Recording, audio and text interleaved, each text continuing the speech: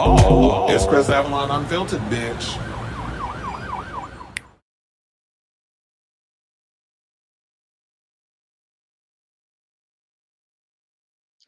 Hold on now. I was like, wait, I hit the wrong button. Anyway, what's going on, y'all? It's your boy Chris Avalon, and welcome to a brand new episode of Chris Avalon Unfiltered, a show we basically talk about all things trending in pop culture. So if that is a show for you, definitely stick around because we've got a action-packed show today. So we got before we get to the heavy stuff, we got to talk about this Avengers Doomsday 4 trailer, which I told y'all about regarding the Wakandans and Fantastic Four. So those stuff started coming. I told you all the stuff that was coming is coming, right? So and it's here. So we got the pictures, we got all that stuff. Plus, there's a word going around that someone from the MCU is about to head over to the DCU in a big role opposite Scarlett Johansson in the Batman Part 2. We'll talk about that. We got some good news regarding Sydney Sweeney in this movie, The Housemaid, because they just announced today we get a sequel and they're gonna start shooting it this year. So I got the details, all that good stuff. Plus, remember we were talking about Star Search? Well, apparently they announced the judges, and I'm here for it. So we're going to talk about that and break that down. Bow Wow asked an interesting question, and I was like, this would be good for the show. He asked, like, because with we have the VMAs, right? But they ain't played a music video in like damn near 20 years. So he's asking, should award shows or channels that no longer show music videos and things of that nature be hosting award shows? So I have that whole situation. We'll break that down. Plus, we got to talk about this mess that came out yesterday regarding Donnie McClurkin and the alleged SA things regarding this boy that he was trying to groom and somebody he was going to help him pray the homosexual away. Turns out he was up in there doing all kinds of scandalous sexual things to this child. So we got the details. We're gonna break it on down because he exclusively spoke to NBC News. And so we're gonna break all of that down and a whole lot more. So definitely get your snack, snuggle up with your little blanket, because this show gonna be messy today. Plus, we got speaking of messy, we got to talk about Christian Keys going in yet again on uh Tyler Perry, or as I like to call him, Pastor Perry, or Tyler Sophia Perry. You know, if you know Miss Sophia, you know that whole joke. But anyway, so yeah, we got to talk about that and some things he talking about with All the Queen's Men and the drama surrounding that show. Plus, we got to talk about Michael Flopaport trying to go in on Zohran Mamdani and saying that he's going to run for mayor in 2029. So maybe this is his way of trying to promote himself on the traitors. But we'll talk about that Zionist moron. And then plus we got to, speaking of Zionists and morons, we got to talk about Drake and Adin Ross and this whole controversy surrounding them, where they was doing illegal gambling and how he was using that money to buy streams for his music and a whole bunch of other mess. So all that stuff he was pointing the finger at regarding Kendrick Lamar, he was basically, it looked like it was some self-reflection or some self-deprecating that was going on there. So what's about that? Plus, Cardi B, I'm on her side for one thing, but not on the side of another. You could pretty much guess what side I'm going to talk about. But she shut down a rumor that people are going around saying her father is an S offender, and then she decided to drag Tasha K because Tasha was out here talking about all this controversy surrounding Stefon Diggs and all this other mess, and Cardi decided to get on Spaces and do a whole. We got all the clips and stuff, so we'll get into that. Plus, we got to talk about this heated rivalry shade that's going on between François Arnaud and Miley Cyrus, because apparently she wants to record a song for the soundtrack or the theme song or whatever. And he said something. I'm like, you know what? You kind of valid with that. So we'll get into that. Plus, we got to talk about this lawsuit surrounding Tyra Sanchez talking about she going to sue RuPaul, Michelle Visage, and World of Wonder. We got to break that mess. There's a lot of messy court cases. We got to dissect and all that other mess. So before we get to these messy upcoming topics, if you could please do me a solid, hit that like button. If you are new to the channel, hit that subscribe button, and also be sure to smash that notification bell so that way you know when we go live with a brand new episode of Chris Avalon Unfiltered. Wait, hold on, because I forgot I got to put this thing on. Um, the comments. Happy Tuesday. The first official Gloria Estefan podcast is debut on this Friday. The goal is to say no shade, but there wouldn't be a Shakira, Bad Bunny, or these Latin acts. Well, yeah. I mean, if it wasn't for Gloria Estefan, we wouldn't have those artists. Quiet as it's kept. If it wasn't for Gloria Estefan, you wouldn't have a for Lopez either. Because in a way, she did mentor um Shakira and all of them into like the whole big, American Latin artists who started crossing over into the Latin into like the American music market and all that other stuff. So that is true. No, I did not see that. And then you said the English speaking world, and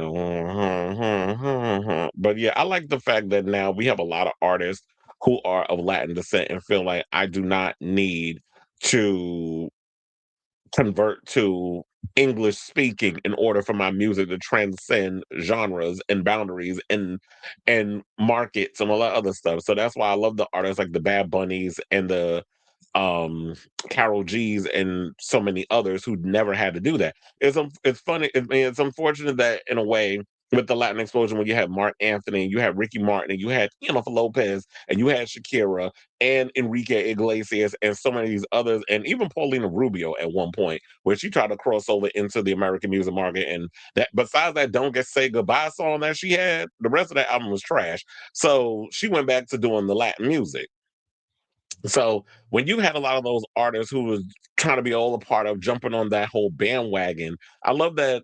Yeah, they had to open the door and pave the way, but then we had so many artists from Daddy Yankee on down who was like, you know what, I don't have to compromise my ethnicity in order to cross over into the Anglo market because they come over here, they sing their music in Spanish and everything, and we still live for it. Just like when Bad Bunny makes history next month for the Super Bowl, he's gonna be the first artist on that damn stage singing his music entirely in Spanish, and y'all gonna eat it up. Well, of course, the maggots and the racists and all them other morons gonna sit up there being, pissed off.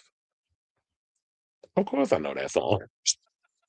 Like, do you know those? Of course, that was my shit back in the day. But anyway, anyway, let's get into the show. Let me hit my banner, and then we'll get to the comments after the fact. Okay, so excuse me. Yeah, child, hate this weather. I can't wait for it to be over. I'm feeling the cold and stuff coming along, and it wasn't even just me. There was a couple of people that I was talking about at my job that was feeling the same thing. It's like you dealing with nasty people on the subways that don't cover their goddamn mouth, and I be giving them that icy ass look like motherfucker. If you don't put your hand over your mouth, and then you get to work and you're interacting with people all day, and they be all up in your face. I'm like, well, damn space, hello. But I understand it's like when it's loud or certain things, you need people to kind of be a little closer than you would want them to be. And then that's how you end up getting sick. So but I understand the whole thing about people that will wear a mask. And trust and believe there are people in my job that do that. But it's hard to breathe in a mask, and especially with the type of air that's up in there. Like, especially if I'm working like the Rangers games and all this stuff, the air in there is just very much harsh in a way. It's like it's chilly and it's hard to breathe sometimes. But anyway, okay, so y'all, let's get directly into the show and then we'll get back to the comments. Let's talk about this whole fourth teaser. So, of course, I truly believe, as I said at this point, the MCU is intentionally leaking or they said leaking these Avengers Doomsday teasers because they want to build momentum. We are literally a year away from this movie coming out, and they're trying their damnness to just build up momentum and get people talking, and it's working. They've showed the first one. I was like, with Chris Evans, I was like, it's all right. It was like him riding a bike and coming up to the house and holding a baby, and then they were just announcing he's coming. Then we got the one with Thor where he's praying to Odin and also looking out for Love, his the adopted daughter from that he has. And the theme, as we see so far, is about children. Then today they officially dropped the teaser for X-Men, which I told y'all literally blow for blow what was going to be in it. The fact of the matter, you hear this voiceover of Magneto. Then you see him and Professor X playing chess. You get to see like the school is all obliterated, probably from the Sentinels. They're playing chess, and then you see literally um Scott in the blue and yellow suit from the cartoon and the comics rips off his visor. That's what I call it, the shades, whatever the hell you want to call it, and the eyes just go ham like he's pissed, which is like the Scott Summers we've always wanted to see on our screens. But I guess because he didn't bring his knee pads in the meetings with that homosexual pervert director, he wasn't going to give him a lot of he wasn't going to let him shine on screen like we comic book fans would want it to see. So I guess now with this whole thing, yeah, we're getting the greatest hits. Yeah, they're going to, hammer us with the nostalgia, and they're going to give the fans what they wanted for the longest from a lot of these characters. Hopefully, if we do get Storm up in there, y'all do her justice. if we are gonna bring Halle Berry back. But for the most part, the teaser definitely. I mean, from what I saw, I mean, and funny enough, they released the official teaser today, right? But over the weekend, I actually saw it before they leaked it over here. But it was one in French that I had saw on. I think it was Comic Book Movie or World of Real, one of those sites. They had the official teaser. It was in, as I said, it was in French. It was actually a pretty good copy, and it didn't have like all the Dolby surround sound or whatever like we get from the YouTube clip now, the official Marvel Studios trailer. But I was like, it's a good enough copy that I could see it for what it is. And I actually thought it looked good. And it's got me cautiously optimistic that this is going to be a good film. I'm still a little, hesitant because of the whole I don't understand the whole Robert Downey Jr. Doctor Doom angle and the fact that we didn't build up to Doctor Doom and you didn't really give us much of Doctor Doom in Fantastic Four, which they're supposed to be in the new Avengers Doomsday movie. And we all know that Doctor Doom is very much an integral part of Fantastic Four. So he should have been in that movie way more than just being a little cameo during a mid-credit scene. So I'm still a little skeptical regarding that whole thing and all of that. So with that being said, that teaser came out, so of course they had to bring on the new one, which of course is the one that I had told y'all was going to be the next one, which was about Wakandans and Tenoch Huerta at Mejia as Namor, and then of course you also get some of the Fantastic Four in the teaser. So according to Comic Book Movie, they said in the teaser, we find Shuri and M'Baku walking through a desert like setting with the Dora Milaje right behind them. There are flashes of a new look, Namor and Namora, before King M'Baku introduces himself to a familiar face. The Fantastic Four is Ben Grimm, aka The Thing. The final shot shows Shuri. Say that 10 times fast. The final shot shows Shuri boarding the Wakandan ship as she performs the iconic Wakanda Forever cross arms pose. Saying, quote, I've lost everyone that matters to me, Shuri can be heard saying. A king has his duties to prepare our people for the afterlife. I have mine. The sneak peek ends with the Wakandans and the Fantastic Four will return in Avengers Doomsday and another countdown. Now, the original Black Panther, as y'all know, was introduced in the pages of Fantastic Four's series, let's just say issue 52. So the worlds of the Wakandans and Marvel's first family colliding on screen has been literally decades in the making. Namor, of course, also has a storied history with the team. Now, in this teaser, a little underwhelming after three much bigger efforts. They said, is this teaser underwhelming after three much bigger efforts? Arguably, no. We've been spoiled up until now, and while it doesn't necessarily feature any major reveals, this is still a very cool glimpse at what's to come in Avengers Doomsday this December. Funny enough, they said, is this teaser a little underwhelming? Compared to all the other ones, I'm like, wait, the first teaser, hold on, speaking of which, I actually have, um, I was like, wait, how do I do this? I forgot how to work my own damn show. Oh my gosh, hold on. Um, why am I forgetting how to work my own channel? I was like, where's the button? Where's the button? Where is it? First of all, okay, I got the stills and everything of, oh my God, why am I drawing a freaking blank? Oh, I do have a lot of stuff in here that's open though. Uh, uh, uh. Okay, this is embarrassing. No, no, no, no, no, no, no. I was like, why am I trying to leave the studio? It's like I immediately forgot how to work my own dang show. This is crazy at this point. I don't know why I don't see. Oh wait, is this one? I don't know. I would just be bugging sometimes. Where I literally be forgetting how to work my own show. Okay, so I have the pictures. There's one where you see M'Baku, and it says, well, it's in another language. It says "Do Wakanda," and then you see Shuri. The hair is looking right and tight, and then you see Ben Grimm. It says entree bro. Is that French? It's probably another French post. Yeah, it is. I think it is. And then of course you see Namor with them ears looking good. So yeah, those are the pictures so far that we have from that I saw over on the Twitter. But funny enough, they were saying this. Now that I actually remember how to work buttons over here, because sometimes I'm like, what the hell? How I forget? Sometimes that happens.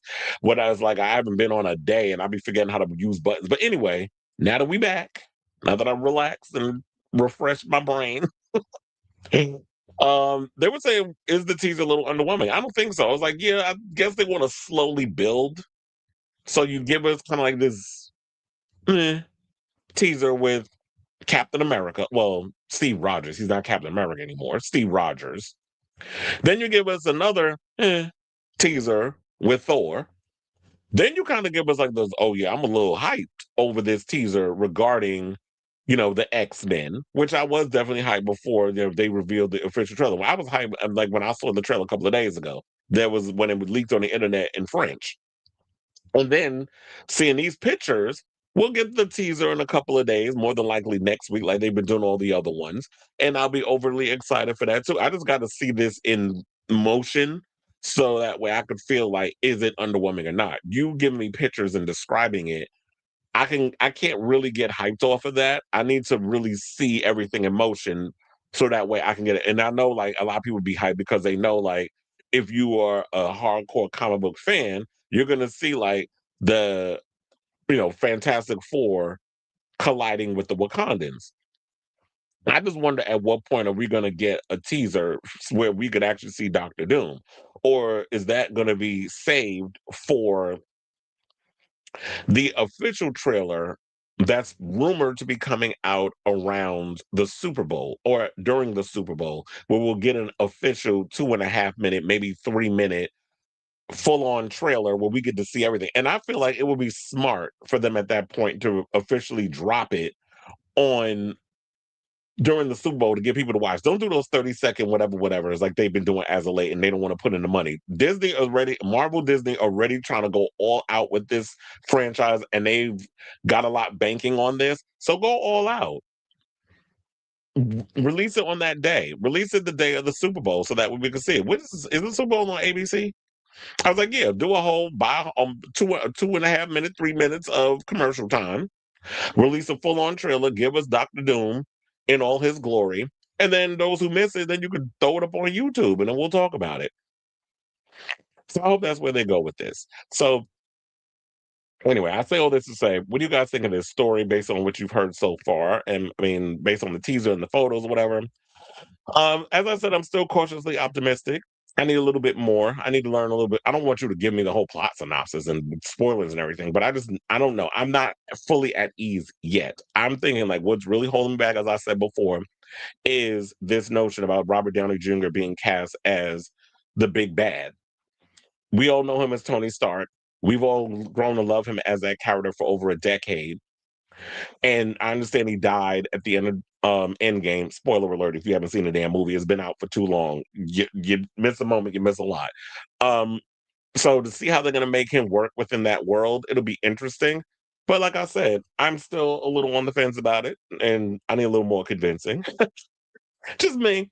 So whatever your thoughts are, I definitely want to hear from you. So let me know your overall thoughts in the comments down below.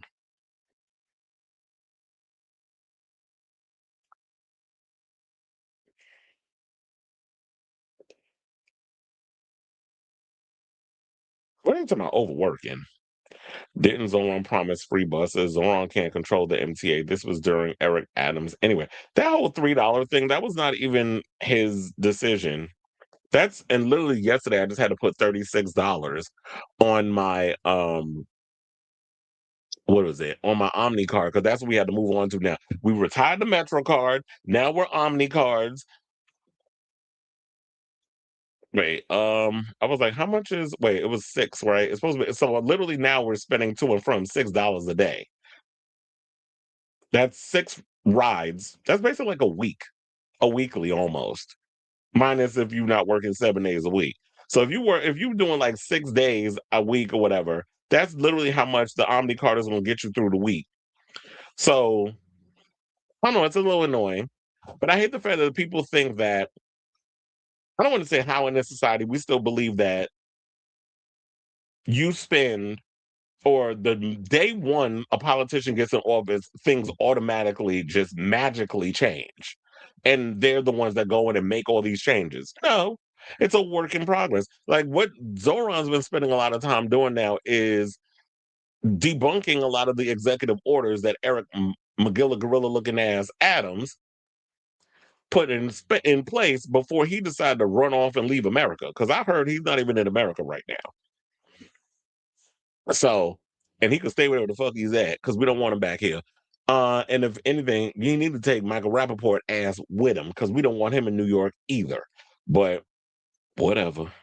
And you said I woke up with a sore throat yesterday morning. I don't know how I got. And it's funny. It's like, yeah, because my nose has been running like crazy. Luckily, it's just been a runny nose that I've been having, and I've been just. That's what I've had, and I've had a little, a little cough here and there, but it's not as bad as like my previous ones. I don't know. Y'all probably don't even remember, but it was like what was it last year? It got so bad that I literally had no voice, and I went to work, and what was annoying to people is like, oh, I can't hear you. Obviously, motherfucker, I don't have a voice. So if you're not gonna hear me, you're not gonna hear. I'm not gonna have. If I don't have a voice and I'm working and I'm dealing with people, what you want me to do? Rip my like snatch somebody else's? But you want me to Ursula the situation? You want me to take somebody else's voice and put it in my throat? Like that's not gonna happen. So yeah, it's like I don't know. It's some stuff's been going around. Cleveland's in the building. Luckily, I haven't been sick in a while, and and I'm glad I got my flu shot. My job gave them out. I know one lady was telling me yesterday that one of my coworkers was telling me she said she went down to the CVS. I'm like, child, I wasn't even doing that. My job said Madison Square Garden said they was giving flu shots. I came in, I was literally in there less than 5 minutes. I would say even less than 2 minutes. I was in there. I was in and out, which I can believe how fast everything went down.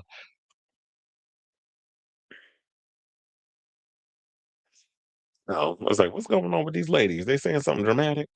Cleveland said that he is excited for this Avengers Doomsday. I was like, I'll be more excited when I hear more, when I get to see a little bit more of. But then I heard yesterday they're saying like Simu Liu, they made it like Shang-Chi is the official cast member of the Avengers or whatever. I'm like, with this long list of chairs that they showed, I would think so. And he ain't the only one.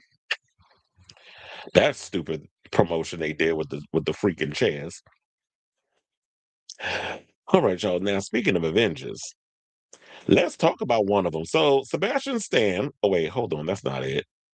It's this one. Let's talk about Sebastian Stan. So, apparently, the word came out. There's rumor. Well, not even a rumor. All the major trades is talking about it. Variety, I saw, talked about it. Deadline, all the majors, even some of the other websites and everything has picked it up. Excuse me. You already know that Scarlett Johansson has officially signed on to star in the Batman Part 2, which is the sequel to Matt Reeves's The Batman, which, is like one of my favorite Batman movies. It's like, yeah, I like some of the Christopher Nolan stuff. The Dark Knight is like the pinnacle of movies. But the Batman definitely gave me my life. And I loved what Matt Reeves brought to that world. And of course, the Penguin and all the stuff. So there's been, I couldn't even think. I was like, because there was a story that was going around. They were like, that who he's looking to cast is a father and a son, which was like Harvey Dent and Harvey Dent's father. So when I heard Sebastian Stan, I was like, oh, I totally see him as Harvey Dent.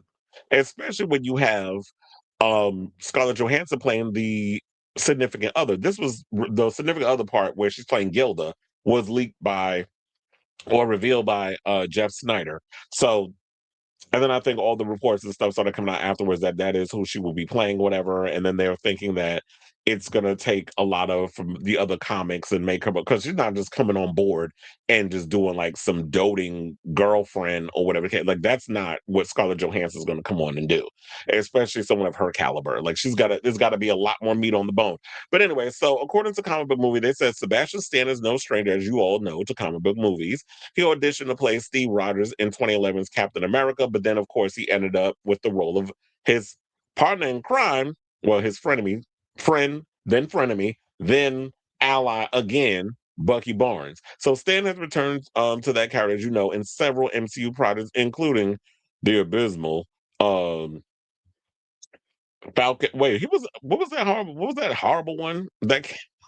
I mean, even though it was like a cameo sequence, he did the one with Sam Wilson when he came in and Captain Brave New World, whatever. That movie was terrible. But anyway, so it was, he did Captain America and Winter Soldier, he was in Civil War, he was in Infinity War, he was in the Falcon Winter Soldier, Thunderbolts, which I actually like Thunderbolts. Even though I know it didn't do all that well financially at the box office, I had fun with it. But then they said he will be back in Avengers Doomsday. Now, they're saying that he might be looking to join Scarlett Johansson by going from the MCU to the DCU. Well, I should probably be more specific and say Matt Reeves's Batverse. So Deadline is reporting that Stan is in talks to join the cast of the Batman Part 2, with his role currently kept under wraps by DC Studios. We recently heard that Reeves is looking to cast Harvey Dent and his father, and Jeff Snyder, as I reported, as I said earlier before I read through this article, he posted on social media, on Twitter, and well, he said this recently, but I was telling you that Jeff Snyder revealed that Scarlett Johansson was coming in as Gilda. Then now he's already posted on Twitter that Stan is going to be Two-Face, which I could totally see him playing that role. It was like when I looked at his face, I was like, I could totally see him playing this part. So that's not the only hold on. But that's not the only news. And then again, you know what? I could totally see it because he's kind of played a lot of these. Look, he played Donald Trump in The Apprentice, so I could definitely see like him playing sort of like that debonair attorney type of authoritative figure or whatever the case. Like he definitely gives that as a performer. But that's not the only news that came out. So apparently they're saying that Barry Keoghan could also be, and this is according to Variety, is set to reprise his role as the Joker because as y'all know, he appeared in the closing moments of the Batman. There was like he had like a little small part where he was in the Arkham Asylum and that sort of thing. So so I'm like, I could totally see that. But at this point, I'm like, honestly, I'm so over the Joker. I feel like y'all need to like, especially we're talking about Matt Reeves. He was saying that he wants to give us characters and villains and things that we have never seen before on the big screen. Every time I turn, every movie we've seen so far where they've basically done the whole Batman thing, we've seen the Joker. I'm tired of the Joker. Um, we've seen the Joker from Jack Nicholson to the dearly departed, may he rest in peace, Heath Ledger. Then who else is played? Please. And then we had Joaquin Phoenix in Foley Out Doo Doo in the other movie that he did, the Joker. And then so it's like every time we there's been a Batman, a different iteration of Batman, we've always gotten the Joker. If you want to have him come in and do like a little cameo appearance like before or something, okay. But I'm sick and tired of the Joker, to be honest. And it'd be interesting if y'all can try to come in and bring new characters. So they're talking about that movie ended up setting the stage for what sounded like a team up with the Joker and the Riddler, though many fans at the time expressed disappointment that Reeves was seemingly focusing on two villains who have received a lot of screen time over the years. The Clown Prince of Crime, taking center stage in the Batman Part 2, also feels very reminiscent of The Dark Knight in 2008, as does Harvey being in the mix. Excuse me. Saying, quote, in a lot of other films, which I love, once you get past the origin tale, which we didn't quite do, but we did something that referred to his origins, when you start telling the Rogues Gallery story and that character's sort of arc, the, Reeves said last year, but I never wanted to lose Robert Pattinson at the center of these stories. And so that is really what we set our aim on. Now, explaining that the decision to focus more on Bruce Wayne and Batman inspired the choice of villains, the writer and director later confirmed the sequel's antagonist had never really been done in a movie before. And that's why I said that's what we want. We want somebody that we've never really seen done in a movie. I mean, yeah, we've had Harvey Dent before. I don't know if I necessarily liked I like Aaron Eckhart, even though Aaron Eckhart's still out here trying to get his action movie part on. Like he does a lot of straight to Hulu action films and Prime Video. But and I like Aaron Eckhart, and I thought he did a good enough job for what he did with the Dark Knight. But to be honest, if he got something else that's different that he wants to bring to the Two-Face character, and especially when we get to see Gilda Dent and what she does in that whole situation, what Scarlett Johansson's character is going to bring in regards to that, of her being his love interest and some of the things regarding her character in the comics. If they're going to explore a lot of that, I'm relatively interested to see what they're going to do with that and how they play off each other in this, because obviously they've done scenes before because they were in the Avengers. So to see them kind of take more of this dark turn and this multi-layered turn in this film, I'm definitely curious about it. Now, as far as like as I said with Barry Keoghan, I'm over the Joker and all this other stuff. But if y'all can find some interesting way to bring Joker to, oh yeah, and I forgot Jared Leto also did the Joker. So I'm just like, if you can find another way of just making the Joker entertaining, I'm here for it. But at this point, how many times can you come and give us a different version of Joker?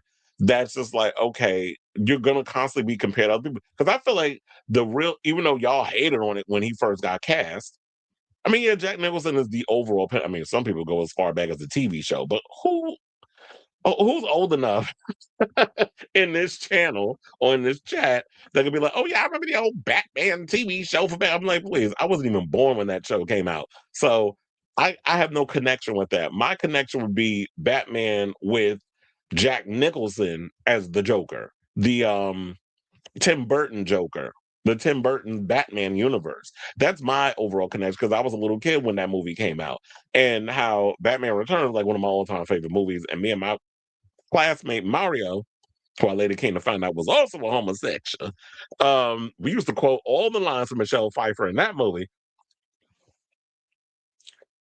So that was our Catwoman.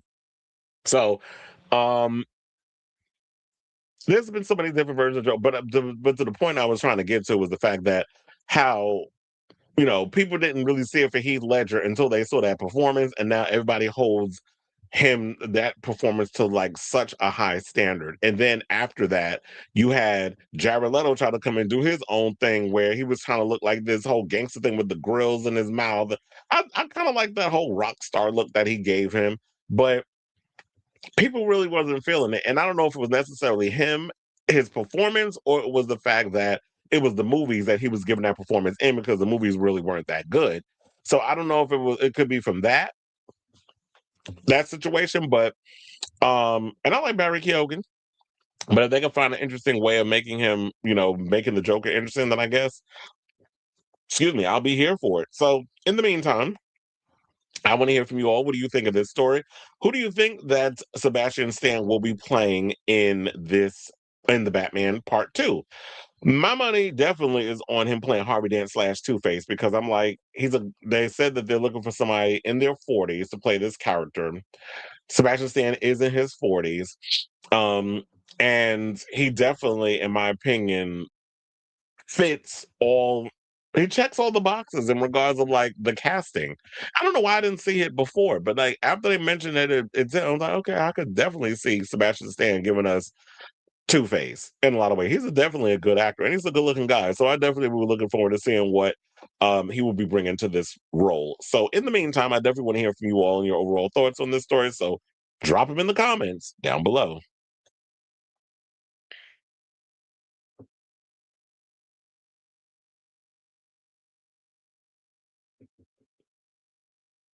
Who's all ready for Madonna? I do agree the vibe is much more different. There's more excitement for her one-off Italian single as well as the dance album. Well, probably because, Madonna always steps outside the box and tries different things. And I think that's what we kind of want from her again. It's like she's going back to basics. She went back to Warner Brothers, which was like her home. That's always been her home in so many ways. Because Sire Records was a part of Warner Brothers. That's always been that's familiarity. And they allowed her to experiment and try different things with her music. So for her coming back and like the first song you're gonna hear from me is like from a Dolce and Gabbana campaign where I'm gonna be singing in an Italian song where I believe it's gonna be in Italian and in English. Kind of like how I feel like she's done that before, where she's taken someone's song and she's changed it up. And I've always liked when Madonna sings in different languages. Of course, like with Paradise Not For Me, that's such an avant-garde track where she sings that song in English and then she does it in French. So I've always liked when she gets in her creative bag. And it was like because I don't think she got to do that with Interscope. Interscope was just like you were basically chasing trends and then setting them. And hopefully she can get back to that. Um, yeah, I do definitely think that it's a good thing for artists to kind of like go away, spend time, live life, and it's like with for instance, Jill Scott. Jill Scott has a new album coming out. When I heard that, I was excited because I love me some Jill Scott. So when I heard about Jill Scott was coming out with a new album and she was just like it's been 10 years since she dropped the record. And I know that's a lifetime for a lot of people, which is like, you got to go away. You got to live life. You got to like take some things in, go out, sightsee, act, try other artistic, stretch your, other artistic endeavors. And then you can come back to the music. And based off of some of the producers that I see she got on this record, I'm like, okay, I'm definitely here for that. So maybe Jill Scott be able to save R&B. He said Mary J. Blige won big time. The court agreed with her and had the lawsuit dismissed with prejudice, meaning the stylist can't appear. Oh, you talking about? I was like, who are we talking about? But you talking about Misa? Yeah, that's what it was, right? It wasn't that Diddy baby mama was suing her. Are we talking about that case? I totally forgot about it. I listened to the original version of the song Dante is covering for the commercial. I heard we got the first single in February and the album in April. Yeah, sounds about right. And then she can go over there and promote. Um, she can promote in different places, like take the time to really promote the record. I would say, damn, I kind of wish she would do like she would have been the one to do Coachella. Justin Bieber Dropout. No, I'm just playing.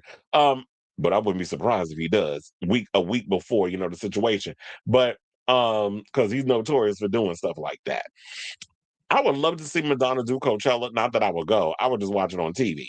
Um, I would love to see her do Coachella, which she's done before when she did Confessions on the Dance Floor. That she did Coachella before anybody was doing it. She was there. But she did it in a smaller tent, which I actually like because it made it. You know what I miss about artists when you had the mainstream artists who were like, I don't need like the big main stage. I'm gonna do it in the small tent because it still gives that. Even though I'm a mainstream chick, I'm still that underground artist. I'm still that artist that came up in the clubs and that sort of thing. So I want that atmosphere. Give me a small stage. We'll have the little, the disco ball come up, and we'll just have the band and a couple of dancers, and just give you like a real club stage show. So I like that she came at it at that whole situation. And so I'd like to see her do the festival circuit, like Glastonbury and all the other stuff to hype up the record. And then do a tour. And then do what was it? And then do a tour maybe 2027? I think that's what she should do it. Well, look, as long as they make money, they're not going nowhere. So I'm over faceless, man. Um, he'll likely play. Yeah, that's what I said. He'll likely play Harvey Dent. Because I'm like, what other character could he possibly be playing? It already came out that that's who is going to be in that is who's going to be in the film. That Harvey Dent's story is definitely going to be, and it kind of fits because the whole legal court, criminal underworld, that's sort of that angle that Matt Reeves is taking on in the first film and in the Penguin. I don't know why I think that was the name of the show, the Penguin. Um, I could definitely see it kind of going in that direction. All right, so now let's move on to our next topic. And look like we got some good news for Sydney Sweeney. She's currently winning after a couple of flops in 2025. She had one in 2025, one good one, which would be The Housemaid. And now word on the street is that Housemaid 2 is in the works, and she will be coming back to reprise her role as the same character she played in the first one. And yeah, and I didn't even know it was based on there was another book, but apparently there is. Because I know they said this is based on the first film was based on a book, but I didn't know there was a series of books. Well, apparently there is. So, according to Deadline, they said a mid-box office success for The Housemaid. It's Freida McFadden thriller starring Sydney Sweeney, Amanda Seyfried, and Brandon Sklenar, who y'all know is who I want as Batman, by the way, in The Brave and the Bold. Lionsgate is moving toward a 2026 production start for a sequel. The Housemaid's Secret, based on the second novel in McFadden's best-selling so there's 3 books. I didn't know that. They said trilogy. So if the second one does well, then we can get the third book. They said the project has been in development for the past few months, with Sydney eyeing a return to star and executive produce, and co-star Michelle Monroe also looking to reprise. It's expected that Paul Feig will return to direct from a script by Rebecca Sonnenschein, who adapted The Housemaid. Producers will include Todd Lieberman of Hidden Pictures, Feig and Laura Fisher of Feig's Pretty Dangerous Pictures. The Hidden Pictures, Carl. Okay, there's a bunch of people in here. Y'all don't even know. And we don't need to move on. We can move on from that. They said the film will be overseen by Lionsgate Chelsea Kujawa, blah, blah, blah, so on and so forth. Now, let's get to the juicy stuff. So it says it's clear from both the global box office and from the outpouring of social media that audiences have responded strongly and audibly to the totally unique and truly theatrical experience of The Housemaid and want to know what happens next, said Lionsgate Motion Picture Group Chair Adam Fogelson. We believed in these stories in the very beginning, and we are beyond excited to bring the next chapter of Millie's story to life on screen in collaboration with our outstanding creative partners, Todd, Paul, Laura, Carly, Alex. I want to say Todd, Paul, Ringo, and all of them. I want to name the Beatles, but they don't have nobody named Todd in the Beatles. The Housemaid's Secret is another wildly thrilling book in Frida's series that has captivated readers worldwide, and we look forward to translating it into a similarly rousing and riotous movie-going experience. Said Hidden Pictures Lieberman, a producer on both Housemaid films, saying we're thrilled with the reception and incredibly proud of the entire team from Freddie McFadden, blah, blah, blah, so on and so forth. So it looks like everybody's pretty much happy. Even the director said he's been thrilled to see audiences around the world fall in love with the film and the cast and crew and go on this journey with Millie and all other stuff. So the Housemaid broke out as a hit, taking in over 75 million domestically in its first 17 days of release and $133 million worldwide, with international territories continuing to roll out through January. The film plunges audiences in a twisted world where perfection is an illusion and nothing is as it seems, trying to escape her past. Millie, played by Sweeney, accepts a job as a live-in housemaid for the wealthy Nina Seyfried and Andy Winchester. Not Winchester, child. Where's Sam and Dean? But they said, but what begins as a dream job quickly unravels into something far more dangerous, a sexy, seductive game of secrets, scandal, and power. My kind of movie. Behind the Winchester's closed doors lies a world of shocking twists that will leave you guessing until the very end. And then they said Maroney plays Enzo, the mysterious groundskeeper for the Winchester estate, who becomes an ally of Millie's.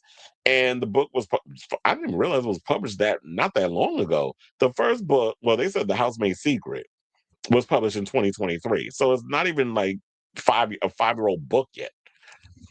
It's not even a 3-year-old book because it said 2023. It just turned 2026. So I'm gonna give it like 2 years in there. So they basically said The Housemaid's Secret, in case y'all are wondering, it finds Millie in a new job with fresh promises, though she quickly realizes that she's found herself inside another dangerous household where nothing is what it seems. The first Housemaid film ended with Millie interviewing for her next job, which she's destined to get, given Nina's recommendation. So the books have sold over 12 million units across all titles, with The Housemaid's Secret accounting to 4 million and has been translated into 40 languages. The book has been a New York Times bestseller for 65 weeks and counting, and won the 2023 Goodreads Choice Award for Best Thriller. McFadden published the third book of the series, The Housemaid is Watching, in 2024. So it looks like people are loving this franchise. People love the movie, the books. I guess they were hoping that the movie would do the books some justice. And we already know, like, movies never do. I mean, we'll never what is the word? You will never say like the movie was better than the book. If there is, when y'all gonna say that, definitely let me know if there's a movie that was better than the actual book. But if a movie is good enough to do the book justice, then I'm here for it. But this to me seems like more up Sydney's alley. Instead of her trying to play these serious roles, which we know she can act, she has the range. With her playing Christy and all that other mess, but nobody wanted to see her in that. People want to see her doing all this type of stuff. They want to see you being met. Like, maybe position yourself. Look at me giving somebody advice. Maybe position yourself to kind of be similar in the way of like Scarlett Johansson, where now since you're producing things and you realize that The Housemaid is what people want to see you in, getting your Scarlett Johansson, Margot Robbie bag and look at what books are out there that would fit into something that I can challenge myself on and play those parts and develop those books into a movie. Because It's like, yeah, if they leave it off like she went and did an interview for another house, and now this house got all their secrets and things. This sounds relatively interesting. I would definitely want to check it out. I haven't gotten around to the movies and see anything yet. I am this week. I'm probably not going to be able to see The Housemaid in theaters because there's way too many movies coming out this month as it is. And one of the movies I want to see that's coming out this week that I'm hearing rave reviews about is Primate. So I definitely am going to go see that. Um, but yeah, The Housemaid definitely is something. It seems to me like definitely is the type of films that people want to see Sydney Sweeney in. And I understand you want to be taken seriously and you want to be real actress. Blah, blah, blah. These people don't care. They want to see you looking like a damsel in distress. They want to see them titties tittying, and they want to see like the scandalous drama. They want to see that. They want to see you being Cassie from Euphoria and all the other movies and things you do. And I understand you want to be like, I want to be an actress, and those. And yeah, you are in technical forms, you are an actress. But people want to see this is what the audience is gravitating towards. And at this point, it's like I can't see you trying to go the Timothy Chalamet route with your career because these people ain't here for it. I mean, unfortunately, she's not a guy, so she can't do the things that men do. But I'd be definitely interested to see when look, first of all, I feel like this movie is about to come out on digital release any damn day now. So there's really no point of me even trying to wait to go to the damn movies or waste money to go to the movies. I'll just wait maybe 2 more weeks. It'll be out on streaming and I'll be, like Prime Video, and I can just rent it for like $20 in my house and watch it that way. And I'll definitely, if the movie is good, which I'm hearing, and I haven't heard anybody who saw this movie say the movie is trash, um, then I'll be looking forward to the sequel. So I say all this to say, what do you guys think of this story, hearing this news? Are you surprised based off of this film that, yeah, The Housemaid is getting a sequel? So this is literally a win for Sydney Sweeney. And it also goes to show that, with all the other serious films that you've been out there doing, this is what people want to see you do. They want to see you do stuff like this. They want to see you do that little horror movie where you was a nun and got pregnant. They want to see stuff like crazy stuff like that.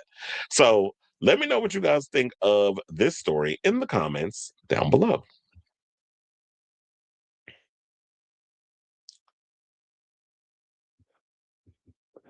I had a feeling she'd do a housemaid sequel. I wonder who will play the housewife she's helping because Amanda was great in the movie. She made me laugh a few times. Well, yeah, now there's a new family. It'll be interesting to see what new actors they bring in this. Elizabeth Perkins played the husband's mother. We like Elizabeth Perkins.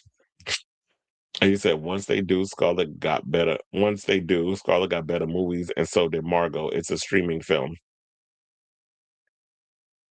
Wait, what are you talking about? You said once they do, Scarlett got better movies, and so did Margaret. What's a streaming film? Are you talking about The Housemaid is a streaming film? Well, look, a lot of people didn't seem to think so. They went to the movies to see it. That's how it became a hit. I mean, on paper, The Housemaid definitely gives the type of vibe of like Lifetime movie of the week. But um what I've realized is that the way people take in movies now, they have to be based on a book. They got to be based on a comic book. They got to be based on something that we are familiar with. It's very rare we get to see something with an original idea. Which I will say this, I am really looking forward to. I forgot the name of that movie with what is it? Zazie Beats. That's coming out. Hold on, because I totally forgot the name of the damn movie. But I saw the trailer for that. I was like, okay, bitch, I am in for this film. It's called They Will Kill You. I don't know if y'all saw that trailer. It's like a cross between Ready or Not and um damn, what was that movie with? I think it was Shailene Woodley or somebody or another was in it, where she was in this house and these people were trying to kill this girl, but she was actually they didn't realize who she was and she was killing everybody up in that house. It's given that. She plays basically a woman, funny enough, a maid, like a housemaid. It's like she ends up in this building taking a job. She just got out of prison. She's a maid. And what they don't realize is that what she doesn't realize is that when she gets this job that she's actually a sacrifice, that they have to sacrifice a human once a year to Satan or something or another. So you got Tom Felton in it, you got Patricia Arquette, you got a bunch of people in this damn movie. Draco Malfoy, in case y'all know who Tom Felton was from the Harry Potter movies. So they got a bunch of them in there. They all trying to kill her. All the people in the staff, everybody's trying to kill her up in there. And one of the girls was like, "Where you learn how to fight like this?" She was in prison. So she in there fucking everybody up. Lights an axe on fire. She chopping people in half. It's like it's got this Kill Bill vibe. Somebody even said that when they was looking at Zazie Beetz doing the action sequences in this movie. If y'all haven't seen the trailer, check it out. Somebody said when they seen Zazie Beetz in this trailer, they was like, she could totally play Vanita Green's daughter, Nakia, in a Kill Bill movie if they would decide to make that film. I'm like, you want to know something? I could definitely see her playing that part. She could play her, and then you get Maya Hawke to play the bride's daughter, BB. That would be perfect. And you saying somebody's sick. Yes, I have a cold. We talked about that earlier. You missed my first comment. I can't type everything because I'm limited on. You limited on love.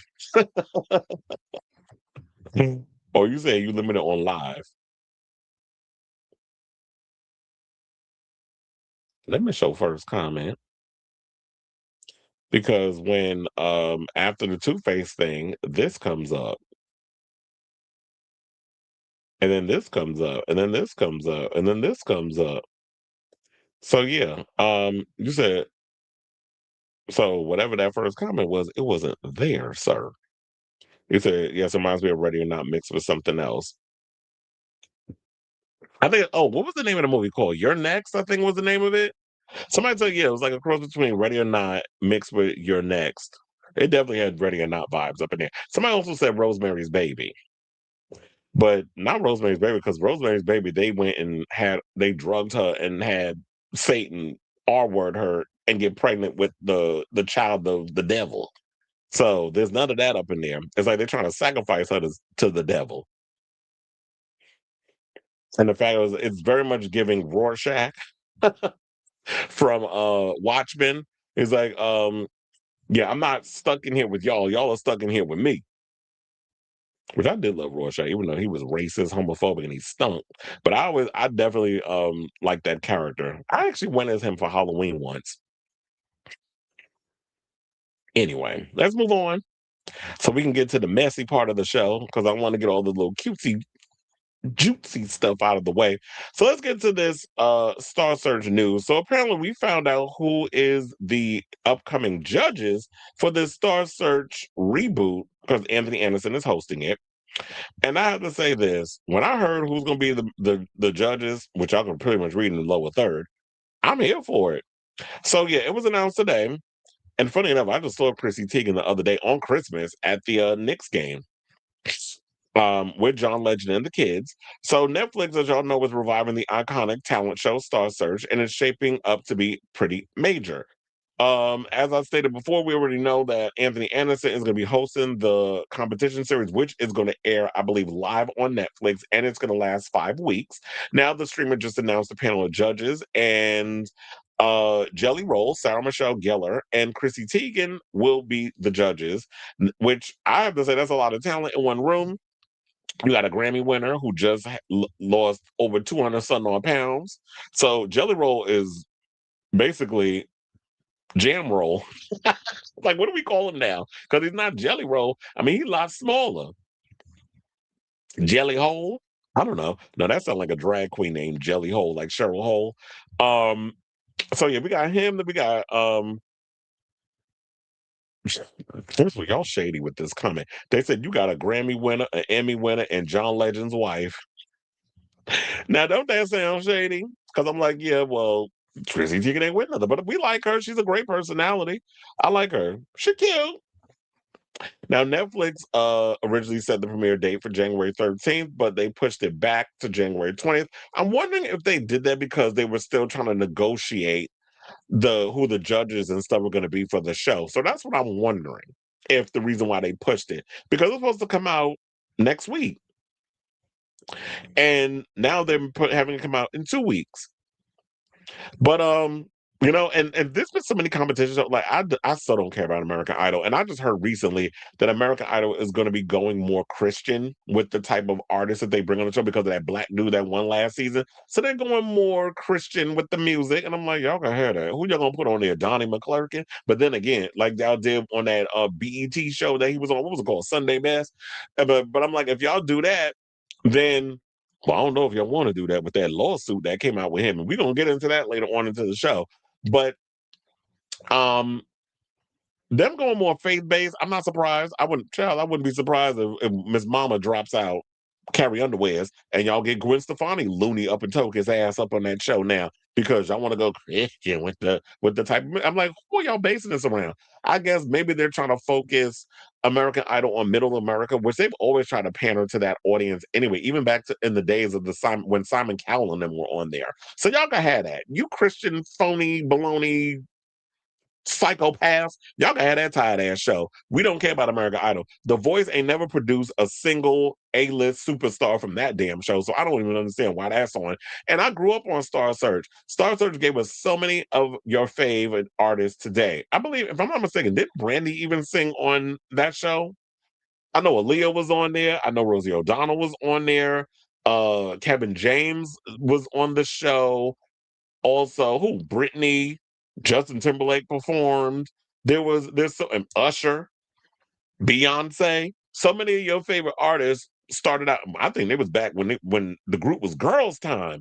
That's when Beyonce was on the show because I remember that. So it was like so many big A-list superstars came from Star Search, and that was back in the day when we didn't have social media and all that stuff. So it'd be interesting to see like can they with them reviving the show, and they revived it before on CBS, I believe, and it only lasted one season. So, and that might have been because American Idol and The Voice and all that stuff was so popular that when you're trying to bring one of the godfathers of competition shows back on the air, people wasn't really receiving it. So I think that there is a audience for that now. It'll be interesting to see how Netflix makes this show. Like, what is the thing that you're going to get people to want to watch this? Because I wonder that show that was on with Liam Payne and AJ McLean and Nicole. I was going to say shits on the N word because I always like fucking up her name. Nicole from the Pussycat Dolls and Kelly Rowland. When they did that show, did anybody watch that? What were the numbers on that? Was that show successful? Like I haven't heard much of anything about it.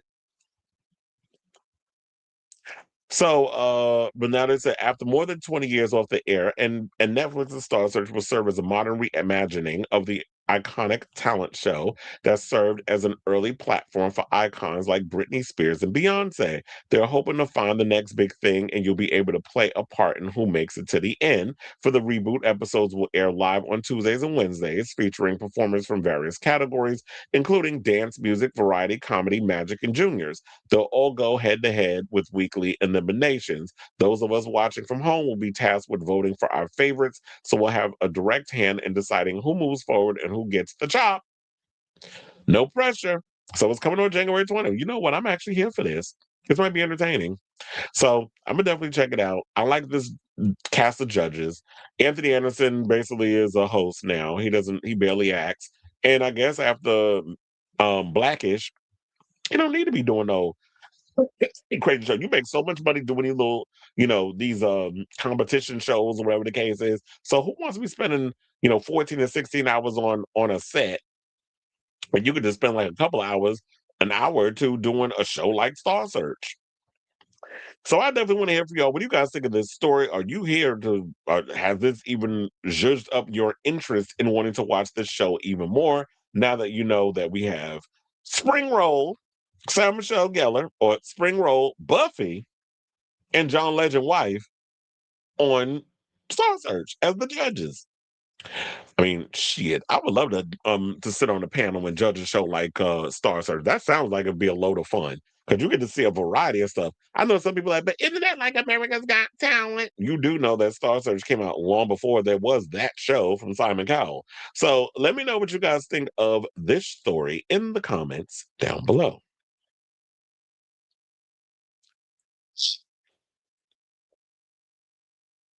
How do you feel about Well, child, I think we had this conversation. I said, you know what? Like I said about Florida, they could saw that shit off and let it be their own island. We don't acknowledge Staten Island in New York. And I know I work with quite a few people from Staten Island at the Garden. However, if y'all gonna be out here being racist and all this other mess, we don't need you. You know, New York City is a melting pot, it's diverse. So when you hear clowns like what the hell's his name? Michael Flapperport saying the stuff that he said, like, child, you can pack your shit and leave too. Not Jelly Hole, I ain't going near there. Neither is Bunny, his wife.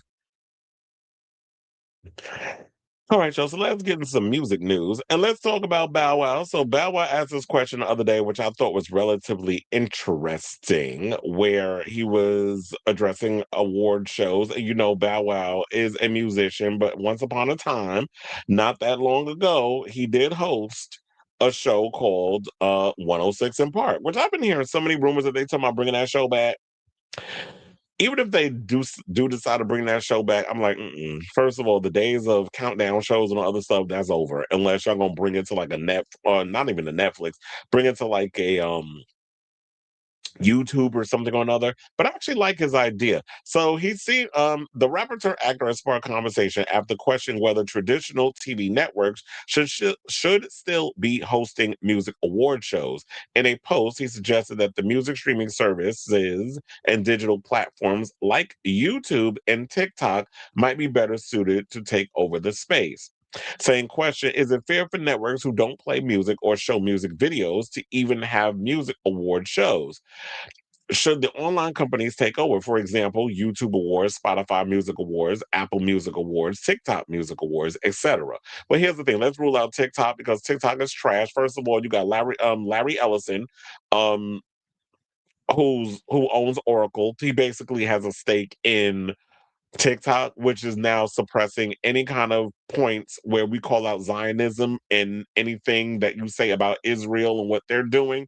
You know, they got their hands up in the Palestine thing. Now they starting, they're behind, they've got their hands in what's going on with Venezuela and all that other stuff. So if you speak anything regarding Israel, which they feel like if you say anything against what we're doing, you're anti-Semitic, which I call bullshit on that. Um, I don't want TikTok to get involved because TikTok is giving sort of the similar thing that I don't like about Spotify, which is cooking the books, doing a lot of scandalous shit, just so that way they can push their people, the Drakes and all of it. And we don't get into that Drake RICO charge mess coming up later on in the show, pushing their favorite artist to the top of the food chain for them to clear and get all the awards. When it should be, in my opinion, I was like, but should it be fan based? Because sometimes I'll be looking at some of you fans, I'll be like, I don't be knowing what y'all talking about regards to this music. And the way y'all be voting, I'll be kind of side eyed. I'm like, really? That's like this other moron talking about that. And this is something different with the award shows, like recently the Critics' Choice Awards. This kid who was an Arianator was tight because Ariana Grande did not win a Golden Globe, not a Critics' Choice. That Amy Madigan, who played, Aunt Gladys in Weapons, won over Galinda in Wicked for Good. I was like, first of all, the right witch won, and what we're not going to do is, because your fave didn't win the award, you feel like she did a better job because.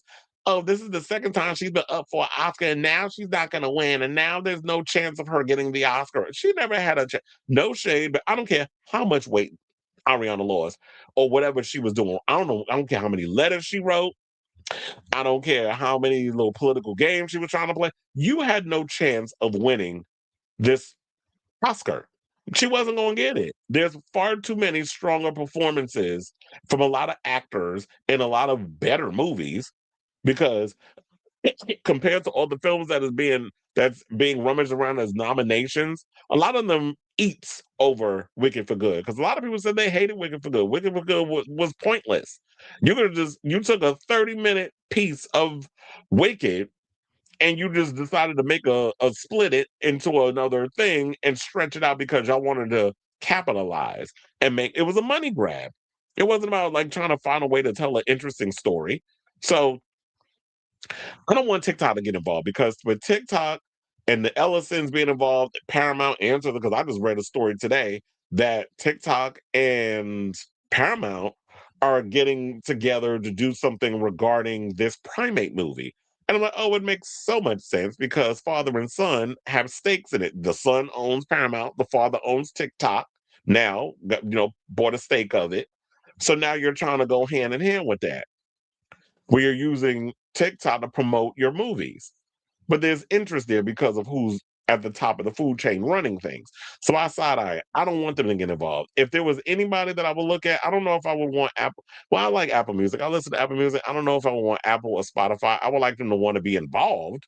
But if there was anybody that I would think that I would do that would be perfect for an award show, it would be YouTube.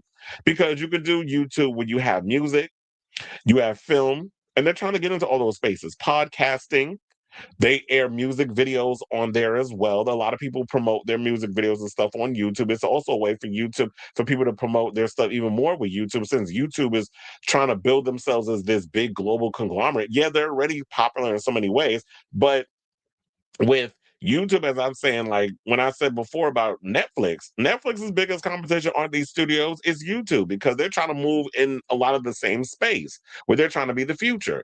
And now with YouTube acquiring the Oscars, and that's not happening until what, 2029? I definitely feel like it would be smart if we moved on and transcended into the YouTube space. Because to be honest, I seriously do not understand why there is a VMAs when y'all ain't played a music video in like almost 20 years. So it doesn't make sense. Why are we still doing a music video award show and y'all don't play music videos? And you saw recently for the first time they aired it on CBS. And what they also was trying to do was incorporate a lot of the Grammy stuff, the way that the Grammys run their show, into the VMAs. So that's what I've noticed that they were trying to do to make it feel more like the Grammys and less like the Video Music Awards. Because they were hyping up more of the performances and all these other things and social media and all that other stuff. It's time, like I always say, well, as once the Oracle said at the end of the Matrix, or in the Matrix Revolutions, everything that has a beginning has an end. And it might be time to put some of these award shows to an end and evolve it into something else. So, to be honest, I would have to say I'm definitely here for what Bow Wow has to say on this. But let me read some of the comments, because I got this from the Jasmine brand, by the way. So shout out to them. Wait, actually, let me just pull up the Jasmine brand's post on it and see what the people were saying in the comments. So one person said, artists are also not releasing music videos like that anymore, and a lot of us don't have time to watch them.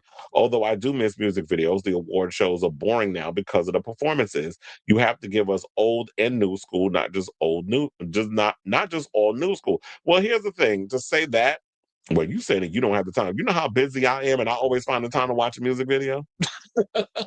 The amount of jobs this bitch over here got, I was like, but I always find time to see a music video. So speak for yourself. Maybe he was speaking for himself. But also, when you look at the BET Awards, they give you old and new school. They don't just give you, oh, who's the latest artist? Because no shade, a lot of you new up and coming girls and a lot of you artists that they be hyping up over the years, y'all live performances, the way y'all be carrying yourselves, trash. That's why I live for my generation. When they be coming out with the Brandies and the Monicas and the Mayas and all of them, when they get up there on that stage and they eat y'all up, because my generation is of the school of like, yeah, training, all that other stuff, artist development. But I understand this generation, this in the industry of now, does not media train, and also they don't train artists. They don't do artist development, I guess is the word I'm trying to look for. So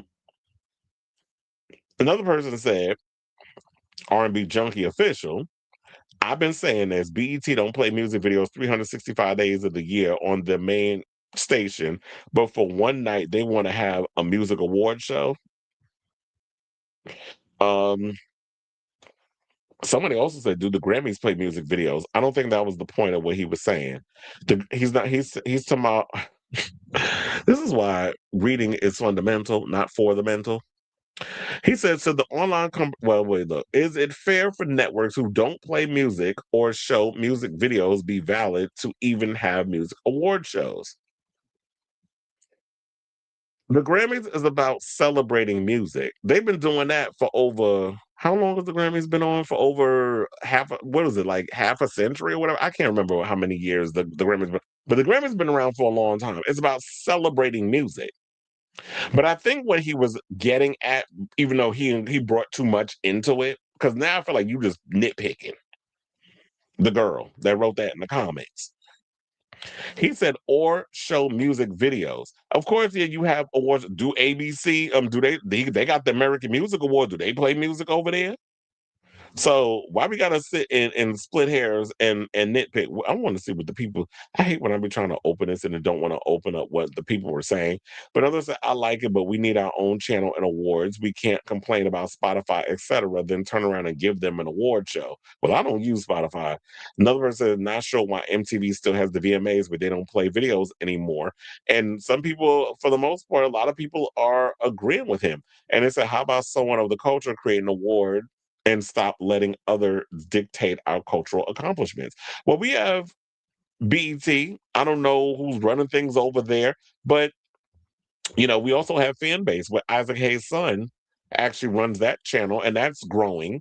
So who knows? Maybe down the road, if people invest in that and want to go over there with fan base, who knows? Maybe Isaac Hayes the third, or I think that's his moniker, but the son of the legendary Isaac Hayes will go and maybe create an award show or something over there. I want to get more involved in fan base because that seems like a really cool channel. I mean, I have a fan base account. I just barely use it, but I gotta start investing in that. So yeah, I definitely want to. And so in Kate. And damn, I can't even talk today. So basically, what I want to do is this: I want to hear from you all. What do you guys think of Bow Wow? Do you feel like he has a point? Do you agree with what he's saying? What are your thoughts on this whole thing? Do you think that networks who no longer play music videos should still be hosting award shows? My thing is this: I propose YouTube do an award show. Why not? And it's like not only do you incorporate, the music videos and things, but incorporate podcasters and all the other stuff because there's so many different picks of the litter that you have when it comes to YouTube.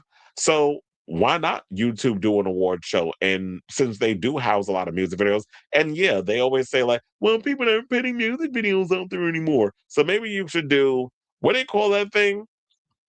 The thing where they talk about where people the like best visualizer. I don't know. Since a lot of people can't afford to make a crazy music video like an abracadabra or something like that. If you were somebody that does a visualizer like Alison Goldfrapp or somebody like of that moniker, like a lot of the artists have been doing, then you could do best visualizer to a song, whatever, and then people find creative ways to do that. There's so many creative ways that you could do the whole video thing. So I definitely want to. I know this is multi-layered. It's a lot. So I definitely want to hear from y'all. Let me know what your overall thoughts on this story in the comments down below.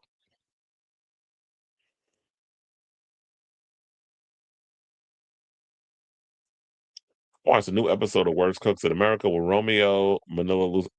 Where the hell have I been? I didn't even know there was a Worst Cooks in America new season. Romeo the rapper? I would thought you was about Romeo Santos, which I need to read up on that article because the girls is dragging his old shucking and jiving Trump supporting ass on social media, and I'm not surprised. Him doing that same old Aventura bachata music.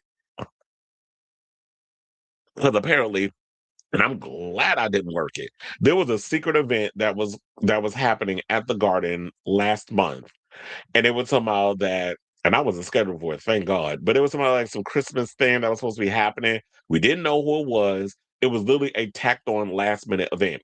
Turns out it was Romeo Santos and Prince Royce. They were doing this big old event or whatever. I heard it was a disaster, that there was a producer that was running around telling people, oh yeah, if you're in this certain area, you could all come down and come sit where I was like, first of all, I would have cussed that person out. Because what you're not going to do is come over here and mess up our situation because y'all not filling up seats the way y'all supposed to. And now you got people flooding. Well, so and so told us. Well, I don't give a damn who told you. Who told you this? Show me who they are. Because what you're not going to do is come in here and just do whatever y'all want. So the people was acting like savages. I heard the artist came on late, and now y'all running around here, people mad at them because I don't know if they're necessarily mad at Prince Royce. I've been hearing more of the shade going towards Romeo, but it's because of the whole thing. They won't speak out on what's going on with Trump and the immigrants and the Latin community and all this other mess. So they trying to, and they're my generation. We all in the same age range. So now they're running around like scared to just say whatever they want to say because it's like they made their money, they made their bones, and not gonna go speak out against the administration. Trump even knows who the fuck Romeo Santos and Prince Royce is. He barely could tell Nicki Minaj from Nicki Jam.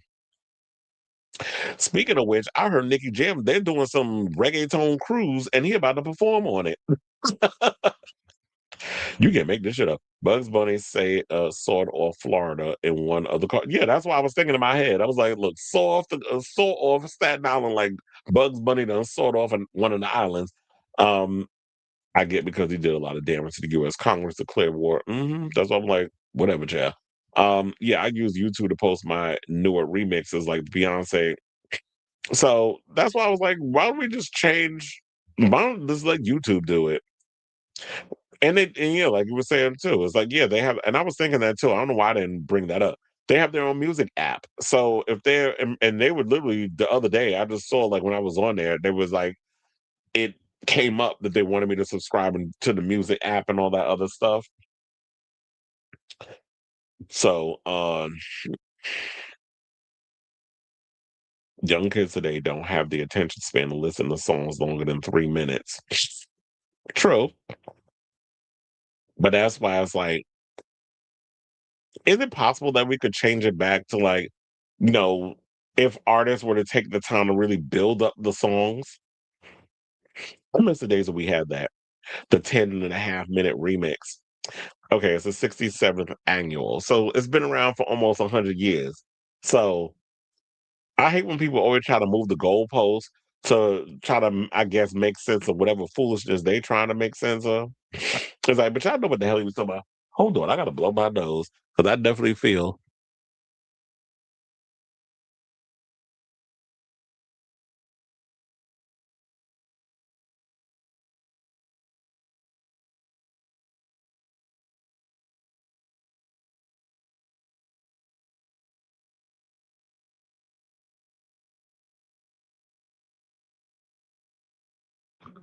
And I was courteous enough to mute the mic. I was like, Jesus, I can't take it. His nose about is just. Mm. Why is it? See, that's why I hate when I'm like when you work at a place where it's like dealing with a lot of people. It's like you're gonna catch something. But thank God I got my flu shot because I definitely feel like under this administration you got to get all the shots you can because these people out here are nasty. This administration is nasty, and they want us all to die. Now, okay, now let's get into the mess. Now that I edged y'all enough with all the other tea that was going on, now we get into the heavy stuff. Wait, hold on. I got something around here. I still got that Theraflu that oh my god, I'm forgetting names.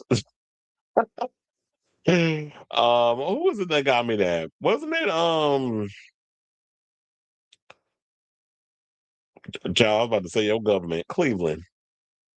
Ended up sending me something in regards to that. I got something around. I'm probably gonna have to drink some the Theraflu, whatever the case is tonight, and then probably it'll flush it on out. I'll probably feel right as rain tomorrow, but I don't have to go to work until Friday. So I should be able to take care of all of this mess until then. But anyway, let's get back into the show.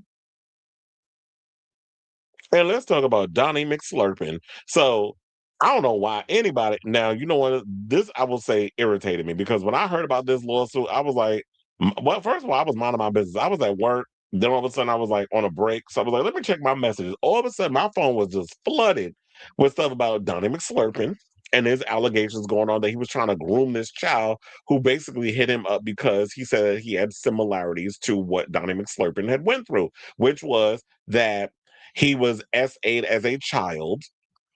I guess he went through some conversion therapy or whatever. He prayed the gay away. Apparently, he ain't gay no more. So, okay, Andrew Caldwell. Anybody buying into that bullshit?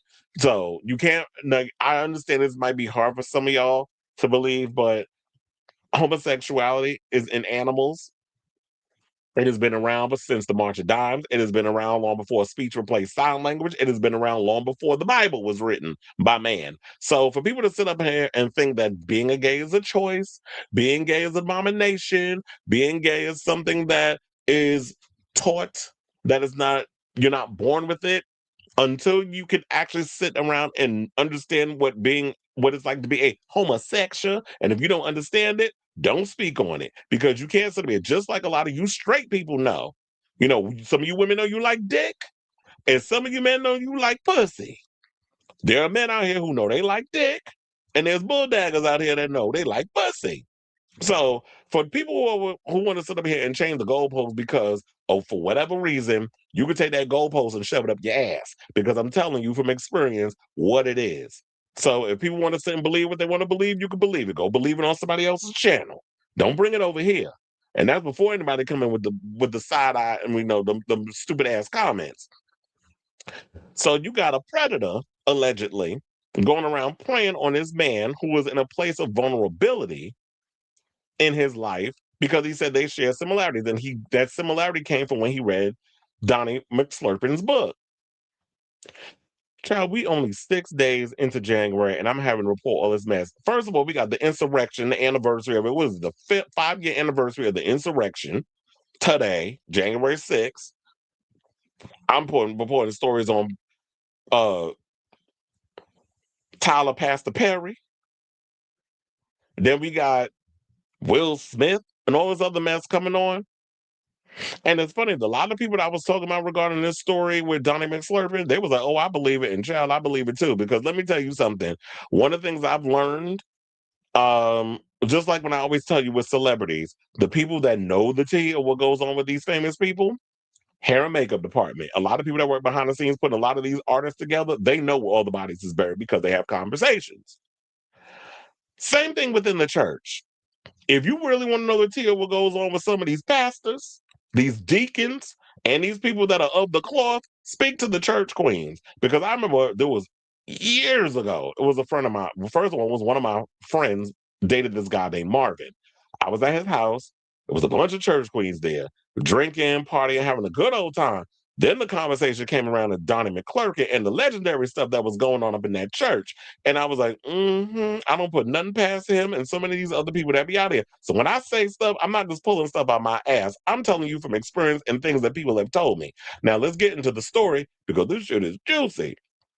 Not juicy in a good sense, but juicy is like, it's a lot. And Donnie, this is why I can't take a lot of these church people seriously, because a lot of them hide behind God, a lot of them hide behind all these indoctrination, whatever, because it pulls on the heartstrings of whatever biases and stuff y'all got going on. But behind the scenes, they doing some sinister mess. Them religious extremists, the ones you see that are all up in MAGA and hiding behind Trump, the white ones, they all doing it. And then you see it with the black churches as well. This is why I don't particularly care for these mega churches. I'm not someone who is of deep religion, because I grew up Roman Catholic. I pushed away from all of that because of how deep I was within growing up in religion and stuff. My parents wasn't on us as bad as so many other people, but for the most part, yeah, I went to church, went to my communion confirmation, went to Sunday school, all of that other stuff. But once I began critically thinking for myself and taking more of a spiritual path in life, I saw the grift for what it was. And all of this stuff with these mega churches is a grift, including what Donnie McClurkin is doing and is doing with the church part, and is allegedly being accused of with this converting boys to try to pray the gay away, while he getting off on using that as a smokescreen to push forth on his perverted ass sexcapades. So, according to NBC News, because this is the story that I saw a lot of the blogs were referencing, so I was like, let me go to the source. Donnie McClurkin, a Grammy-winning gospel singer and pastor, SA'd a young man over several years and wrote an apology email declaring himself a dirty old man, according to a new lawsuit. And of course, you see in the picture, the guy on the left is the one that's accusing Donnie McClurkin, the queen on the right, of the stuff. Giuseppe Corletto says in the lawsuit that he was struggling to reconcile his sexuality with his faith, when he sought out McClurkin in 2003. The lawsuit says Corletto, then 21, went to McClurkin's church in Long Island, New York, after reading his autobiographical book, which describes how God helped him overcome the curse of homosexuality.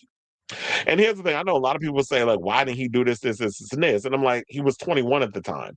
So When we've had this conversation on this show before, a man's frontal lobe doesn't fully develop until he's in his mid-20s. So when you're young and you're vulnerable and you're dealing with all these things in your life, you don't have an outlet of people or even a source of like, there's nothing wrong with being gay and you're a person of color, where people tell you it's abomination, you're going to hell, is other things. Who do you have to turn to? Especially living in New York. And you would think that New York would be more progressive in regards of homosexuality. It is for white people, but not for people of color. And especially if you come from a place of you've been in the church and you have the church consistently telling you being gay is wrong.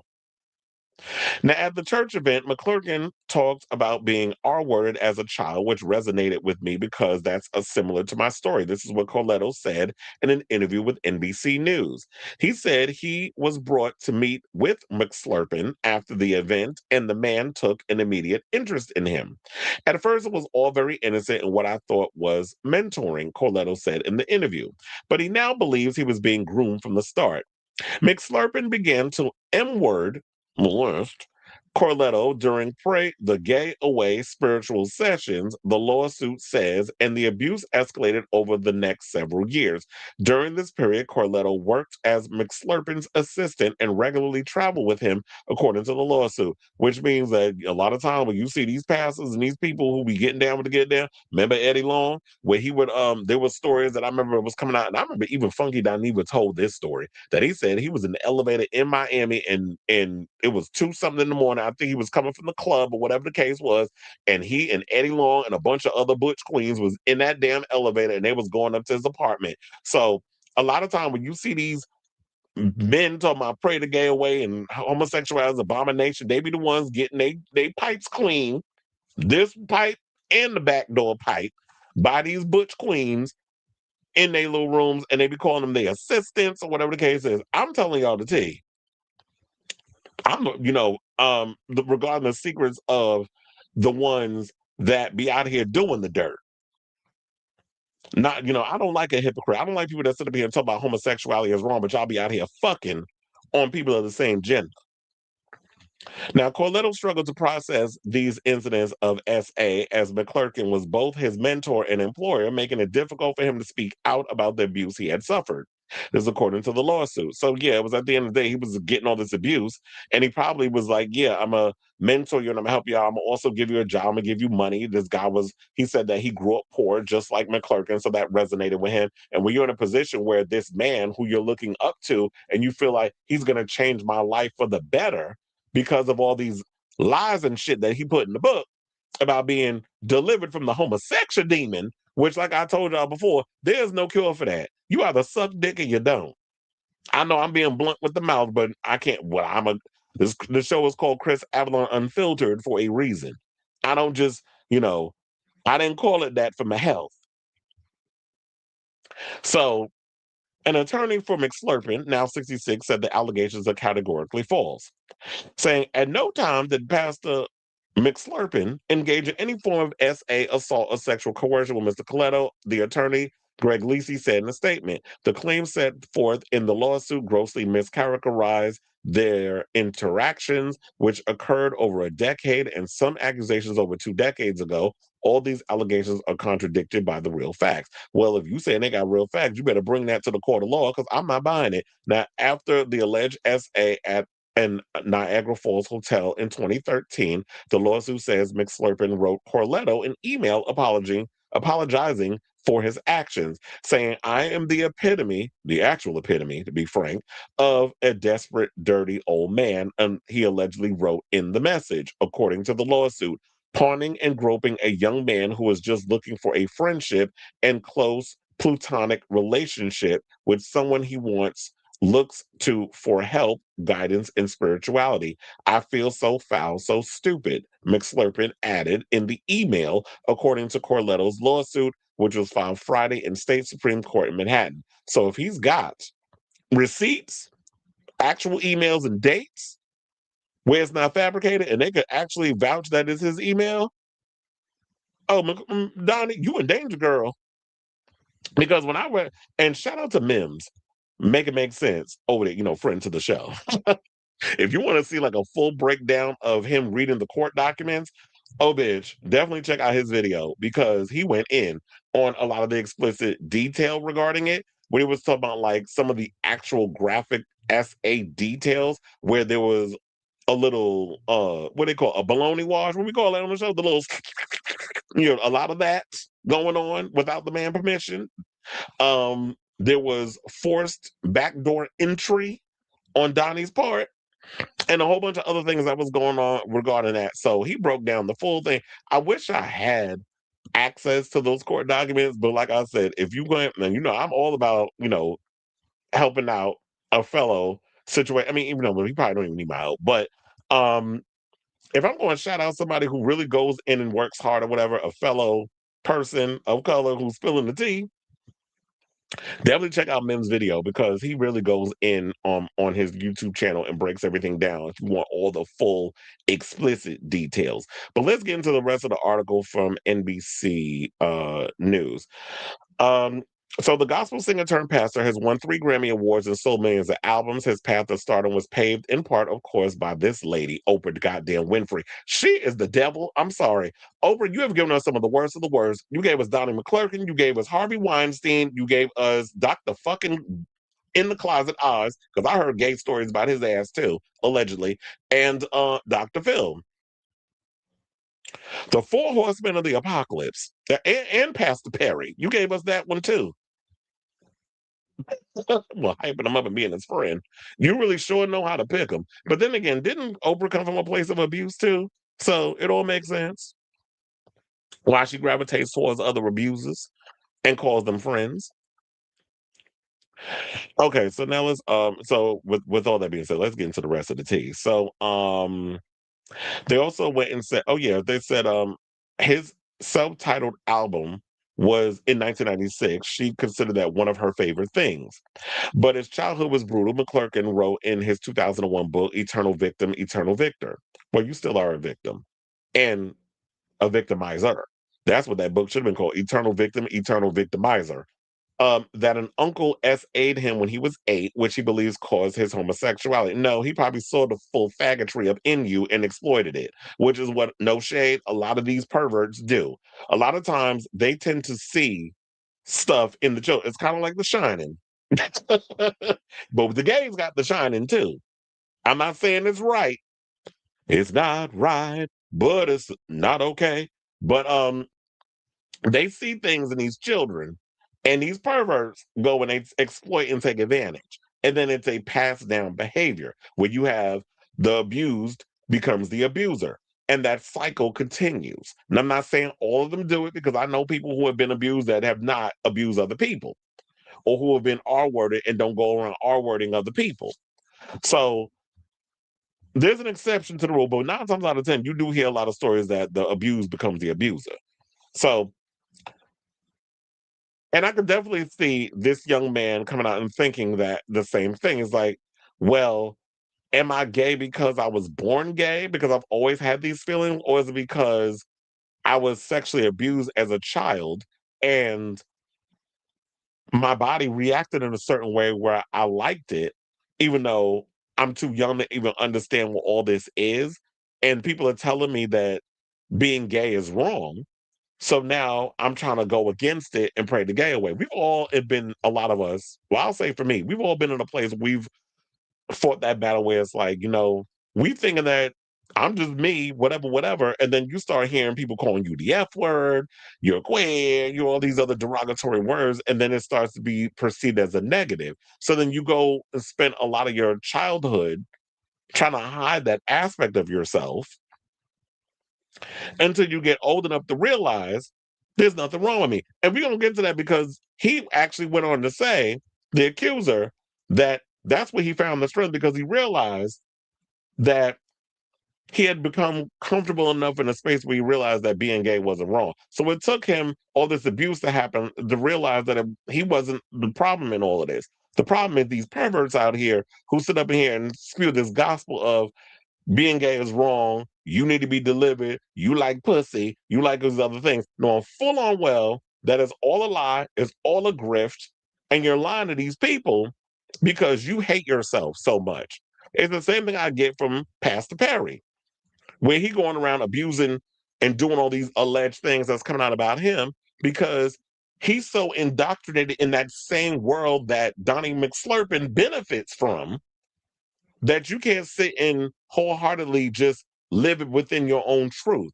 So you go around trying to make everybody else's life miserable. You go around trying to cop feels on heterosexual boys and turning them out allegedly from all the other allegations that's coming out from about Tyler Sophia Perry and all that other stuff.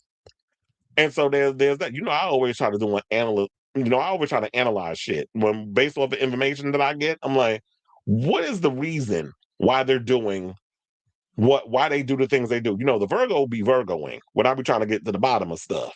So, Kogan said a seed had been planted, a seed that would be my lot to struggle with for many years to come. He said in the book that reading scripture helped him overcome the struggle. There are many more things that need to be done to break the curse of homosexuality, but that's another book. Child, who gonna read? Well, I was like, who gonna read that? You will be surprised. Self-hating homos. That's who's gonna read it.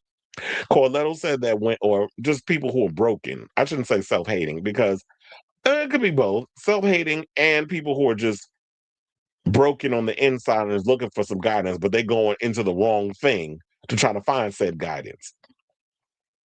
So Corletto said when he read McClurkin's book, he felt an immediate connection. They both grew up poor in New York, and he says that he too was SA'd by a relative as a young boy. Now, Corletto says he went to McClurkin's church and followed his guidance, hoping for the same outcome, saying, quote, I truly did believe he was fully delivered by homosexuality. Corletto said in the interview, I was doing whatever they were saying to rid myself of it. Corletto said he became McClurkin's assistant in 2004, and about 2 years passed before McClurkin began to grope him during Pray to Gay Away sessions. On work trips, the abuse escalated to the R word, Corletto said in an interview and in his lawsuit. Also, what was the other thing that I was hearing? Because it was like, yeah, whoa, they said that there was a male model involved. I don't know if it was a male model as in like somebody like a Tyson Bedford, or it was a male model as in a prostitute. I'm starting to think the latter because I don't think it would have been like trust. But then again, we've heard stories about male models being SA'd. Remember what was it, the Abercrombie and Fitch scandal that went on, where the people over there was abusing and sex trafficking the models that were up under the contract of Abercrombie and Fitch. Child, when you start to look back on all these things that we all revered growing up and looked up to growing up, and you realize the overall scandal that was going on behind the scenes with these people in power, it's crazy when you look at all of this. And it's also sad that there was a situation where they said it was a male model that I guess he was trying to see if he would react a certain way, and Donnie was getting off on it and pleasuring himself. And you're sitting up here using this whole pray the gay away sessions as a way to get your rocks off, is what I was getting from the article. And when I was watching Mims's story earlier, he was breaking down the information when he was reading the report, the legal report, to be specific. Okay, so then they said on a trip to California in 2007, McClurkin also brought his then girlfriend, his beard. The lawsuit said he still forced himself on Corletto and R-worded him in a hotel room. When confronted about the incident, the lawsuit says McClurkin told Corletto he was on medication and didn't remember anything. So now medication causes memory loss. Yeah, I cannot. Unless it was one of them drugs. Because them passes known to do that too. McClurkin further manipulated Corletto, blaming him for the incident and convincing him that he was the sole culpable party, the lawsuit says. As a result, plaintiff experienced intense shame and confusion. The abuse also took place at McClurkin's house of worship, Perfecting Faith Church. The lawsuit says McClurkin would secretly grope Corletto before going to preach, causing him to cry during the service. According to the lawsuit, and McClurkin would then use his tears to encourage other congregants to openly express emotion. Child, I cannot. So you was out here just groping, abusing, and using your power to manipulate this young man, according to the report. and doing it in the church. But yeah, I don't put nothing past. You be surprised the scandalous things that people be doing in that church. That if them walls could talk in some of these churches, I'm sure there's many a bodies that not buried, but there's been many a bodies that have been bodying up in there. There's probably a lot of evidence on them walls and in them carpets and on the and in them pews too. Evidence as in DNA. Skeet skeet. Now, Corletto attempted to quit his job multiple times, the lawsuit says, but McSlurpin guilted him into staying.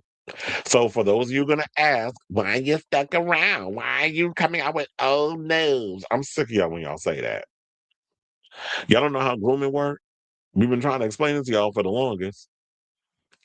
Look, wasn't there, what was it, the story that just came out with some, wasn't it a story about Will Smith and that alleged lawsuit? That one just happened months ago.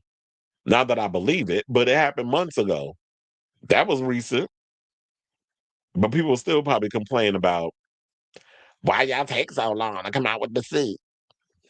So they went on to say, quote, he would always compare me to people in the Bible like Elisha and Elijah, Corletto said, referring to the prophets who had a mentor-mentee relationship. There was a lot of biblical manipulation. Well, it's all a biblical. Everything in that Bible is about manipulation, especially the way these pastors try to twist the word. I thought I was to blame, Corletto added. I was brainwashed to think that my deliverance was wrapped up in him. He finally quit in 2008 and ultimately got a job with a major airline, which is a very gay profession. But McClurkin continued to pursue him, the lawsuit says. McSlurpin's public profile grew during the period. Corletto says he was preyed on. The acclaimed gospel singer performed at the Republican Why y'all surprised? Of course, he performed at the Republican National Convention in 2004. Who was running then? I don't remember. And in 2000, was it Mitt Romney? And in 2007, he appeared at a gospel event organized by then candidate Barack Obama's presidential campaign, sparking a backlash from homosexual right groups and prompting Obama to issue a public statement saying, I strongly disagree with Reverend McClurkin's views, because the gay people were saying, you out here running on this whole campaign of being being a homosexual is wrong. It's immoral, even though you are full on arrogant on that panel spreading a lie. And you got Barack Obama of all people who's supposed to be pro-gay. He wasn't at first, but then came around. And then the passing of, gay marriage and all that other stuff. And now you got this old Tide Queen up there, and the gay rights groups are back. Meaning it was the white ones. Because were there any black gay rights groups that was protesting? Because the white ones are always real loud with their stuff, especially with their donations.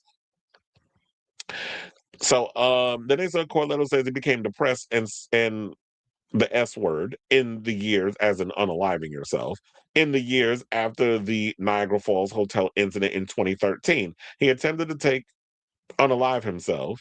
And I would say, I got to edit as I'm going through this. And afterwards, he briefly returned to McSlurpin's church. I thought, well, you strayed from God. You got to go back to God.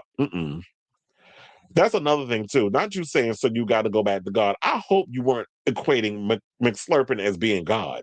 Because one of the things that I don't like about these people that are in these powerful positions of like being a pastor, whatever the case is, you're not God. You're not a deity. You're not Yahweh. You're not this big, powerful being. You are flesh and blood like everybody else.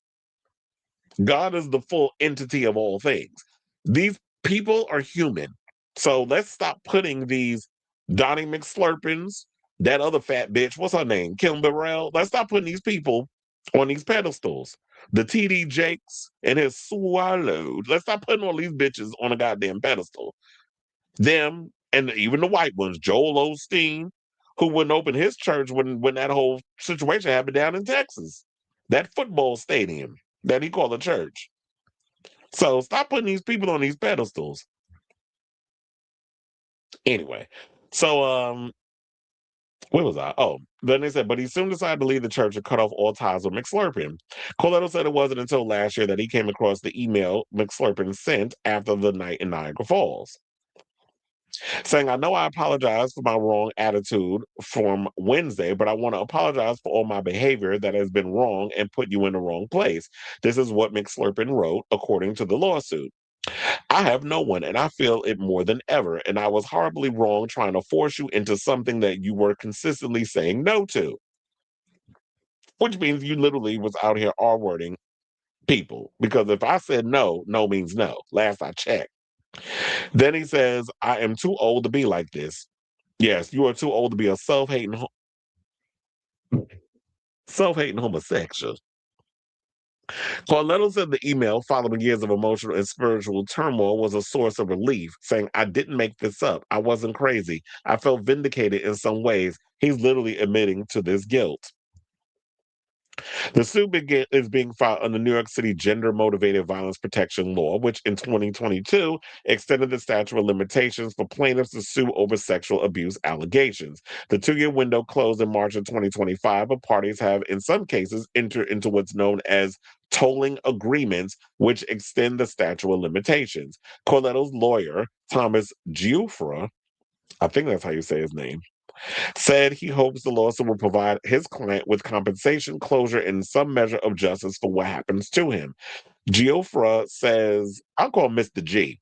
Mr. G says McClurkin took advantage of someone who was confused and had problems accepting his sexuality coupled with his religious beliefs. It's really very sad. Now, Coletto says he's now in a much better place. He's married and no longer feels tormented. You married to a man or a woman? We want to know. I'm thinking it's a man. Because ain't no way. Now they said, ever since I did embrace my said I guess it is a man. Ever since I did embrace my sexuality and stopped trying to change it, the weight of suicide has left me. Corletto told NBC News. Things are still a bit more complicated when it comes to his faith. He says he's tried to go to church, but has been unable to sit through an entire service. He says, I listen to praise and worship music still, and that's what I consider church. So, in many aspects, though I lost friends, community, my religion, I found myself, my family, my peace. And you want to know something? Shout out to you, because this is definitely awesome that you've come to that conclusion. And it's like, you know what? At the end of the day, I had to love and accept me, even though it took the roundabout way to get there and these years of alleged abuse that I had to endure in order to come to that point. And those people that you lost, they weren't your real people to begin with, because people who truly love you for you will accept you for how you are, regardless of what people say or how they feel. If they want to throw in a faith and say you're an no, no, bitch, your mama's an abomination. That would be my go-to, because you know how I get with this mouth. I cuss everybody out. So you and finally coming to terms with who you are and embracing your sexuality is like, yeah, that weight lifts. And that's the point. So hopefully, with all of this has come out, I hope that's what those people out there who are struggling with their sexuality, that's what you take from it. And I like the idea of him saying, because that's how I felt too. It's like, I love church music. Um, I will say this. You know what I love more? I love gospel house. Someone like Floor Plan, father and daughter DJ duo, when they do their gospel house remixes of songs, whatever the case is, or just regular tracks that they do, that's where I get my feeling of church and that spiritual feeling from. And I follow more of a spiritual path, and that seems like what he's doing too. So all those things that you were taught in regards of, oh yeah, I'll be wanting to go to church and I want to feel that sense of community, whatever. You're not gonna get it from a situation where these people are divisive and are all about negativity and all those other. You don't need it from that. Keep away from that, because when you realize you go in those church places, them people are all about showing out with their outfits, looking down on people like they better than, and all these other things. The people in the church do it, and the people that's on them pulpits do it. The pastors and all other stuff. So that sense of I'm better than you and judgmental. And I got family members that are evangelicals, and they are the worst and the most miserable. And I can tell you that as a fact. So I'm glad that you finally found yourself, and I hope you get the justice you deserve. Now, do I believe this stuff with Donnie McClurkin? Is the Pope Catholic? I totally believe all this other mess. And you want to know something? What I hope this also does is that it opens a Pandora's box for other people who are victims like him to come forward and tell their side of the story. Because I don't think it just started and ended with him. I'm sure there's other bodies that that he's done these things too. So I say all this to say, what do you guys think of this story regarding this Donnie McClurkin tea? Um, with all the other things that I brought up in there about praying the gay away and the experience of what it's like growing up gay and being told it's wrong and abomination and what especially queer people of color have to deal with in when you're battling this spiritual religion and being gay, that sort of thing, and everything that goes in with that, and how there are people that will literally that are in these places of power that prey on people who are really just looking for clarity. You got these other abusers that come in and pounce on them, like smelling the shark, the blood in the water, smell it like the sharks do. So let me know what you guys think of this story in the comments down below.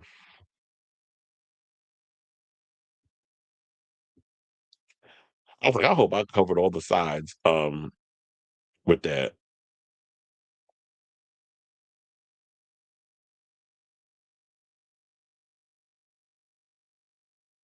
Hold on, where am I going? Um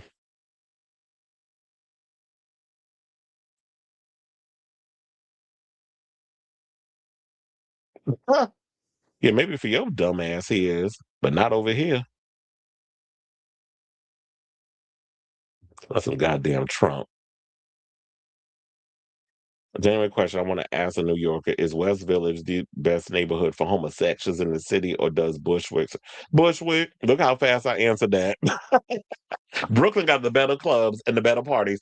Funny enough, the West Village used to be the mecca of like partying and clubs and things of that nature. And we still have a couple of spots there. We have I mean, and first of all, what I used to love about growing up in New York was the fact that I got to experience going to like black queer bars and clubs and stuff. Well, the big one for us was Esquilita in Midtown. That was iconic. That's why I met Harmonica Sunbeam and Angel Sheridan, Karen Covergirl, so many of the icons and the ballroom girls and all other stuff. But the West Village, we still got what were they? Then they closed the Hangar, which was still like one of the last spots where they had like a bar for queer people of color. They closed that down. I forgot what they turned that into. It's been a minute since I've been over there. Then we had Two Potatoes and we had Chi Chi's. That's what we had when we was growing up, and that was like the gay bar. That was the first time when I was like a teenager. A friend of mine took me. th- this boy that I blew on the school bus. We went. We ended up going down to what was it? Two Potato. That was an iconic spot. That's where all the like the boys that I mentioned and like B-boy blues and stuff. Those are the type the Banji boys and all of them was up in there. The Butch Queens and the Femme Queens and the trans girl. That's also where I met Tyra Allure, aka Dominique from uh Pose. That's where I met her. Like that was her stomping ground when she used to be up in there doing her drag performances and stuff. So um but I know I'm going all over the place with it. Bushwick is a new place now because there's not really a lot of good spots in the West Village anymore. Yeah, we have the iconic Stonewall. We have the Monster. We have the Hole in the Wall Ties. We have the Bear Bar and Club. We have oh my God, why did I forget the name of it? Because my friend Dijon works there as the security. So we got that spot, but yeah, Brooklyn, $3 bill. That's a cute spot. That's why I saw like a couple of Drag Race girls was there. My friend did like some of the photography. Lady Bunny was also there too, and we took like a quick photo. Um, so Brooklyn's got the better spots. I think it's also Brooklyn is more edgier. Like you get more of like the hipster crowd out there. I'm not really feeling a lot of, especially like Hell's Kitchen. Hell's Kitchen is like the spot now, and Hell's Kitchen is like more like what Chelsea used to be. Boys who wear like tight shirts, tight jeans, they listen to Britney. I think it's very much that pop culture, like pop music girlies. They're not edgy with the music. Robin is more like Bushwick, Brooklyn. That's why she did her two shows in Brooklyn because that's more like her vibe. Uh, Hit that asshole like to be swallowed. McChokin. I had to change that name. Donnie McClurkin. Is the statute of limitations a thing of the past? No, well, I think they did explain what the statute of limitations thing. Not the I said it's kind of like the shining for the gays.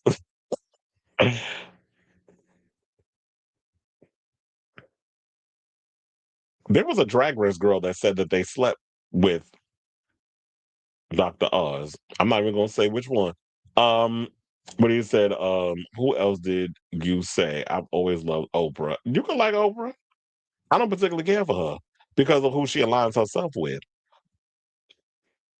Like, two things can be true at the same time. People could be a success and all the amazing things, but the people she aligns herself with, I don't particularly care for her. That's his name, since he likes slurping on that meat.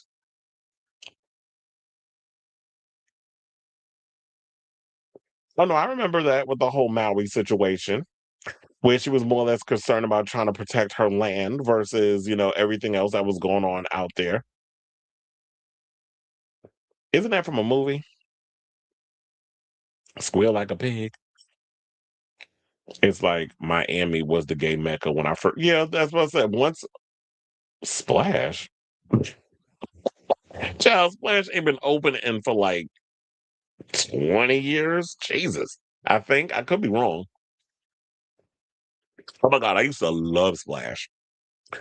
Every Friday after work, that's where I ended up. Um, me and my friend Rodney, we would go on Wednesdays. Um, because we knew the bartender, like this real buff white dude. So during like happy hour, we'd be up in there drinking, having a good time watching. This is around the time when Holla Back Girl came out and Madonna's Hung Up. Child, I was in there doing the choreography. That's how fucked up I. That was funny. I totally remember that people was getting into it. It was like, because I was up in there doing the whole, the hung up choreography while I was drinking.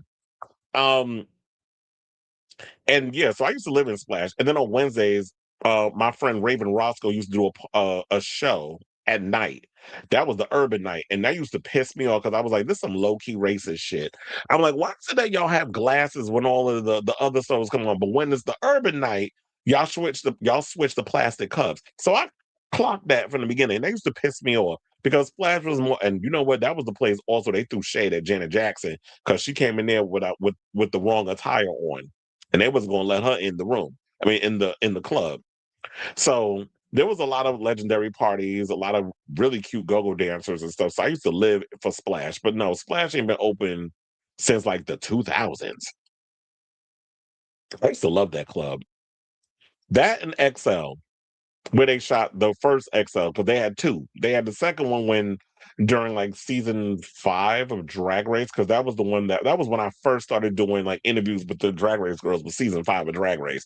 And they had it at the out New York City. They had an XL in there. That was the second one. The first one was like this little small spot, I think on 14th Street and 8th Avenue. And my friend Sir Ari Goldman, he rest in peace. He performed there, and I got an autographed CD from him for his album Space Under Sun. And that's where they also shot that gay club scene of Sex in the City when they had the fish tank and the urinal thingy. That was the original XL. Well, thank you for you're welcome. I was gonna get in my old club bag. I mean my club bag. If you said, is he a power bottom or a rock? Well, it could be both.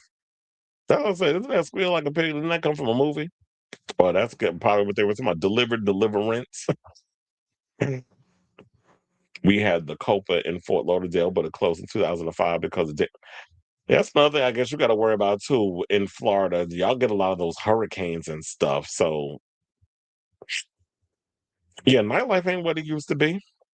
Yet they keep opening up clubs in New York. I need to start bringing down them prices on that drinking because I'm hearing like they said this new generation, y'all barely go out and drink alcohol because the drinks is too expensive.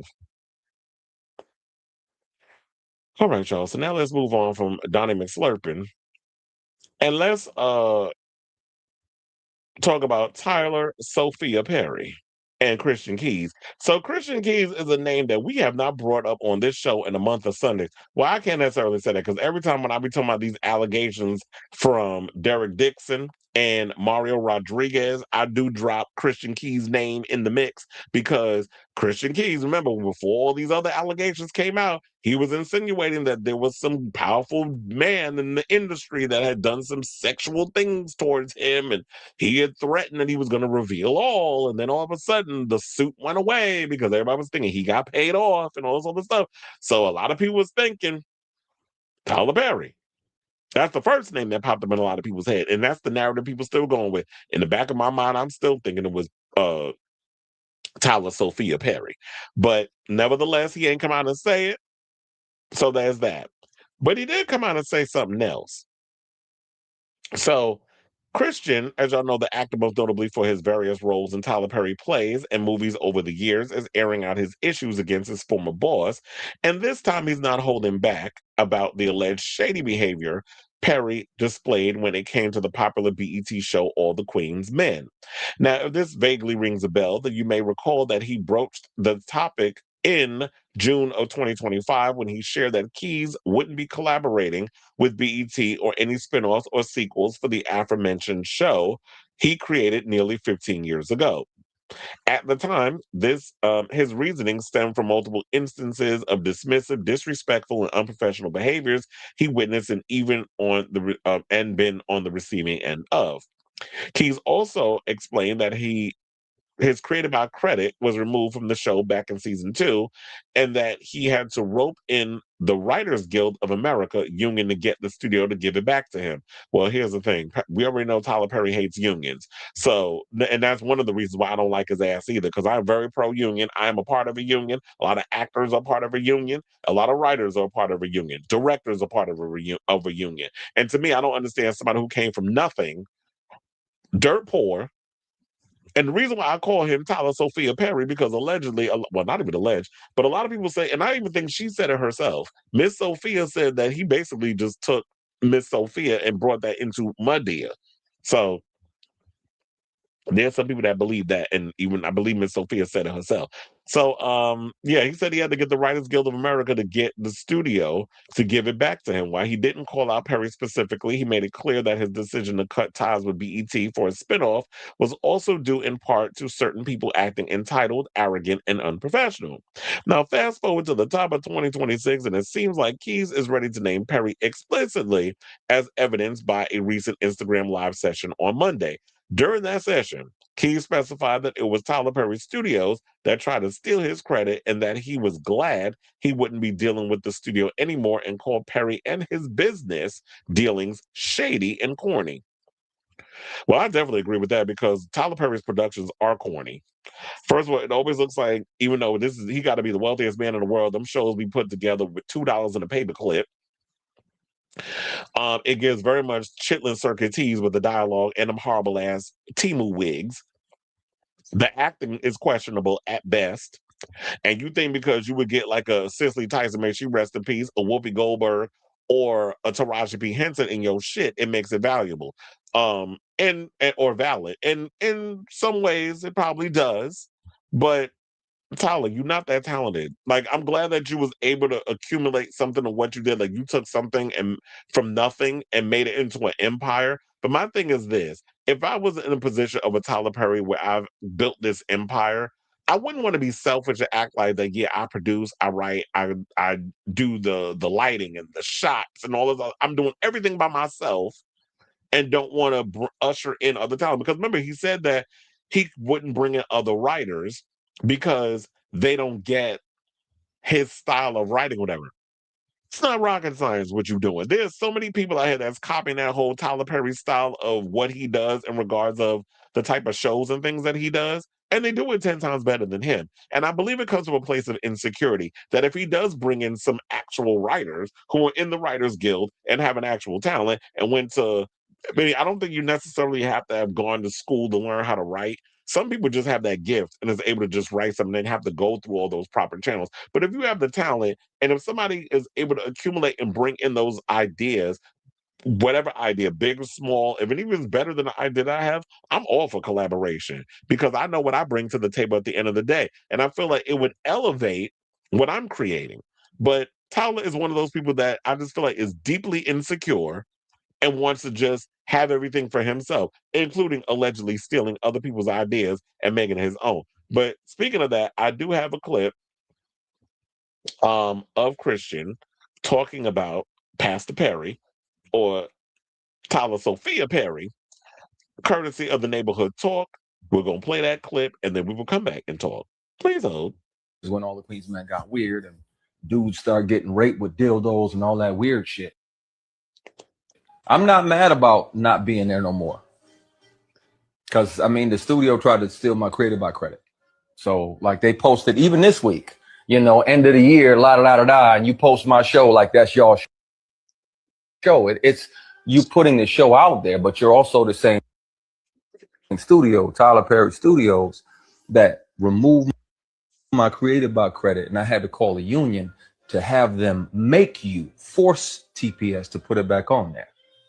So I'm not sad that my show isn't there anymore. After season 5, it won't be there anymore. I won't have to deal with that shady, corny kind of leadership over there that would dare. Why try to? You got 16, 17 shows. I got 1. Let me have credit. My contract says I get credit. Why your corny ass trying to steal my credit? Because you can't write like me. Season 3. And there's what it is. The fact that when somebody has way more talent than that person, it's like, oh no, I want to come in and take your stuff and make it my own. And my thing is this, is like, yeah, you got your 50 other shows that you do, which is pretty much the same goddamn thing you speak about over and over. You know what they say about insanity is doing the same thing over and over and expecting a different result. And you ain't never gonna get evolution or a different result from a Tyler Perry production. So when you got somebody else coming in with an interesting idea, what is about this madam that's running a male strip club, that sounds relatively interesting. That sounds relatively entertaining. It's literally the black equivalent of Magic Mike. So we want to see stuff like that. Me personally, I haven't seen the show, anything associated with Tyler Perry, and I'm not gonna sit up here and act like I've never watched a Tyler Perry production or a show or whatever. I used to watch this stuff back in the day. I thought Diary of a Mad Black Woman was good. I liked what's that movie where they was doing the bidding allegedly? Why Did I Get Married? I watched that and I thought it was cute. But then when I started noticing over the years that it was the same storyline, it was the same tropes, it was the same BS over and over and over again, I was like, I'm good. Like I like different variety of things. I actually like stuff that's driven by, actual character development, a good storyline, not no rush stuff where it's like you got you pan into Janet Jackson feet walking into a room, and then all of a sudden in the same scene, she wearing a new pair of shoes. It's like, what? You got to pay attention to all them details when it comes to stuff. But what's the people saying in the comments? So one person said, it's because you subliminally outed him. Duh. Another person said all the Tyler Perry shows are now weird. It's gay porn mostly. Well, from what some of the clips, and I'm not gonna hold you. I've seen some clips of the show online where people have sent me some stuff in regards to the stripper stuff, and some of the stuff I'm like, Tyler, this what you doing? And now you got characters rocking dildos and stuff up in there. I'm like, wait a minute. Now, if you're supposed to be heterosexual, right? And this is a show that you're supposed to be developing and doing this. Why are you talking about dildos and sexually assaulting them with men with toys in their butt and all this? Like, why is this coming up from your brain and you putting it into the show? It's kind of got me side-eyeing you a little bit. This what you be doing in the privacy of your own bedroom, sir? So, because I can't see you actually getting off of some actual coochie, even though I know you got a kid. So they said Christian Keys has been consistently working with Tyler Perry since his live plays, and that was 20 years ago. I believe everything Christian has to say. Finally, a girl up in here that's reasonable with this, because I'm sick and tired of every time I turn around when somebody come out and say something against somebody powerful. It's a money grab. It's a money grab. I'm like, what are you, a fucking puppet? You know those little toys that you pull the string in the back and y'all just be repetitive with the same. That's what it gives when I be seeing some of y'all online. I even had somebody in my comments the other day when this whole Donnie McClurkin story, it wasn't even the other day, it was yesterday, with the Donnie McClurkin story. I saw somebody say, it's a money grab. And then literally somebody in the comments was like, there's an actual email where he admitted, so allegedly. And then all this evidence and stuff coming out. And he gagged. I'm like, so you didn't even read the article. This is what people do. Y'all see headlines, y'all see a name, and before y'all even take a minute out of your day to just read the details, or maybe 4 or 5 minutes, I'll say, because when some articles got to get detailed, and it ain't gonna be a minute that you get through it. The first thing out your mouths is that it's a money grab. Everything about no fucking money. But then again, pay me for my pain, because after all of this, who says I'm ever gonna get a job in Hollywood? They be blackballing people. Have you seen Rose McGowan or anything ever since she filed her suit and won against Harvey Weinstein? Another person, everybody ain't lying on Tyler. Thank you. Another person, I don't know, Tyler, everybody can't be lying on you. Another person, Monique said all of this about TP and y'all told her to be quiet. Absolutely. Because they didn't want to hear from a black woman. They want to see it, they want to hear from a pretty ass light bright. And I don't mean to make it about color, but a lot of times that's what it is. Y'all don't want to hear from a dark-skinned black woman. Y'all always want them to hush and be quiet. But somebody pretty, like Christian, come out and say something. Oh, y'all eyes and ears is all open now. Well, one person did say something that I was like, you want to know something? I did think this earlier. One comment said his hush money must have run out. That's exactly what I was thinking before when I said, okay, so now the hush money must have ran out. That now Christian Key's getting on the line and spilling all of this mess. Another person, a blind man could see Tyler be writing out his own fantasies on that show. That's what I be saying too. A lot of times when I be seeing these little clowns, I say, okay, Tyler, I see you living out your little fantasy up in here. Now, if it was other writers and stuff that was involved in this whole world, I could blame it on them. But Tyler, when you try to put your name written, produced, I did the coloring of the walls, like I did the carpentry by. When you start putting everything in your name, you can't run from it. Not Tammy Roman jumping in the comments. She said, listen, when he slapped his leg at the end, he meant that. I love Christian. Sorry it's turning out like this. Great show. Well, look like she believed him. Armand Wiggins is up in the comments too. Said, okay, got it. So it was Tyler Perry he was talking about. Child, you just now waking up and realizing this? I mean, I love you, but how you just now, oh, so it was Tyler Perry. Of course, who else would he be talking about? We've been said that, like, who else in this industry? I mean, quiet as it's kept, I'm sure there's plenty of people in Tyler Perry's position that also got homosexual tendencies behind the scenes. But when you talk about stuff like this, and you look at all the breadcrumbs, what it all led up to, why you think Tyler Perry was the first name that popped up in even the most average of persons thought when that first story came out about the alleged SAing that went on under a powerful man in the business? Then somebody said, not gonna lie, when Tyler started writing and directing the show, it got hella weird and dumb.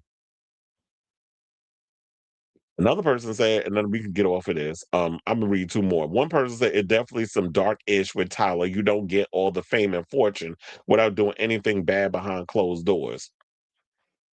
Another person said, I was watching Beauty in Black, and I still believe that Horace is based off of Tyler Perry. But not to be funny, something must be up. Christian has been with TP since the plays. So y'all pretty much got the gist of all of this other stuff. And look, as what Christian was saying, I know he was trying to be vague before because he was probably just giving out a vague warning, like, sir, if you don't pay me what you owe me, I'm gonna start spilling your business about you being my alleged abuser with that first allegation. Now you're coming out here saying that you done stole his damn show from him, which I am not surprised by. That Tyler Sophia Perry will be pulling these little stunts out here with that.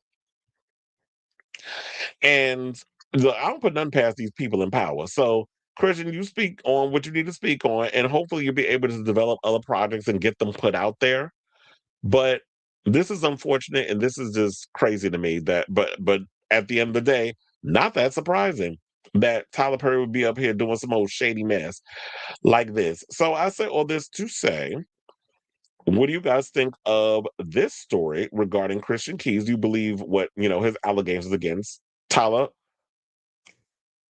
Excuse me, Sophia Perry. Do you believe the tea that he was just spilling just now regarding him and the dildo R wording storyline and all the weird stuff that he's starting to put in the show? I guess for shock value, but what does it have to do with the type of story that you're trying to tell?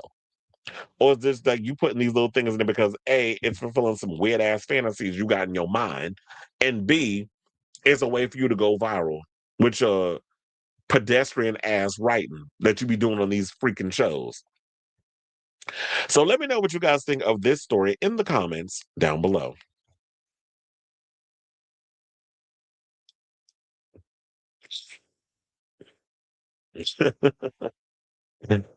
Hold on, because I just saw McStroking. Sailor Mermaid says, I miss XL. Which one? Because I don't think you was old enough to go to the first one. You might be talking about the out. And he said, yeah, it costs $50 minimum to get at least three. Not in New York. You had to spend 100 to get a decent buzz. That's why I think a lot of people pregame. A lot of people pregame at this point. But that's what I do now. Like I'll have a couple of shots of whiskey before I get to the club, and then I'll buy like one drink. McStroking, not McSlurping.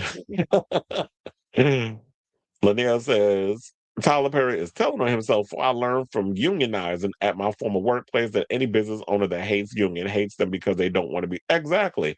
And he doesn't. He is very anti-union. I remember hearing those stories for years. He even came at the actor Seek Black, really, saying that was drunk and high on the set. No, please. Meanwhile, you the one that be the main one that allegedly be unprofessional.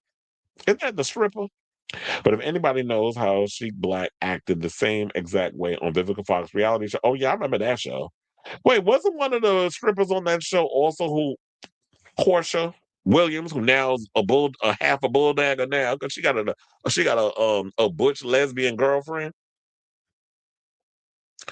Wasn't there what's his name? The stripper that was on that allegedly got slurped down by Portia Williams and allegedly Phaedra.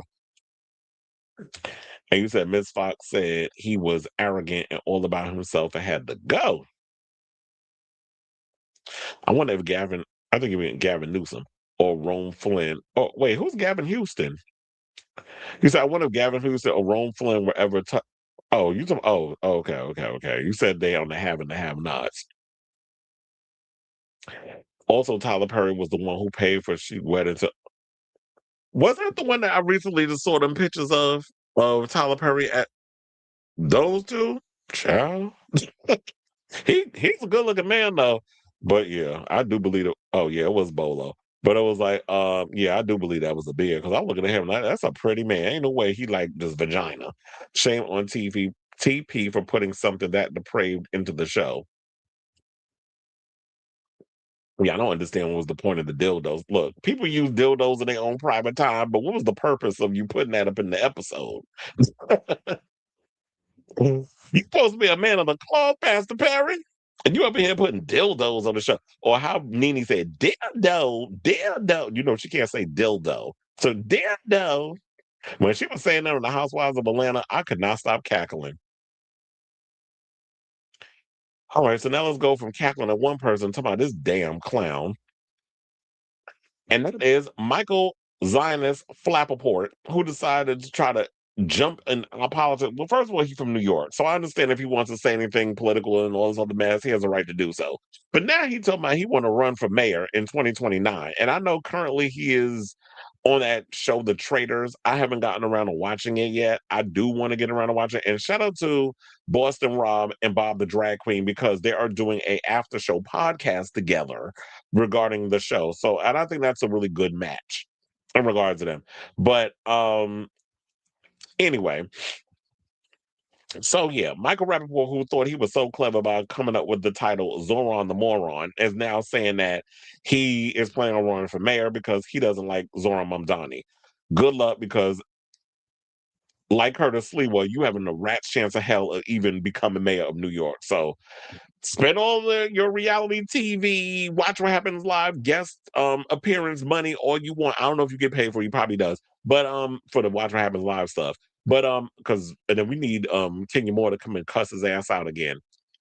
But yeah, it's just like you're not going to win because nobody's going to take your idiot behind serious. So Michael Rapaport's opposition to New York City Mayor Zohran Mamdani has become so total that he's decided to run to replace him. The mass, I know he was not on no damn Mass Singer. There's the Mass Singer star. Shout out to Entertainment Weekly for this story, by the way. Welcome, listeners, to the latest episode of his I Am Rapaport podcast on Monday by rattling off. Welcome to the Ziggy Zone of Disruption. My name is Michael Rapaport, aka Mayor Rapaport, aka Mayor. What? AKA, why would you write AKA Mayor Rapaport twice? Or Mr. Mayor Rapaport, aka the Gringo Mandingo. Child, you wish your dick was big. To my some goddamn Gringo Mandingo, aka the inflamed Ashkenaz. What?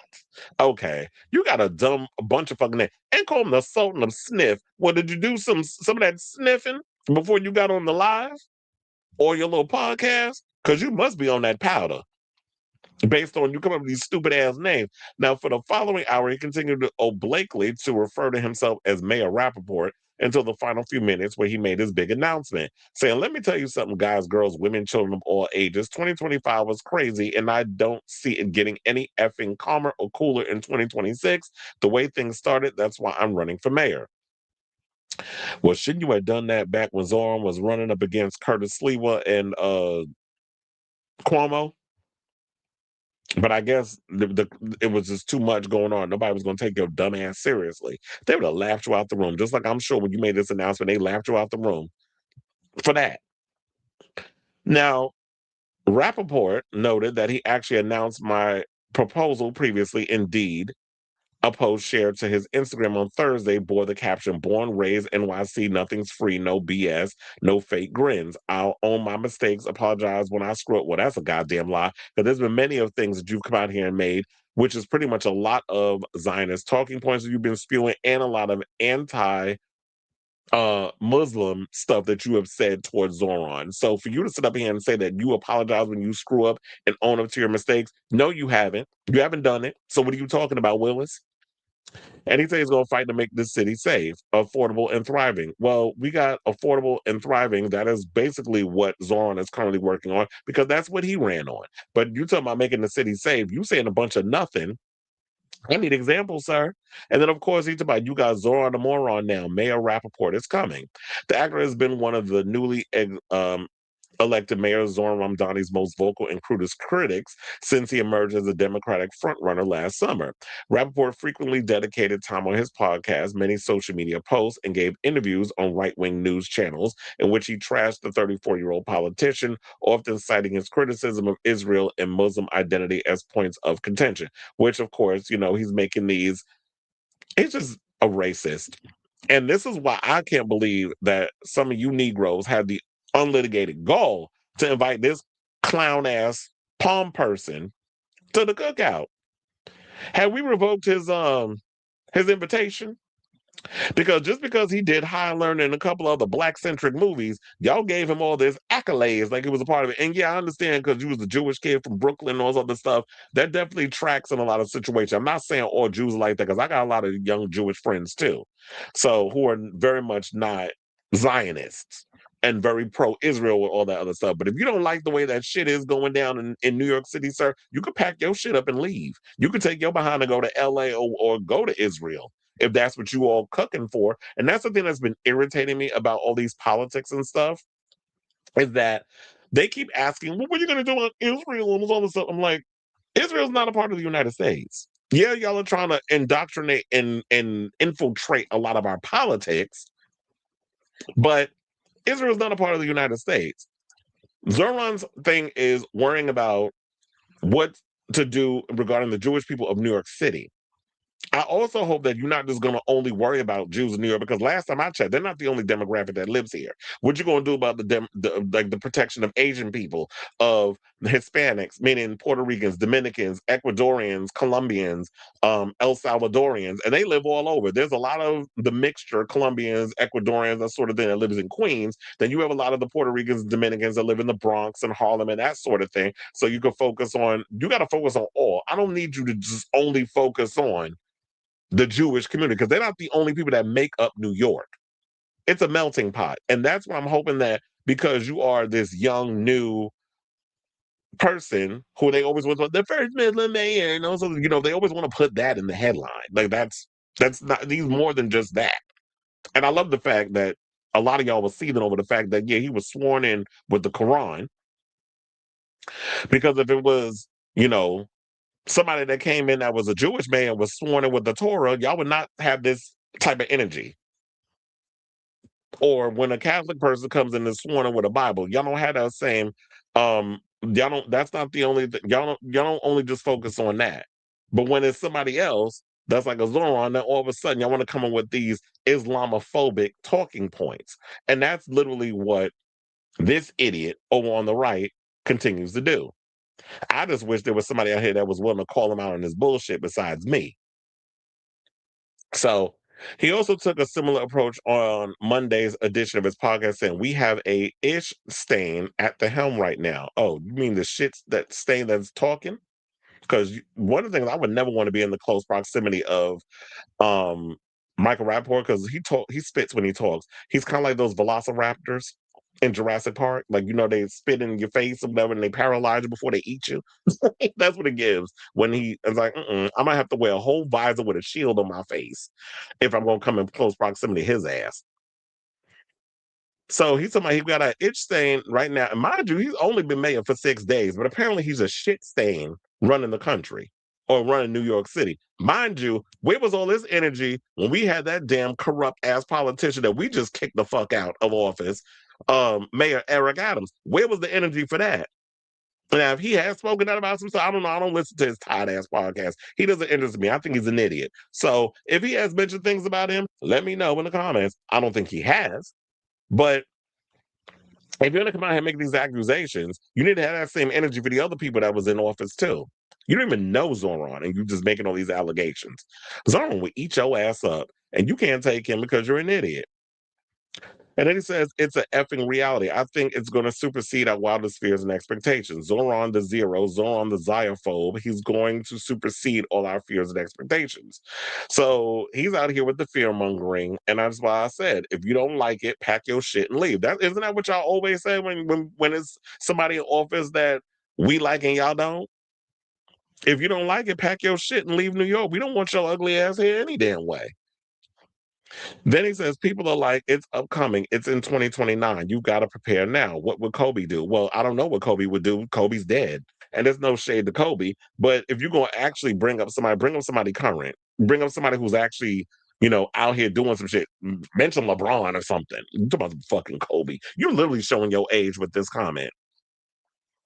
If Kobe was running for mayor of New York City, what would he do? He'd be preparing right now. He'd be waking up at 4:30 in the morning. Did I wake up at 4:30 this morning? F no. Rapaport continued, but we are preparing. How you preparing? If you're gonna make an analogy that you woke he wakes up at 4:30 in the morning. That means you're not taking this shit seriously. You're using this for attention. You're using this to jump on social media to get us all riled up. Not all, because I'm just going to say what I want to say regardless. But you just want to come online, say stuff, get people all riled up. Excuse me, when the majority have spoken. It was time for a regime change.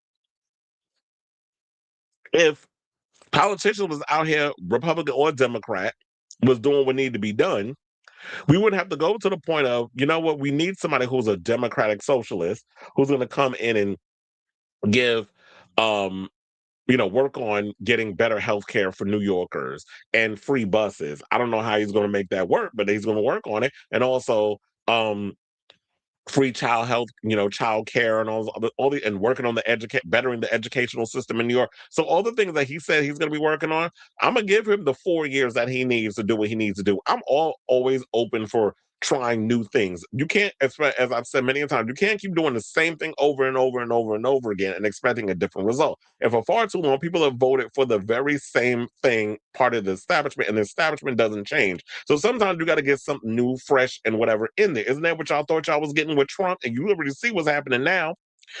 I'm thinking that man was anti-establishment. The man is the epitome of establishment, born with a silver spoon in his mouth. So you can't be somebody who's against the establishment when you were born into the establishment and you love being a part of the establishment, but he fed y'all the lie and people fell for it. And now slowly but surely, you got some of the maggots that are realizing they were scammed, they were con. But sometimes it takes them hitting the rock bottom for someone to wake up. And I don't think there's any change in Michael's opinion, and that's fine. We don't need to. But the thing is that you don't have a rash chance in hell to become mayor. You lack what a lot of the generation likes now, charisma. There's nothing charismatic about you. You're a fucking shit stain. You're annoying. You have the nerve to talk about Zohran being a shit stain. I feel like that sounds like projecting to me. So he says, do I think people are going to be getting chased around New York City with pitchforks? No, but he is softening the palate for so many effing things. He's got a huge fucking ego. He's got a fucking ego. Wait, a fucking evil fucking grin? What? You think about just throwing the F word about 4 or 5 times in a sentence that makes you sound smart? I curse a lot on this show. But what evidence do you have? Oh, he's got this evil grin. I'm like, what are you talking about? At least he can smile because unlike you, he has lips. So I don't understand the whole, oh, he's got this evil smirk, this effing grin. I'm like, what are you talking about? You sound like a hater. That's what this literally sounds like. It sounds like the man that's aging like rotten ass milk, expired milk, is mad because he doesn't have the charisma of a Zohran. He's not as attractive as Zohran. He's not somebody who literally can walk into a room and own it like a Zohran or Nene Leaks. So you just sound like you coming from a place of jealousy and hate. And all I got to say about that, sir, is stay mad. So I say all this to say, what do you guys think of this story? Michael Rapaport, you were just a goddamn clown. Just go play in traffic, please, because you sound like the fool. So let me know what you guys think of this story in the comments down below.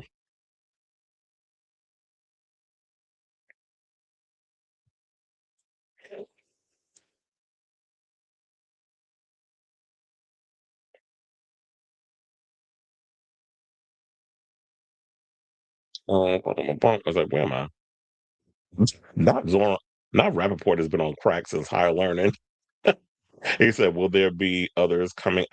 I would not be surprised. Look, when there's one, there's more. Well, if you're in Israel, you can stay your ass there because that's not gonna happen Israel first. Fuck out of here with that. Um, Zohran Mamdani is putting New York and America first. It doesn't need Israel. Absolutely. Well, I wish it was America only, but it seems like our country is more fixated on indoctrinating other places instead of worrying about trying to make America great as part of the moniker. When is America going to get great? You busy worried about trying to invade Argentina for their oil. So at what point we going to get great? When is food going to be affordable? When are people going to actually get affordable health care?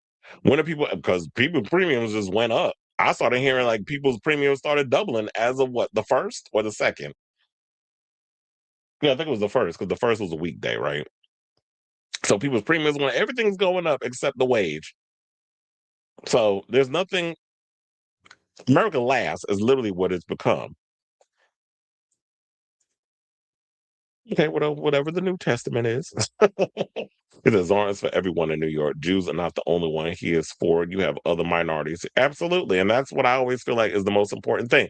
Is that Jewish people, yes, they're a major part of the people that live in New York, but at the same time, they're not the only demographic that lives here. So if you're going to be a mayor, you need to be a mayor for every demographic in New York, every ethnicity in New York, every generation of New York, not just Jewish people. And the thing that irritates me is because the media is run by Zionists. And you can't even say that, once upon a time, it used to be blasphemous. And I think still is to say, well, the Jews are running everything.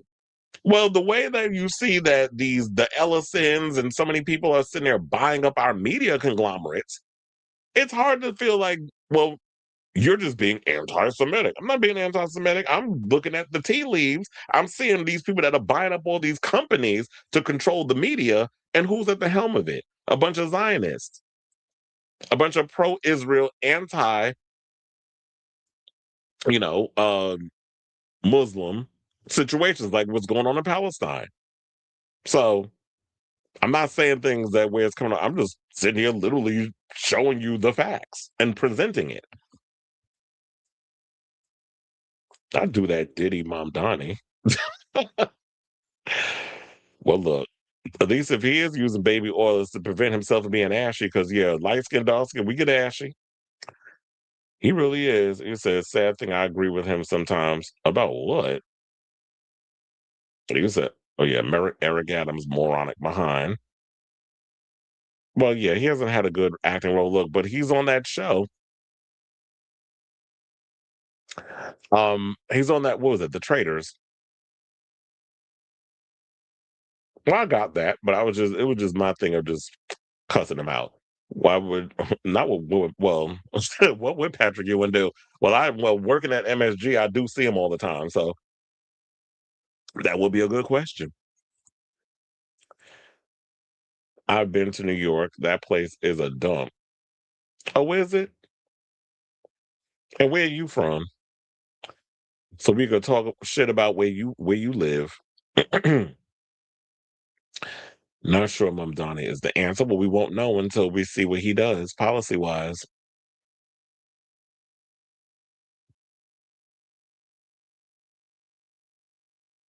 Okay, well.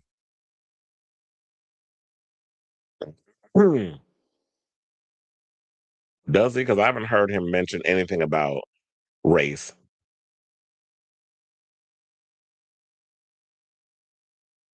Okay, well, you're saying United States is going into a bad direction, voting Muslims into office. That sounds very much like an Islamophobic comment. Uh, Repubs didn't have anyone worth running. Well, yeah, well, even when you had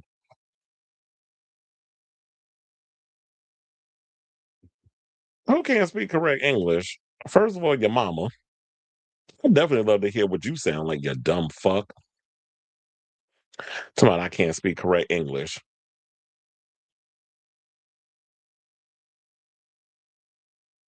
It might be. Well, they probably all read the New York Post or Page Six, which is basically like, what did my friend describe it as?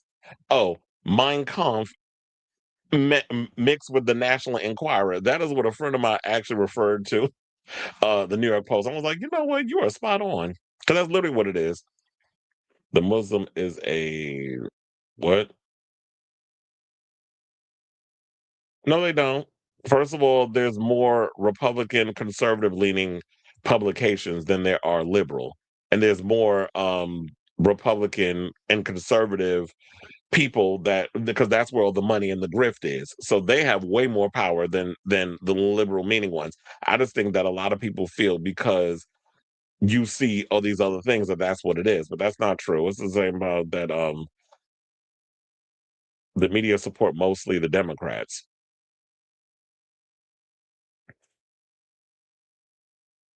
No, first of all, that's always the case when it comes to people of color.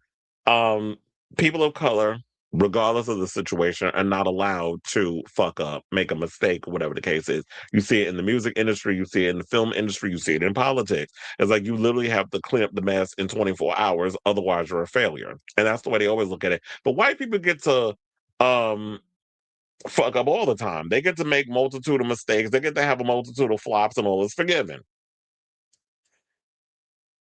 So a lot of it is deeply rooted in racism. But when you point it out, then you're jumping on a racist troll. Well, it's like okay, if just because a lot of y'all about as deep as a damn pond, don't necessarily mean that a lot people like myself have to be thinking in that way as well. I might have a field day blocking a lot of you retards up in here. Who else got something to say?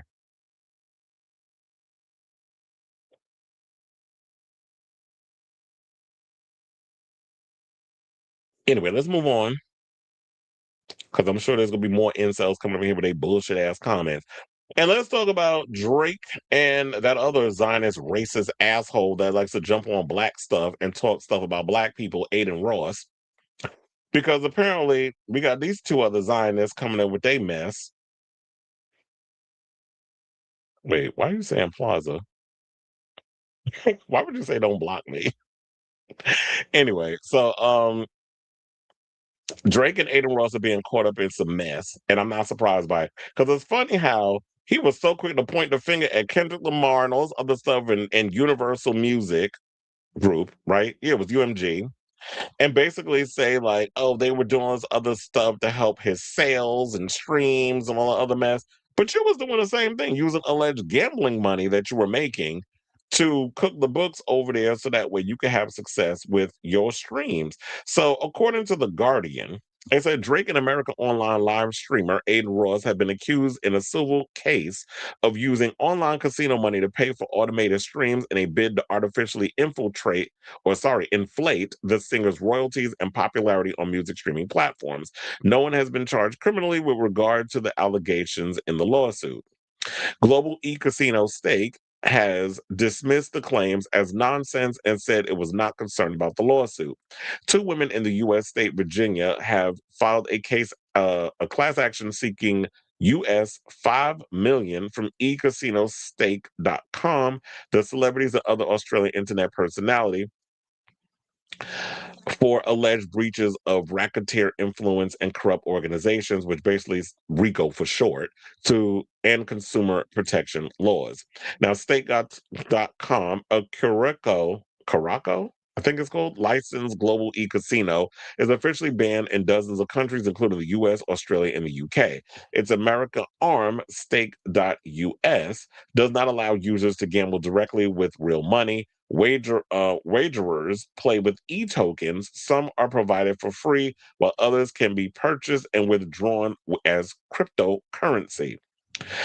The class action filed on Wednesday alleged Stake.us's anonymized design enabled Drake to fund purchases of automated streams, artificially inflating its royalties and popularity on music streaming platforms, including Spotify.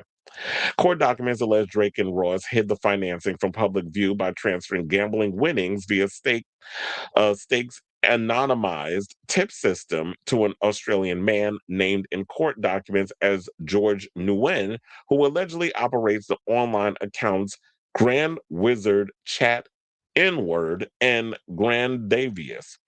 What?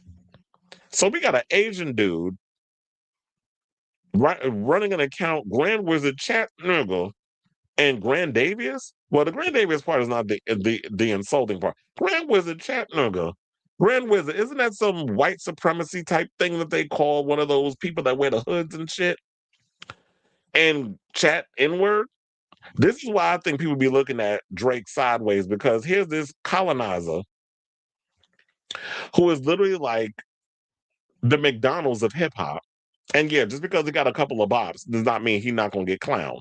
And people don't take him seriously over this whole situation, using the N-word incorrectly. First of all, you have no connection to the Black culture of America when you're Canadian. So that's another thing that kind of rubs me the wrong way with him infiltrating hip hop culture in America when you're an immigrant, and then using a lot of our stuff to benefit from that financially. And then you bring Adin Ross in this situation, who has made many derogatory comments towards Black women and Black people, and has said some racist things and admitted that he's made racist comments in past streams.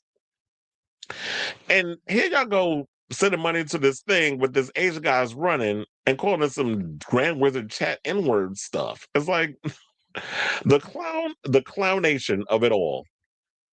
Now, a state spokesperson said on Monday's U.S. time, for the record, Stake.us does not have a tipping function that could be used in this way. This is a nonsense claim, and we are not concerned about the lawsuit.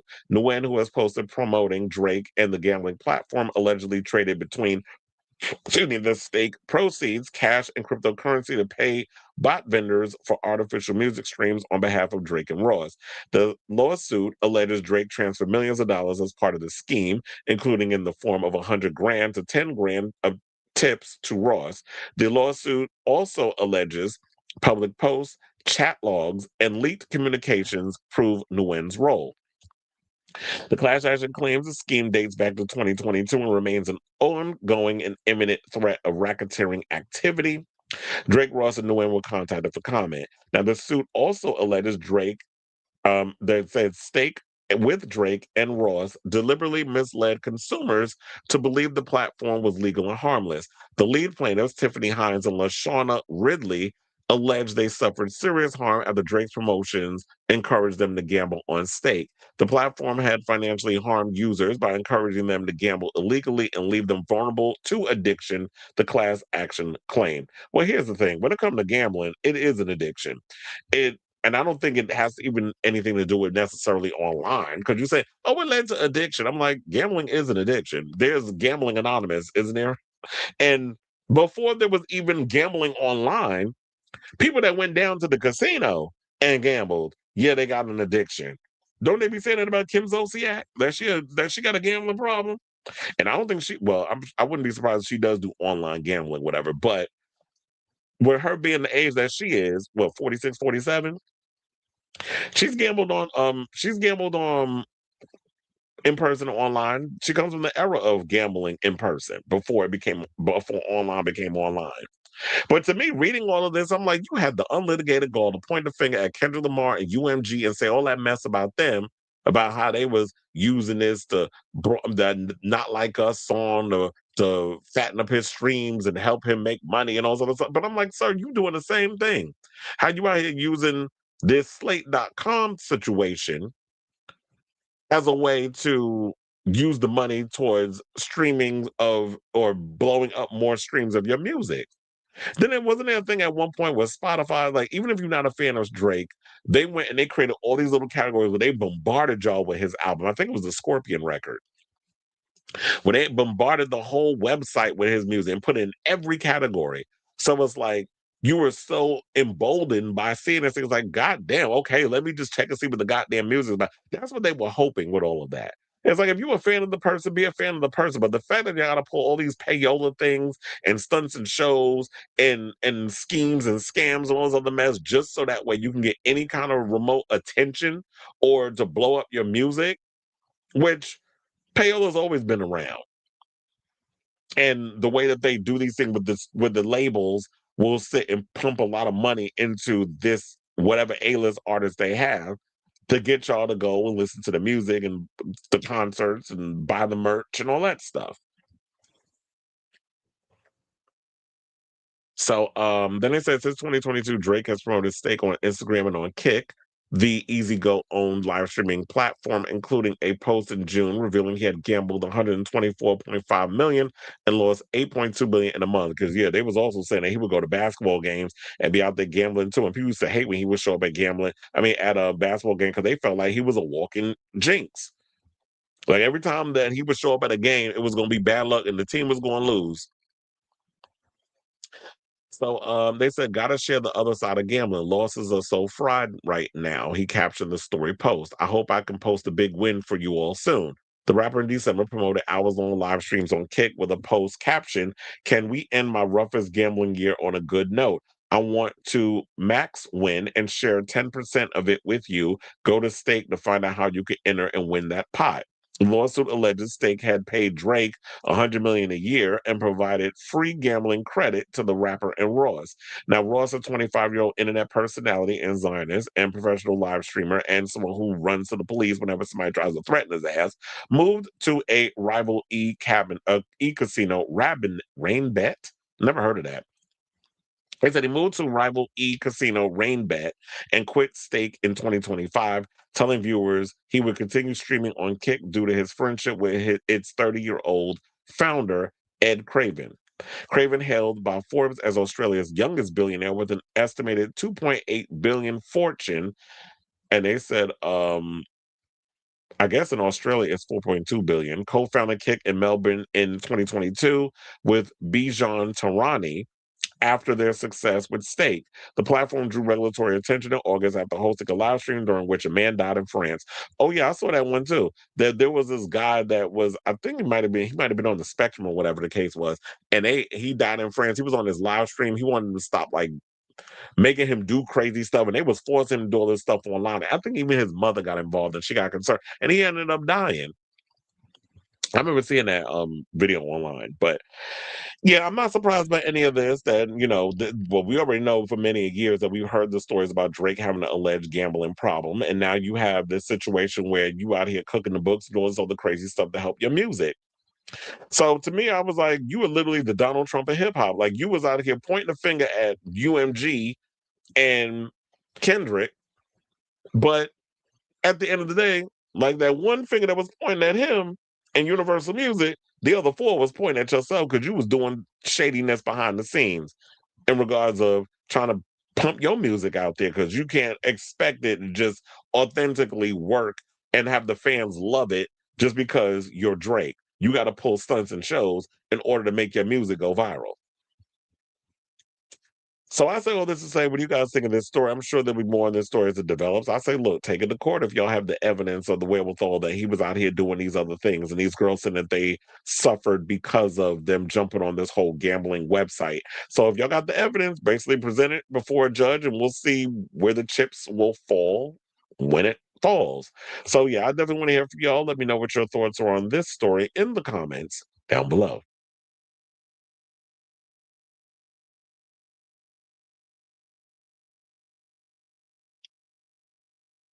Say, don't block me. Like I said, most foreigners does not care about our struggle in America. Their agenda is for them and piggyback on our.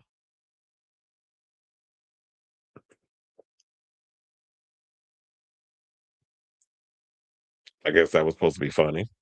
And you said, when is Nikki? Okay. Um,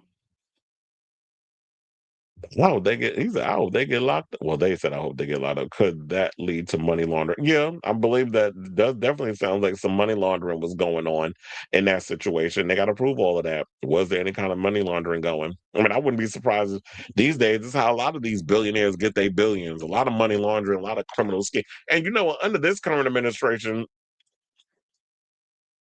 all these billionaires kind of like flock together with a lot of stuff, so they'll be protected.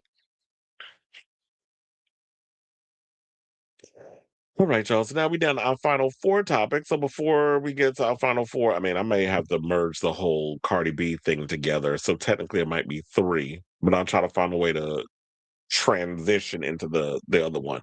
So before we get to our final couple of topics, if you could please do me a solid, hit that like button. If you're new to the channel, hit that subscribe button, and also be sure to smash the notification bell so that way you know when we go live with a brand new episode of Chris Avalon Unfiltered. Please and thank you. Wait, I was like, wait a minute. I know I had this open for a reason. Stuff starts closing up. Hold on. Okay, it did pause. And then I gotta make sure I have all of my videos and everything at the ready. Okay, we're good. All right, so now without further ado, let's get into this Cardi B tea. So apparently there's a story that was floating around, and I even saw somebody post this on social media and asking like, what are their thoughts on it? Because there was a story that was going around that Cardi B's father is a convicted S offender and that sort of thing. And I was sitting there like, okay. So I ain't heard no story about that. I think that maybe there was a story that was floating around once upon a time about her father being an R worder or whatever the case. So I said, you must have got her that you getting y'all female rappers confused because we know about the other rapper whose husband and brother have been convicted of some things, but Cardi B's father, mm-mm. And so Cardi B took to social media and had to go in and let have on people that was running out here making these accusations that she says is unequivocally false. So the story appears to have sprung from the Paradu X account called at Female Rap Live, which on Sunday shared an alleged tweet from X's AI assistant tool Grok. Cardi B's father, Carlos Almanzar, was convicted of attempted rape in 1993 per Nassau County records. The screenshotted tweet read, he served 5 years. The charge is real, not a fake accusation to smear Cardi. Check the court docs. Public record doesn't lie. Another Twitter user asked Grok to fact check the tweet. And hold on, because I do have I got the tweets here. So hold on, let me pull that up for y'all. Like, where is it? Okay. It's here. So I was like, why is it blurry? I got to give it a second. So it said, everyone's favorite go-to source of information, Grok claims Cardi B's father is a sex offender. Check the court docs. Public record doesn't lie. And this says that Cardi B's father, Carlos Almanzar, was convicted of attempted R-word in 1993 per Nassau County records. He served 5 years. And then it said, hey, Grok, can you fact check this immediately? And then Grok goes and says, hold on. Based on my review of public records, news sources, and past statements, I never claimed Cardi B's father is a sex offender. That screenshot is fabricated. Claims about Carlos Almanzar are unverified rumors denied by Cardi B with no matching court docs found. For official verification, check Nassau County records. So if you have Nassau County records stuff, there's no Nassau County records. Like I could have sworn, like, when we see people, and sometimes when I come in with a receipt or whatever the case is, a lot of times we'll bring up the records from the court or the police report or whatever the case is. But if there's no actual, you're asking artificial intelligence. First of all, this AI is getting crazy because yesterday, shout out to T.S. Madison, I was watching Back Talk with her and Craig, and she was having a full-fledged conversation with Alexa. Alexa was giving sass. She was like, girl. I was like, wait, what? Like the terms that she was using was very much queer coded ballroom terms. And I'm like, because the damn Alexa be listening. And now a lot of these AIs, I believe, speak based on how your personality is picking it up and is using a lot of your lingo. And it would say, like, she would answer the question because, well, I'm like, wait a minute now. Why are we having a full-on conversation with Alexa like this? And them two going back. So it was a cackle. And I was like, while it was funny, it was also scary. So I don't like this AI stuff. But it's just like, y'all be out here just making shit up. And because you don't like a certain artist, and then Grok was like, I didn't say that. But this is also the same Grok that Elon Musk went and had changed because he wanted to say he was more in shape than who did he say was more in shape? Or was it Gavin Newsom, whatever? It was like, or there was somebody he said he was in better shape than. And we looked at him and like, sir, you literally look like you are melting in real time. Like when you go out in the sun, you literally are literally gonna melt on the floor of that yacht. Cause that body was a mess. Like all them billions you got, you can't afford a personal trainer. So now Monday morning, Barty claps back on the tweet explaining that just because her dad has never been arrested in this country and because he immigrated from the U.S. from the Dominican Republic, he would be deported if he committed such a disgusting crime. She said, I don't know why y'all like playing these games just for you to be fake mad when I post who got those real mugshots, real evidence, and real cases of our word. Stop playing with me and my family and leave me the F alone for real before I start some ish today. Um, yeah, and then there was also another post. Hold on. Oh, this is the one that you saw that somebody also wrote hip hop pop flops not credible. Then another thing, I seen y'all trying to spread that ish all day yesterday. Like, y'all know I don't play about my family. Now, when I start suing people, then what? What type of deranged people like to play around with our word? I forgot the whole crew over there got a kink for that. Just effing weirdos. We talking about a certain rapper? Because I'm like, who are you talking about? Because when you say like at that end, I forgot a whole crew over there got a kick for that, just effing widows. But here's the thing: is like, who wastes their time just running on social media, just making up stuff about people and their family members and things of that nature? I just don't understand the whole meaning of you feeling like, oh yeah, I got to come over here and I just got to make stuff up because I want a moment of attention or whatever on social media. Anybody got time for that? Well, I guess they do. That's why they say what they say. So I'm glad that Cardi B had to jump on the line and defend that somebody was up here spreading lies about her father. I'll give her that. What I won't give her credit for is the next story that we got to get into because I don't understand, like, with Tasha K up in here making a comment about Stefon Diggs, which he is currently trending in the news because of the stuff that he allegedly did to the private chef. Correspondence, yeah, y'all put stuff about here. We got to talk about it. And I understand that there's some history there with Tasha K because Tasha and Cardi got beef. Tasha K said some stuff about Cardi B in the past. I don't think she still paid the money that she owe her because Cardi sued her and won the case. But she should have a right. I mean, I guess in her case, maybe she shouldn't be talking whatever the case is because if you got a case with somebody and they done sued you and won and you owe them money, no, if I be talking about there's other celebrities I guess I could be talking about. But the problem is with a lot of you black bloggers, you all put yourselves in a corner by only talking about a specific niche of topics. So when y'all can't sit and fluctuate and talk about a plethora of topics, I guess you kind of forced to have to talk about the whole Stefon thing. But the thing is, she didn't mention her. But then again, I will say this. There were people on social media that lumped Cardi into Stefon's mess. Then somebody else brought up something that Cardi allegedly went behind the scenes and intimidated the witness or whatever. Look, I don't know nothing about that. I don't know if she did it. They're going to have to prove that that is being part of the evidence if they decide to bring that in court. But my thing is, if your man is being accused of some things, I would mind my business and let him and his lawyers handle it. Just like I was saying before, with her going in on Tasha, you don't always have to address everything on social media.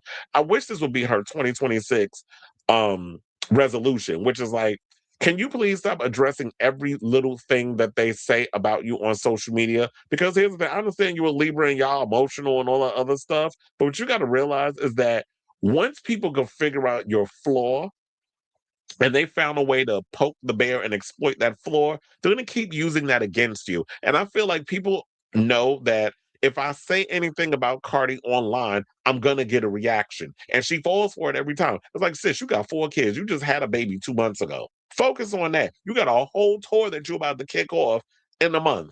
You should be rehearsing for that. You had a successful album that took you 800 years to put out. Focus on that. Why are you focusing on fighting people on social media every time somebody says something about you? I tell you to take the girl out the hood, ... You know the saying. Cardi still thinks she in the fucking Bronx. It's like, let all that mess go. But anyway, let's get into the the Tasha K stuff. So they say Cardi B has been going at Tasha K on social media after the blogger seemingly claimed she might be facing witness intimidation charges over a claim she contacted. Oh yeah, here's the thing I was talking about. She contacted an alleged victim of her boyfriend, Stefon Diggs. That's what I was referring to earlier. I was like, did I hear something about that? Yeah, that was it. Tasha initially made the allegation in a post on Twitter. Even though Tasha didn't mention Cardi by name, her move still prompted the rapper to hop on X Spaces, Twitter Spaces, and set the record straight. And this, of course, is like, sound like a case of a hit dog hollering. Because my thing is, if you weren't caught up in the situation, why are you addressing this on Spaces of all people with a bunch of goddamn strangers? All this money you accumulating from all these deals and everything you got, use your lawyers to handle this in a courtroom. Stop going on social media. Yes, it's good grist for our mill. Yes, it's good because I got something to talk about on here. But at the end of the day, let the attorneys, let the legal people handle what they handling. But anyway, so I have the clip of her going in on Tasha K. There's a couple of clips. Lord help me, because I'm hoping I'm going to be able to monetize this because you know Cardi in that damn mouth. So let's get into that clip, courtesy of the Neighborhood Talk, and then we'll come back and talk. Please hold. The fuck? You want to be in your fucking hospital bed owing me, bitch. I'm not playing. And if you think you're going to be looking for loopholes, harassing the people that I'm involved with, I got another shit coming for you, baby. If you think because you don't mention my fucking name, but you're going to be harassing the people that I be with, no, I got some shit for you. So be ready for that. You ugly ass bitch.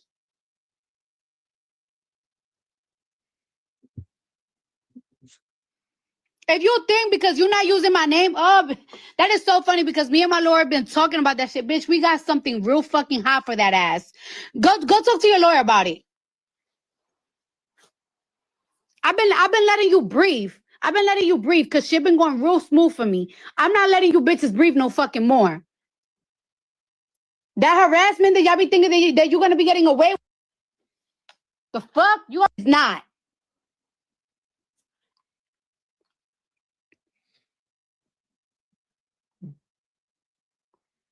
But that was it. I don't hear nothing else. Be getting away with is not.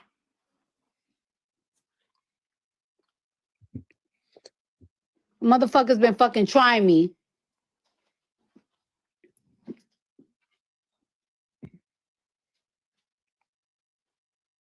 Okay, I'm like, is that all that is? Because I'm like, I don't hear nothing else. But whatever. I guess y'all got the point. So then, of course, Tasha K had heard all of that and went on social media and she put out a little video and all this other stuff.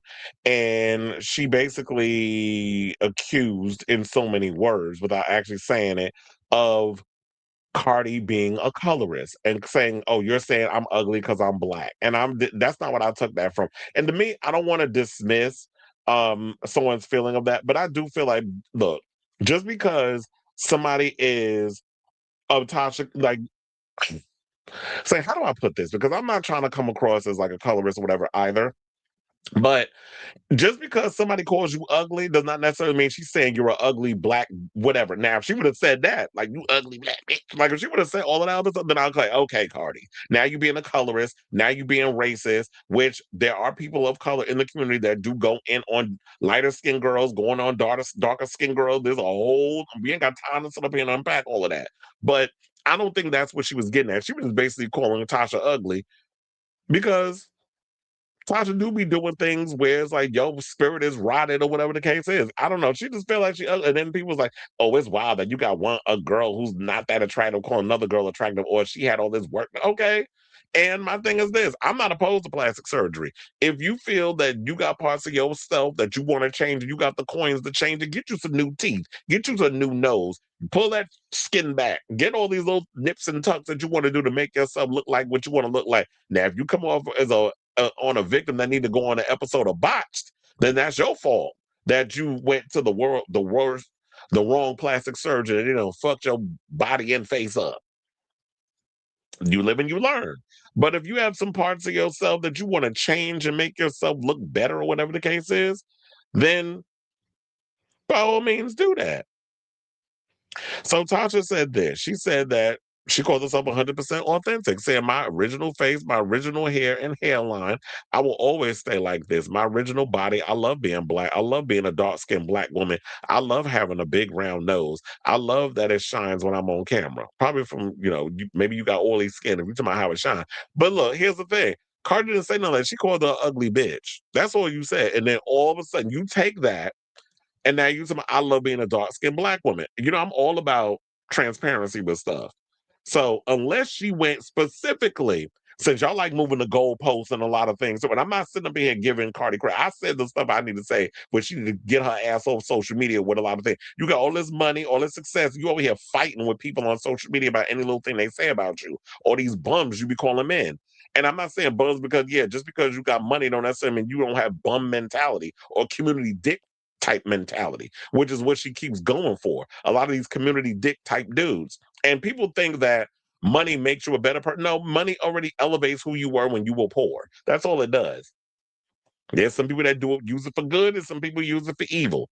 But the people are who they were from the beginning. It's just you're the same person, just elevated because of the money and the access that you have.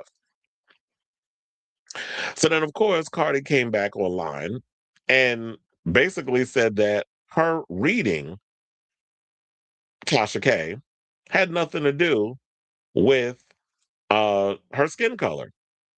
So I have that clip. Let's play that one. Please hold. Bitch. Don't be trying to use your skin color. When somebody said that you're ugly, bitch, it's not because your fucking skin color, bitch. It's because you're fucking ugly. Don't put that shit on your fucking skin color, bitch, because there's too many bad brown bitches. And that done fucked a lot, okay? So don't even put that shit. Don't stop with that race baiting shit. Because one thing for sure, two things for certain. There's a lot of, you have caused so much damage to the fucking black community. The way that you trash talk so much motherfucking legends. The way that you make up lies about fucking a lot of about black celebrities. I never see you harass not one white person, bitch. All you ever do is talk shit. Bitch, who even said that Portia was ugly? Bitch, are you dumb? That's one of the baddest bitches ever. So don't ever say that, bitch. Just because you're insecure and people call you fucking ugly, bitch, don't put that on your skin color. You're just an ugly bitch. And I didn't say nothing about your nose, bitch. You just fucking ugly. Do something, bitch. Don't be second, bitch.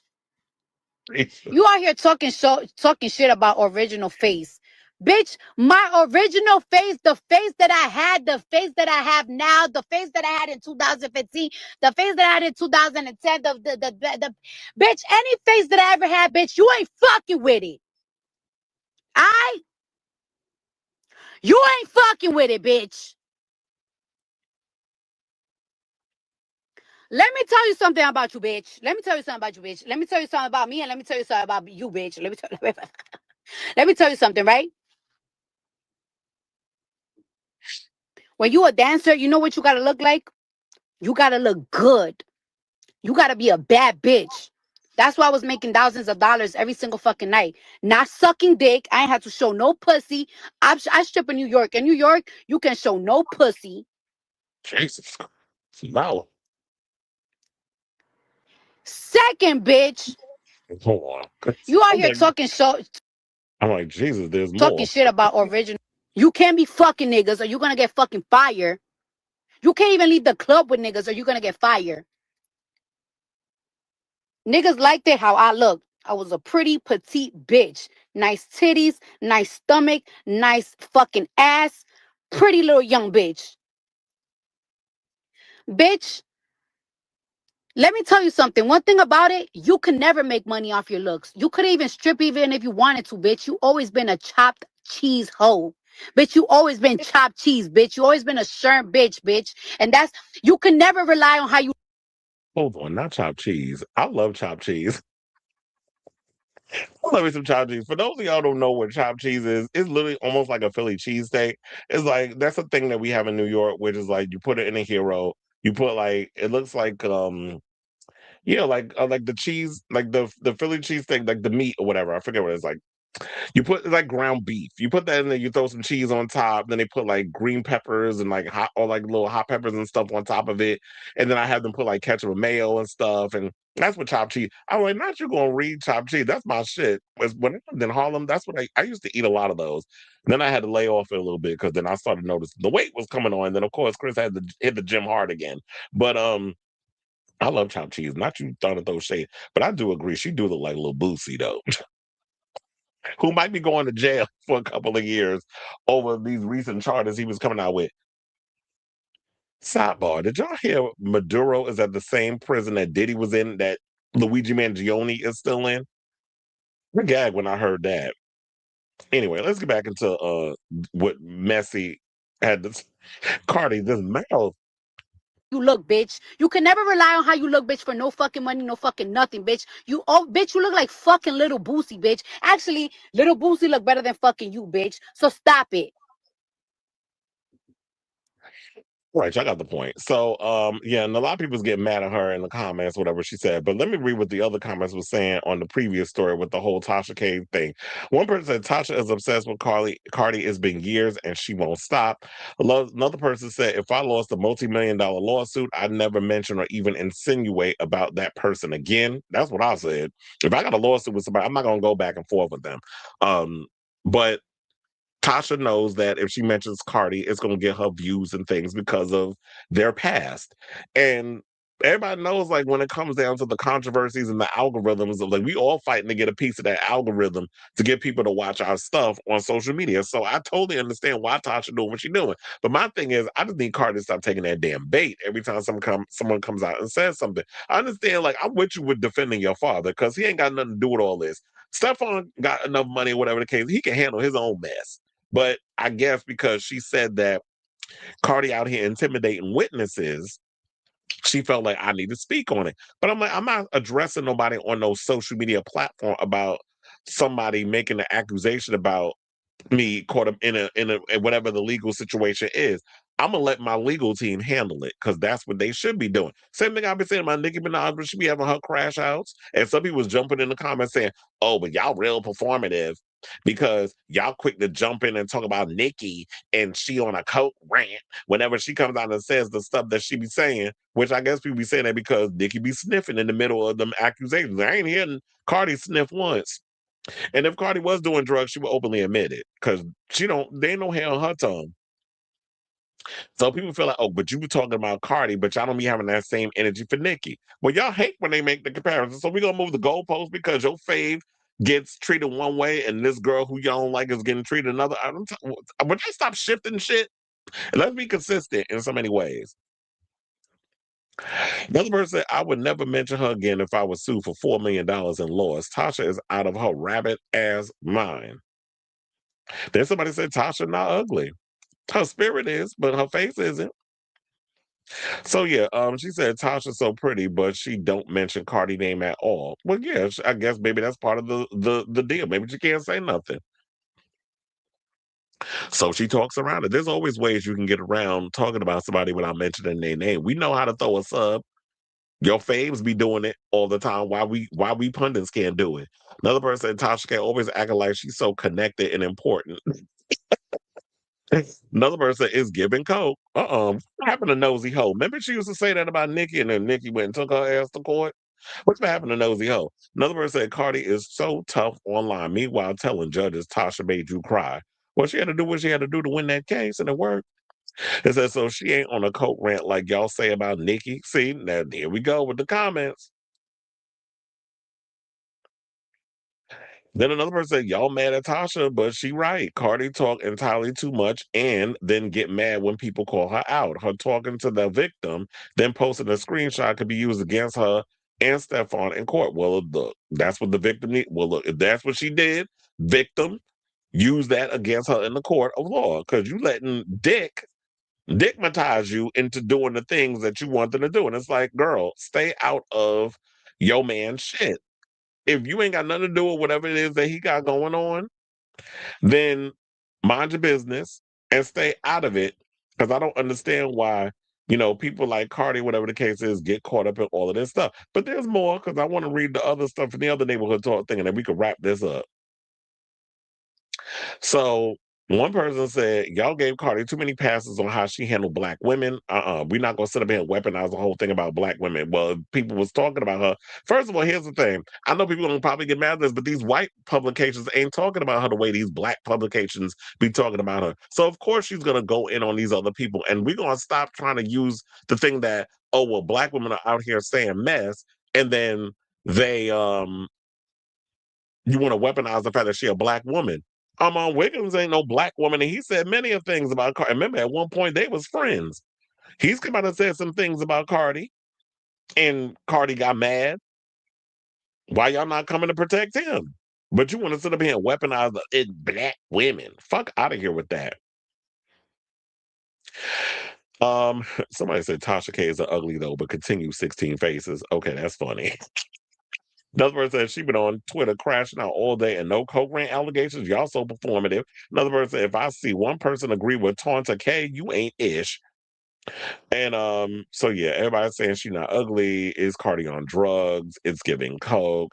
Y'all don't know the difference between a coke rant and someone fed up. Cardi is tired of getting spoke on. I don't blame her. Yeah, that's another thing too. It's like they think anytime somebody comes out and says some shit when they fed up about stuff, look, didn't R. Kelly say when a woman's fed up, ain't nothing you can do about it?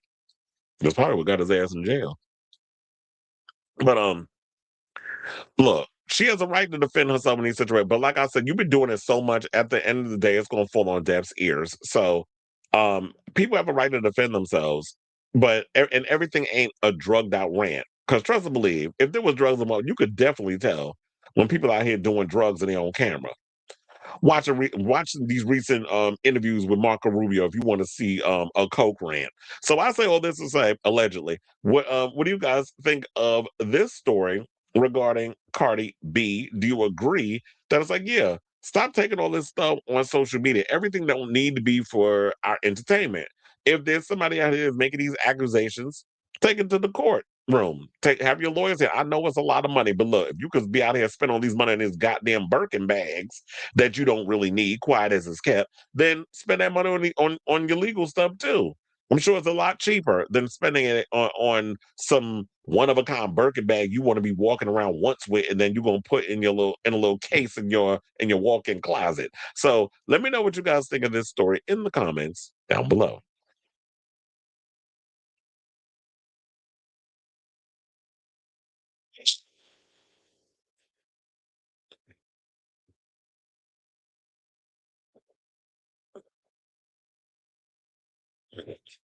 You said hi.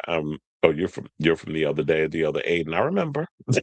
You said that's not me, that's the other Aiden. I remember you. He said, "Oh, I'm just starting, child. I've been doing this for over 3 hours." And you said, oh my God, you just starting. I finally caught a live. I swear 100% YouTube don't notify me of your lives. You may have to undo it and do it again. That's what's annoying because I hate when the notifications and stuff don't go out. So yeah, you might have to undo it and do it. Maybe the notifications will come back in. And anyway, happy Tuesday. Turkey having a ram. Like, happy Tuesday, by the way. Excuse me. Legally, Tasha K can't talk about Cardi B, but she's allowed to talk about anything she does or anybody she dates. Cardi has to understand that Tasha is allowed to talk about Stefon. He's not part of what's not allowed. And not only that, girl, you a public figure. If somebody you're in a relationship with gets involved in some mess, we got to talk about it. I understand how people talk. These celebrities do stupid shit, and then y'all get mad at us who are just putting, we being the messengers. How you mad at us? But you're not mad at the artists that's out here doing the mess.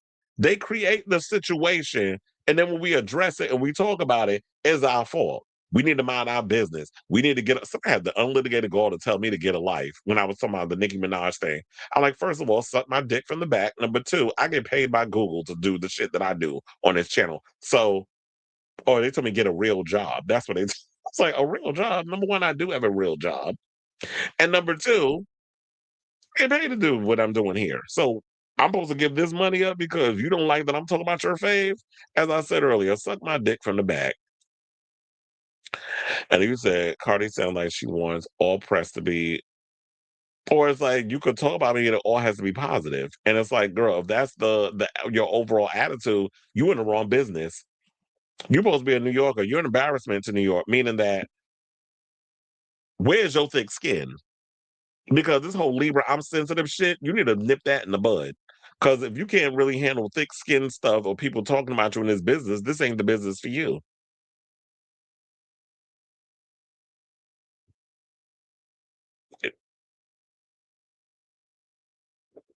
If you're talking about the Silence of the Lambs, hey, you said, okay, I heard no lies from Cardi there. Everything she said 100% about the colorism. Yeah, I agree with that. That wasn't colorism. And look, someone who's dark skinned said this. So we're going to go with that because, a lot of people be up here like, you can't talk about it because you like it. You don't think us light skinned black folks be dealing with shit? Us mixed race black people or mixed race children don't have to deal with things from both sides or whatever? Please. We do. Um, He said, so yeah, I do agree with her on that because I was like, I wasn't colorism. What you was trying to do is weaponize your blackness to get people riled up. And those people who aren't real deep thinkers or critical thinkers, of course, are gonna jump into that. Everything is not a racist dog whistle. Because my thing is this: the type of thing when I go in and I cuss people out, I go after if you dark skinned, if you're a woman, if you're a child, if you're a trans, if you are a homosexual, if you anything, I go in, I look at the floor and I exploit it. I don't give a fuck what it is. I'm that petty. And that's kind of like how I was raised growing up around them trans girls and the butch queens in New York. It's like when you read, you gotta go in and let have. I'm not gonna sit up in here and give y'all like I'm not worrying about how sensitive you're gonna feel about, oh, you can't say these things. You're anti this or you're anti. I'm like, fuck out of here. Everybody gets it. I don't give a good goddamn. And you said chopped cheese hoe. I'm like, yes, you are. Because I'm like, I was like, you talking about chopped cheese. And I love chopped cheese. And like, whenever I would go to the deli or whatever case, oh, please, I always get me a chopped cheese and a hero. And that shit hits too. The only thing I be feeling about is like the older you get when you eat hot food, how it messes with your stomach. And I be feeling like, oh no, I probably shouldn't have ate that. Because then you got to sit in that toilet and that booty hole be hot. TDS, are you talking about Trump derangement syndrome? He said, LMAO, yes, I speak for my people. I know she's right because I also can't stand when black people only try to expose other black stars, but like she said, no white ones. That is true. And that is definitely something that they do. Because it's like, I don't be hearing Tasha K and them talk, though I feel like a lot of times with the Tasha K's and no shade, the Funky Dinevas, whatever the case is, they only focus on black celebrity news and hot topics. I talk about everybody. I'll talk about the white stuff. I'll talk about the black stuff. I'm not just only going to go in on one community because I don't think it's fair. I'm like, if people out here doing mess, we're going to talk about it, regardless of the race, the sexual orientation, or the gender. And that's the way it should be. But people do their show the way they do their show, and I do my show the way I do my show. All right, now, so let's get into some homosexual news. And let's talk about François Arnaud, who y'all know is from Heated Rivalry. He gave a shady response after Miley Cyrus basically said in a recent interview that, I think she was on the red carpet, that she is down to do the music for Heated Rivalry season 2. And I'm sitting there like, you want to know something? Because I think they don't even have like a theme song. It just comes on and just says Heated Rivalry. We go right into the show. But sometimes the opening doesn't even pop up until like, it could be like maybe 10 minutes into the show and it'll be like Heated Rivalry. And then we get right into the, I wish they would just keep it like that. We don't need a theme song for Heated Rivalry. But she said she down for it. But François threw a little shade. I'm here for it. So several celebrities have shared that they're obsessed with the steamy gay hockey romance show Heated Rivalry. Oh, speaking of which, damn, I forgot his name. The actor that plays Ilya, he's about to make his late night debut. I can't remember the date. Damn, I wish I had the information in front of me. I'm just thinking off the top of my head. Connor Story, that's his name. I just saw him and the other kid do the one that plays his love interest on the show. They did a GQ interview, rubbing each other's legs and stuff. I'm like, is this y'all fucking in real life? I mean, even though I heard the other actor is straight in real life because his tea was spilled by one of the blogs. But I'm like, y'all, starting to think y'all might be hunching for real behind the scenes. But anyway, so Connor Story, I believe, is supposed to make his late night debut on Seth Meyers' show in a couple of days because I did see that story floating around today. But anyway, let's get back into this thing. So, as y'all know, that a lot of celebrities have come out and said that they love Heated Rivalry. We saw that Anderson Cooper was giggling at the New Year's Eve CNN thing because they started bringing up stuff about Heated Rivalry. Also, Brandy Carlisle was talking about who I think she has 2 shows coming up at the Garden next month because we have been advertising that. So a lot of straight women, a lot of celebrities, they're obsessed with the show. The show is getting a second season. I believe it also they've signed on for a season 3 as well. But an A-lister by the name of Miley Cyrus has professed her love for the show and revealed to Variety on the red carpet at the Palm Springs International Film Festival on Saturday that she was so into do some music for the hit HBO Max / Crave show's second season, though she's never seen the show. No, not and somebody gagged because I called her opportunist. And I'm like, that's what this is giving. This is giving opportunistic tease. If you've never seen the show's first season's already out. It's done. I think it's been pretty much the show's been done for about 2 weeks. It's 6 episodes. You can't just jump on the line and say, oh, I'll be down to do the music, and you ain't never seen the show. Now, I get it. There are situations where you do movies or whatever the case is, and you haven't seen the film is fully done, but you can write a song like for Avatar Fire and Ash. She has a song for that. What usually comes with that is you get reference points of what the movie is about, whatever the case is, and then you just give them maybe storyboards, reference points, whatever the case is, and you can write a song based around the information you were given by the people that worked on the film, which is what a lot of times these artists do. When it comes to this situation, it's like, no. If you're not somebody who's a fan of the show, if you haven't watched the show, then I don't want you putting your input in the music. You just want to jump on something because it's the trendy thing. And to me, I look at Miley as she always be trying to jump on a trend or a bandwagon or just comes across as opportunistic. And it doesn't feel authentic to me. So I don't want it. But regardless of the fact, let's get into the rest of the article. So she says that I have not watched yet, but this is on my to-do list now. It's all I've heard about. Every conversation I've had today has started with you. You have to watch it. When asked if she wanted to do music for the next season, a 33-year-old pop star said, oh, I'm so in. Book me. Get me booked. Well, you can't just book yourself on something just because it's been hyped up by the people who are in your circle, maybe the closeted homosexuals that are in the industry in music and people who are probably not homosexual that like the show are telling you about it. to me, it's like I got to see the show first. I don't necessarily know if it might be my cup of tea. I'm not gonna jump in on something if it's not necessarily my thing, because a lot of times don't Miley sit up here and always talk about authenticity and I can't do things because it doesn't feel authentic to me. Like when she would always talk about the why she don't like touring or certain types of music she no longer wants to address. So you say all of that with that whole back and forth with the whole Hannah Montana versus Miley Cyrus thing. But when it comes to this, you all in for this show, it is being fake. It just comes across as inauthentic to me.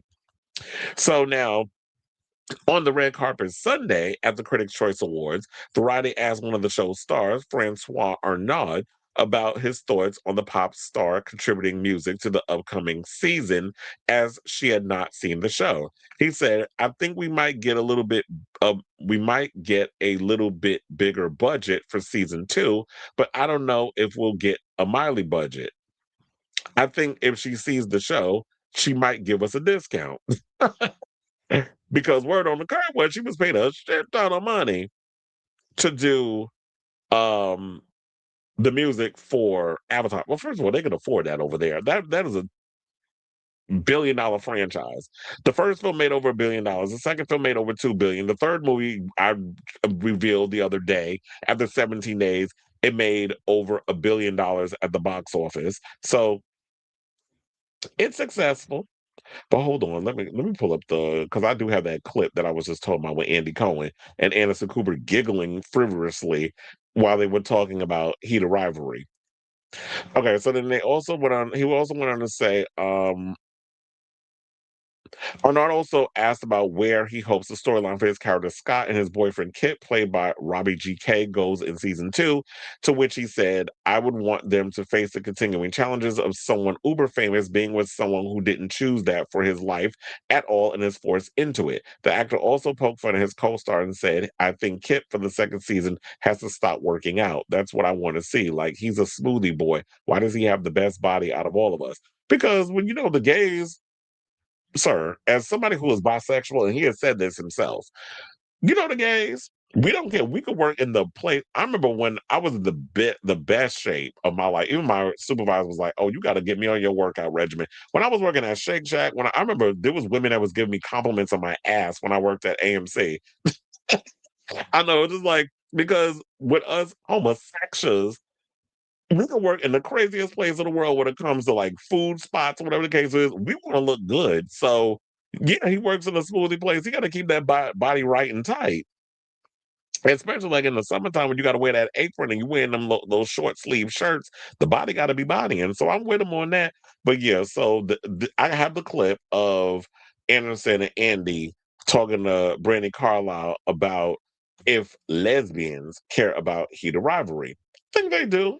Didn't we hear a story or something or another about a lesbian who was talking about how they watch Heat of Rivalry and they want a show that gives that representation for the lesbians? I said, first of all, slow y'all roll. Let this show do what it need to do, and then hopefully it will open a Pandora's box of other shows. I mean, we already had to deal with a lot of queer-based shows getting canceled left and right, and we talked about that on the show in the past year. All the queer-centric shows that were getting canceled, but with Heat of Rivalry, sex sells. And the children are eating it up. I'll tell you, this show is doing for Gen Z and maybe some of Gen Alpha, because they probably sneak watching it like I did. Well, I didn't when Queer as Folk came out. I was old enough when Queer as Folk came out, so I was able to watch it and record it because I was living with my parents at the time, and I recorded. My parents was not even with the title Queer as Folk. I was shocked they didn't delete it from the thing. So I was able to freely watch it. Maybe my parents was way more open and liberal than I thought. But anyway, so because yeah, I did record it on the cable box, and I sat and I watched it. What was I going to say? Oh, so I feel like Heat of Rivalry would do for this generation what Queer as Folk did for my generation. And hopefully it does. That it makes people feel comfortable enough in their skin to, live authentically. So we have that clip. We're going to go to that clip and play it. Hopefully we won't get demonetized because they'll be like, "Oh, it's courtesy of CNN." I'll just delete it out. Hold on. Let me change the speed. Then they can't say shit, hopefully. Please hold. Lesbians care about Heated Rivalry, or is it just the strictly dick? It's all I can think about. Oh, really? What do you think about? I can't even sleep at night without thinking about. Do lesbians give a damn? Do lesbians give a damn? Oh, I hit the wrong button. I put it too slow. Hold on.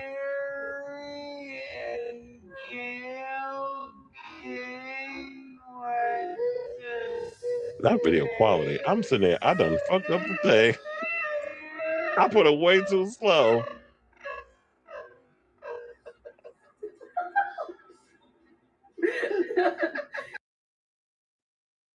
Lesbians care about heated rivalry, or is it just the strictly dickly? It's all I can think about.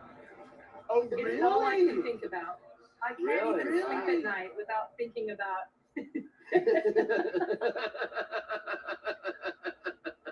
Do lesbians give a damn? Do lesbians give a damn that Katy Perry and Gayle King went to space this year?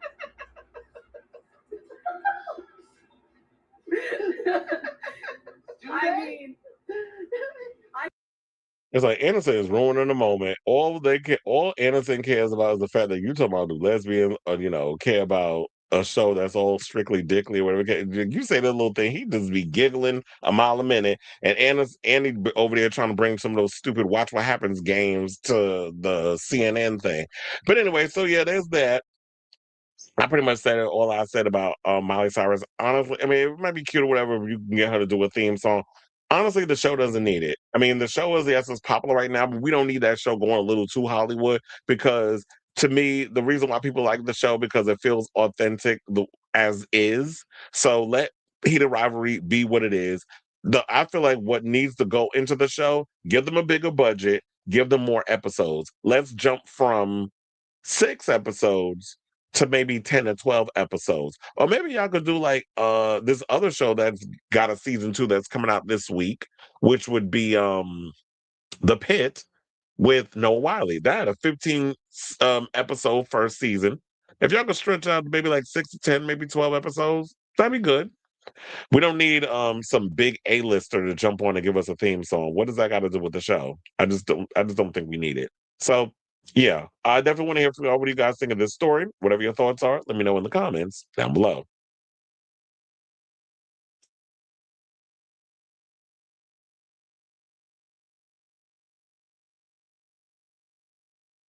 Hey, hold on, wait a minute.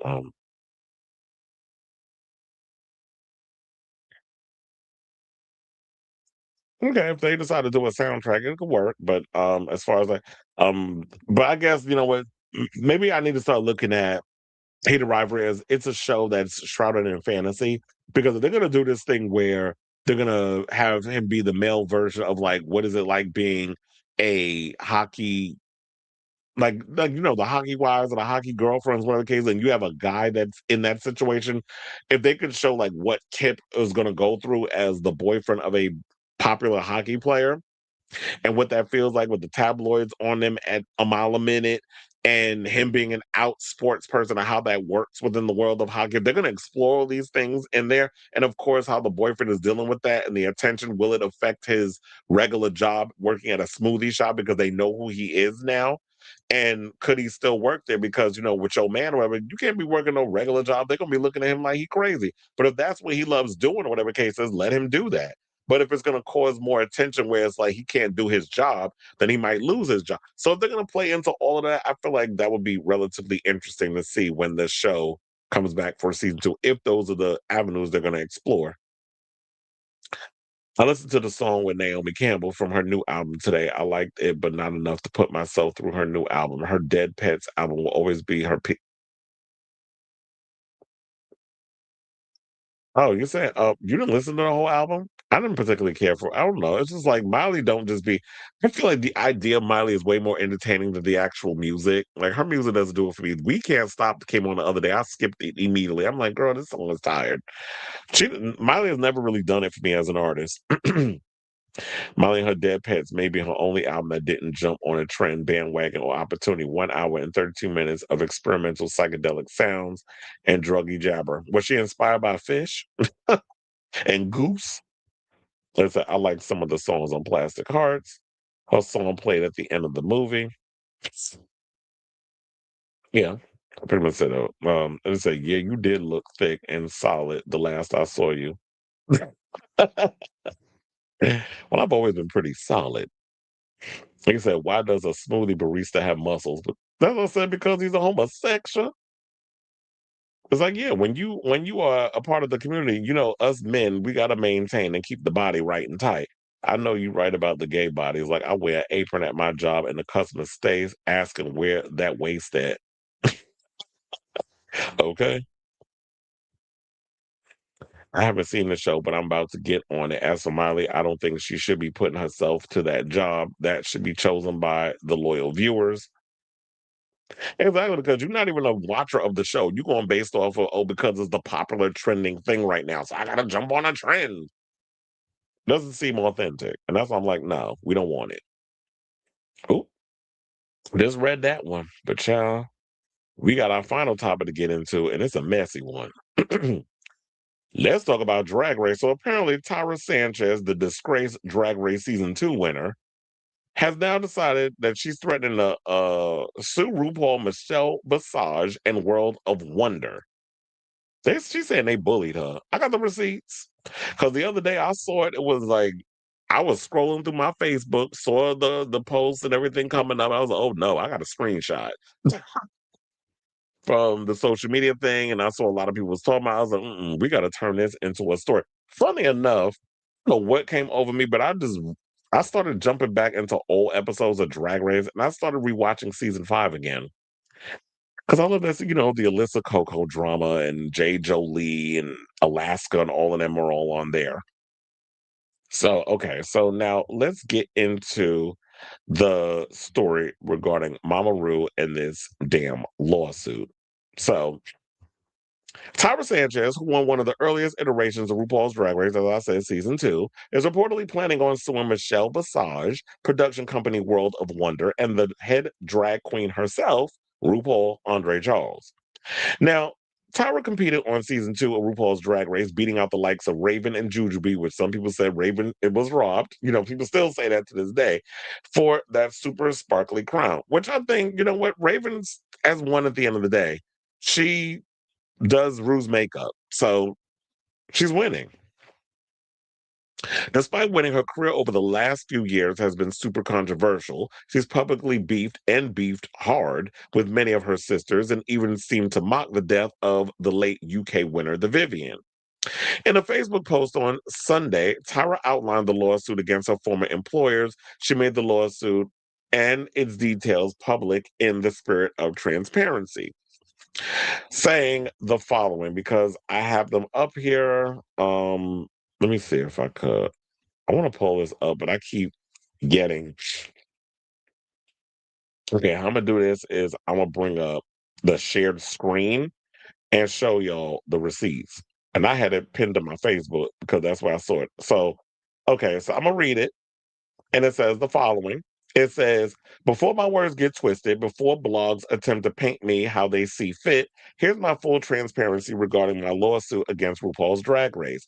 Statement of claim. Plaintiff James Ross, professionally known as Tyra Sanchez, asserts claims against RuPaul Andre Charles, RuPaul. Child, we know who RuPaul is. Michelle Visage. Why are you writing it like that? And World of Wonder Productions, wow, for intentional infliction of emotional distress, defamation, false light, and tortious, or is it torturous? I don't know what she was getting at, but they said tortious interference with prospective economic advantage.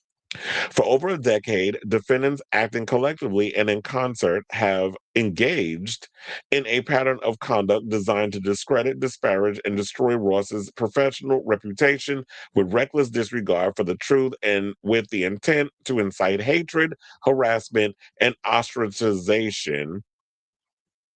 First of all, I think they spell ostracization, whatever, with the entertainment industry and among the public. Number one, 2010, Michelle Visage campaign of discrediting Ross. In 2010, Ross hired Visage as a permanent judge of RuPaul's Drag Race. On her promotional tour for season 3, Visage repeatedly stated, I'm RuPaul's best friend, and if I were a judge on season 2, I would have fought really hard for Raven to be the winner. Well, knowing, I guess, the type of person that people saw that Tyra was, and this was probably behind the scenes, she was like, oh no, I would have voted for her to be the winner. I don't think she should have won the crown because of how you have been behaving and some of the things that you have said, some of the problematic things you have said. She has a right to her opinion. So I don't understand how an opinion caused them emotional distress, especially with all the bullying and things you come out and said after the Vivian died and Jiggly Caliente. Oh my God, if my dog don't shut the hell up, I hear him barking. They said that it's like, I would have and then they also said this deliberate narrative that Ross's season 2 victory was undeserved fueled years of harassment, blackballing, and reputational harm. In 2020, Visage privately acknowledged her wrongdoing via a direct Instagram message to Ross, but has never issued a public apology or correction. Well, I hope you saved it because if you're trying to use this in the court of law and you saying that she privately acknowledged her wrongdoing, but didn't do it publicly, I hope you got the receipts. Her failure to publicly retract her statements left the damaging narrative uncorrected. 2. 2018, false police report and public ridicule. In 2018, Wow filed a false police report accusing Ross of threatening to blow up DragCon. Well, child, you actually said that on social media. So how do you going to say file the false police report? They don't know what your ass is capable of.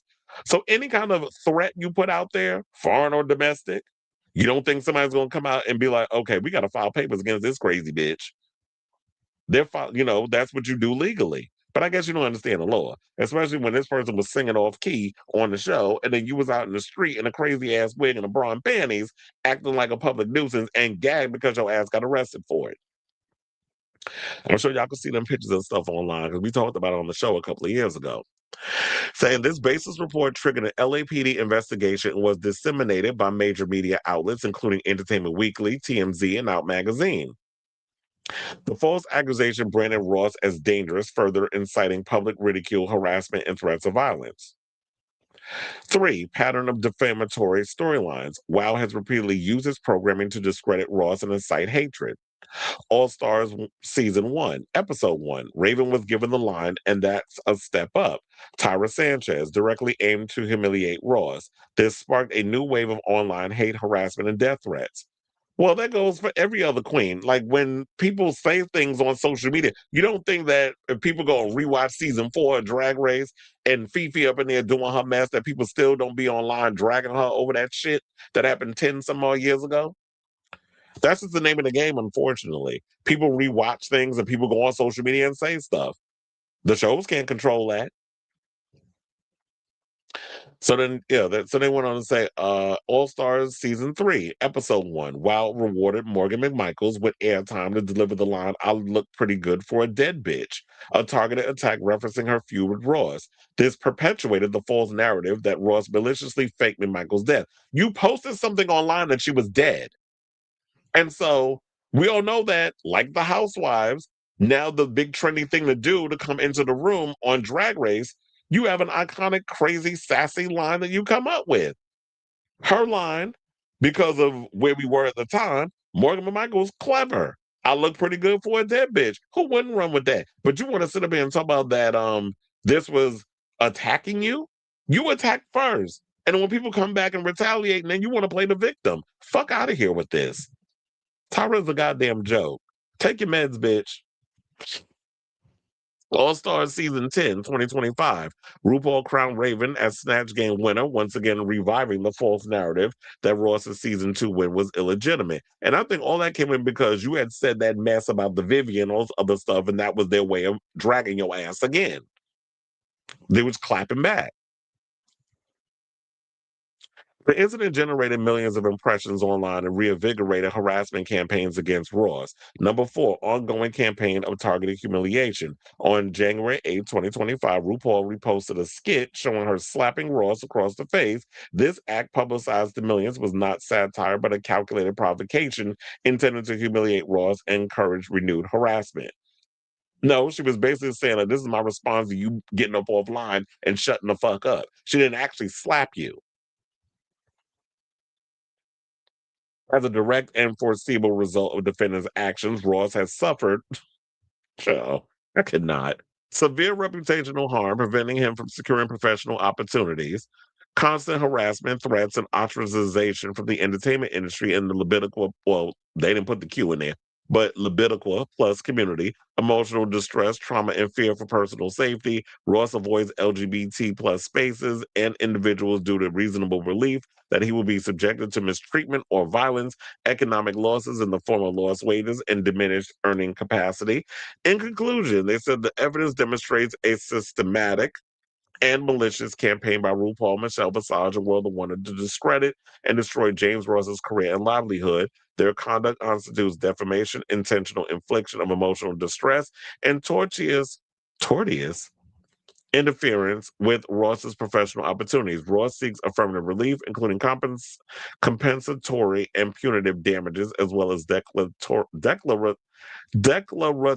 relief, acknowledging the defendant's wrongful conduct. Child, this is a waste of goddamn time. You are not getting a dime from this mess. This sounds like an absolute joke. And at what point in these allegations are you going to take responsibility for your cause in this mess? Because nobody all of a sudden just woke up in the morning and just decided to do other things. These were people responding to the mess that you was putting out there on social media. You decided to wake up one morning and throw shade at the Vivian and Morgan McMichaels, and while everybody's out here mourning the death of Jiggly Caliente, you decided to step 10 toes down. There was even a post, I hope I didn't delete it. Let me check. Where oh yeah, there was a post. Let me see if I can send it to myself real quick and post it up. Yeah, I gotta do this real quick. Hold on. Let me see if I can post this up on.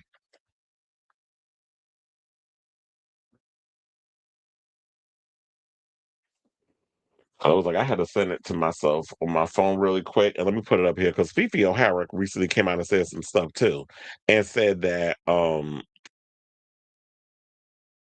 Miss Ross has been out here perpetuating the same old mess with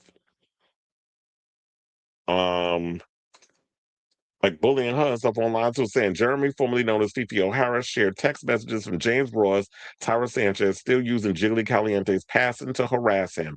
And so I got that receipt. Hold on a second. Because I saw that floating around on the blogs earlier too. So yeah, there's that one. And it said, ha ha ha ha, mourn bitch, mourn. Phoenix, laugh emoji. Unalive yourself. In your pain, ah ha ha, that N-word dead. And this was on December 3rd, 2025 at 5:32 p.m. Ding dong, Jiggly's dead.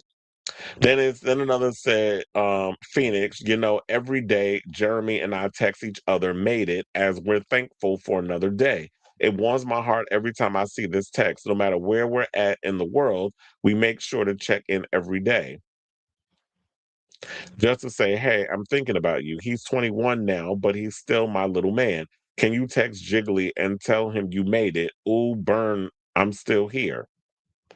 So this bitch is out of here still with her harassment, saying all this other stuff. And I saw this popped up earlier today. So I'm sitting there like, Tyra, go play in traffic, please. Like, why are you sitting out here really thinking that you seriously need mental health with all of this? Hold on, because you know what? I was thinking I was going to delete it from Facebook. I literally just posted on my Facebook page. I'm gonna leave it up and see what the people gonna say in the comments. But let me see what they were saying, like, why is she suing? We don't need to go into that because we already read the whole thing. We already know why she's suing. So they also said at the end of the day, we're the one that has been approached for comment. They haven't said anything. And then also, let me see, because I don't want to go through having to read all this mess again. Because what was the stuff they were saying? Okay, so they said the comments were interpreted as a threat. Oh, because to bring up all the other stuff, because I feel like I said all the other stuff. They said in the next portion, Tyra referenced the moment she tweeted, "Fair warning, do not attempt RuPaul's drag con on May 12, 2018. Don't say I didn't warn you." Now, if you say something like that, isn't that a threat? when you want to file a report to make sure that people don't get hurt because you got fans showing up, their lives could be at stake. You got queens showing up where they trying to make money. RuPaul's going to be there. There's also people that work in these venues whose lives you're putting at stake. So what are you talking about, Willis? The comments were interpreted as a threat of violence, and soon enough, everywhere from People to TMZ was covering it. Tyra was reported to the police and the FBI as a result, which allegedly incited ridicule, harassment, and threats of violence. Then, in a section headlined "Pattern of Defamatory Storylines," Tyra highlighted moments of which her name was referenced on RuPaul's Drag Race. We already talked about that. They said people in the comments question the validity of the alleged lawsuit. At the time of writing, there doesn't seem to be an official court filing. People also argue that the statement of claims seems to be missing the legal jargon and information you expect from such a document. Probably because she just posted it on social media for attention. I was posting you like literally, it looked like a series of, like she went on Twitter and just wrote like a long ass rant and wants this for attention and clout. And so until you actually get on social media and you actually post something where it's an actual legal violation against RuPaul, you can take all these vague little threats and shove it up your flat ass. So I can definitely keep you guys abreast of this story as it develops. I saw they out in them didn't even talk about it, which was weird because they Tyra mentioned out in the story. But they didn't talk about it. I saw the Tab and a bunch of other places, and I think the Advocate even talked about it. So yeah, I'll definitely keep you guys abreast of this messy story as it develops. But I want to hear from you all in the meantime. What do you think about this story of Tyra going on social media threatening that she's going to sue Michelle Visage, World of Wonder, and RuPaul over something that happened, I was going to say 16, 17 years ago. But then again, she was bringing up things that was happening over the years. I'm like, girl, if you was gonna meant to file a lawsuit, and it was hurting your livelihood. Like you ain't did drag in the month of Sundays. Now you all of a sudden you want to cry that your livelihood is messed up. Quite as it's kept, your drag wasn't all that good to begin with, and that's no shade. I'm just saying. So I mean, you out here trying to be a reincarnation of Beyonce. First of all, nobody can do Beyonce better than Beyonce. So let me know what you guys think of this story in the comments down below.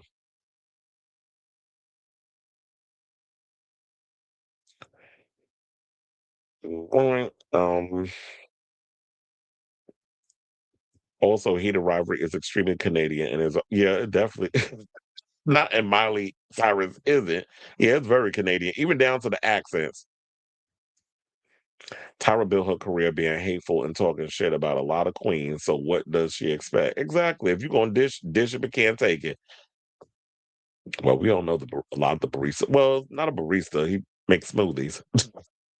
To be specific, he said telling people to unalive themselves and seeming happy Jiggly was dead was wrong. Not that psychopath. They're gonna laugh your ass out the courtroom. And you come in there with that, girl, please, if anything, that meme boosted the fame. Absolutely. Sure did. And got a lot of us talking.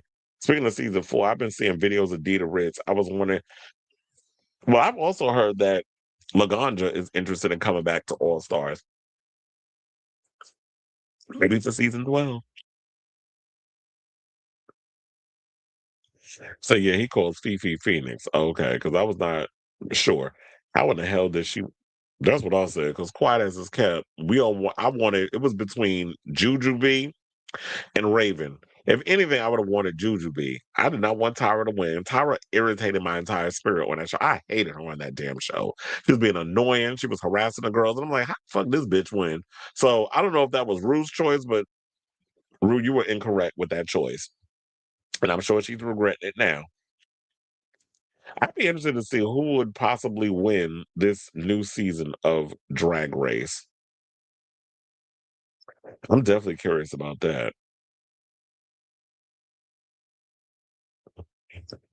All right, y'all. So now we are officially at the end of today's show. I want to thank you all for tuning in to the latest episode of Chris Allen Unfiltered. I'll be back on tomorrow with some more mess. So if you have not, please hit that like button. If you're new to the channel, hit that subscribe button. Also, be sure to hit that notification bell. So that way, you know, when we go live with a brand new episode of Chris Avalon Unfiltered, thank you all for tuning in. Thank you all for hitting, you know, jumping in the comments and saying the mess that y'all been saying and all that other stuff. Keep with me and all that mess. So love you all for watching. Love you all for listening and all that good stuff. And until next time, ciao, darlings.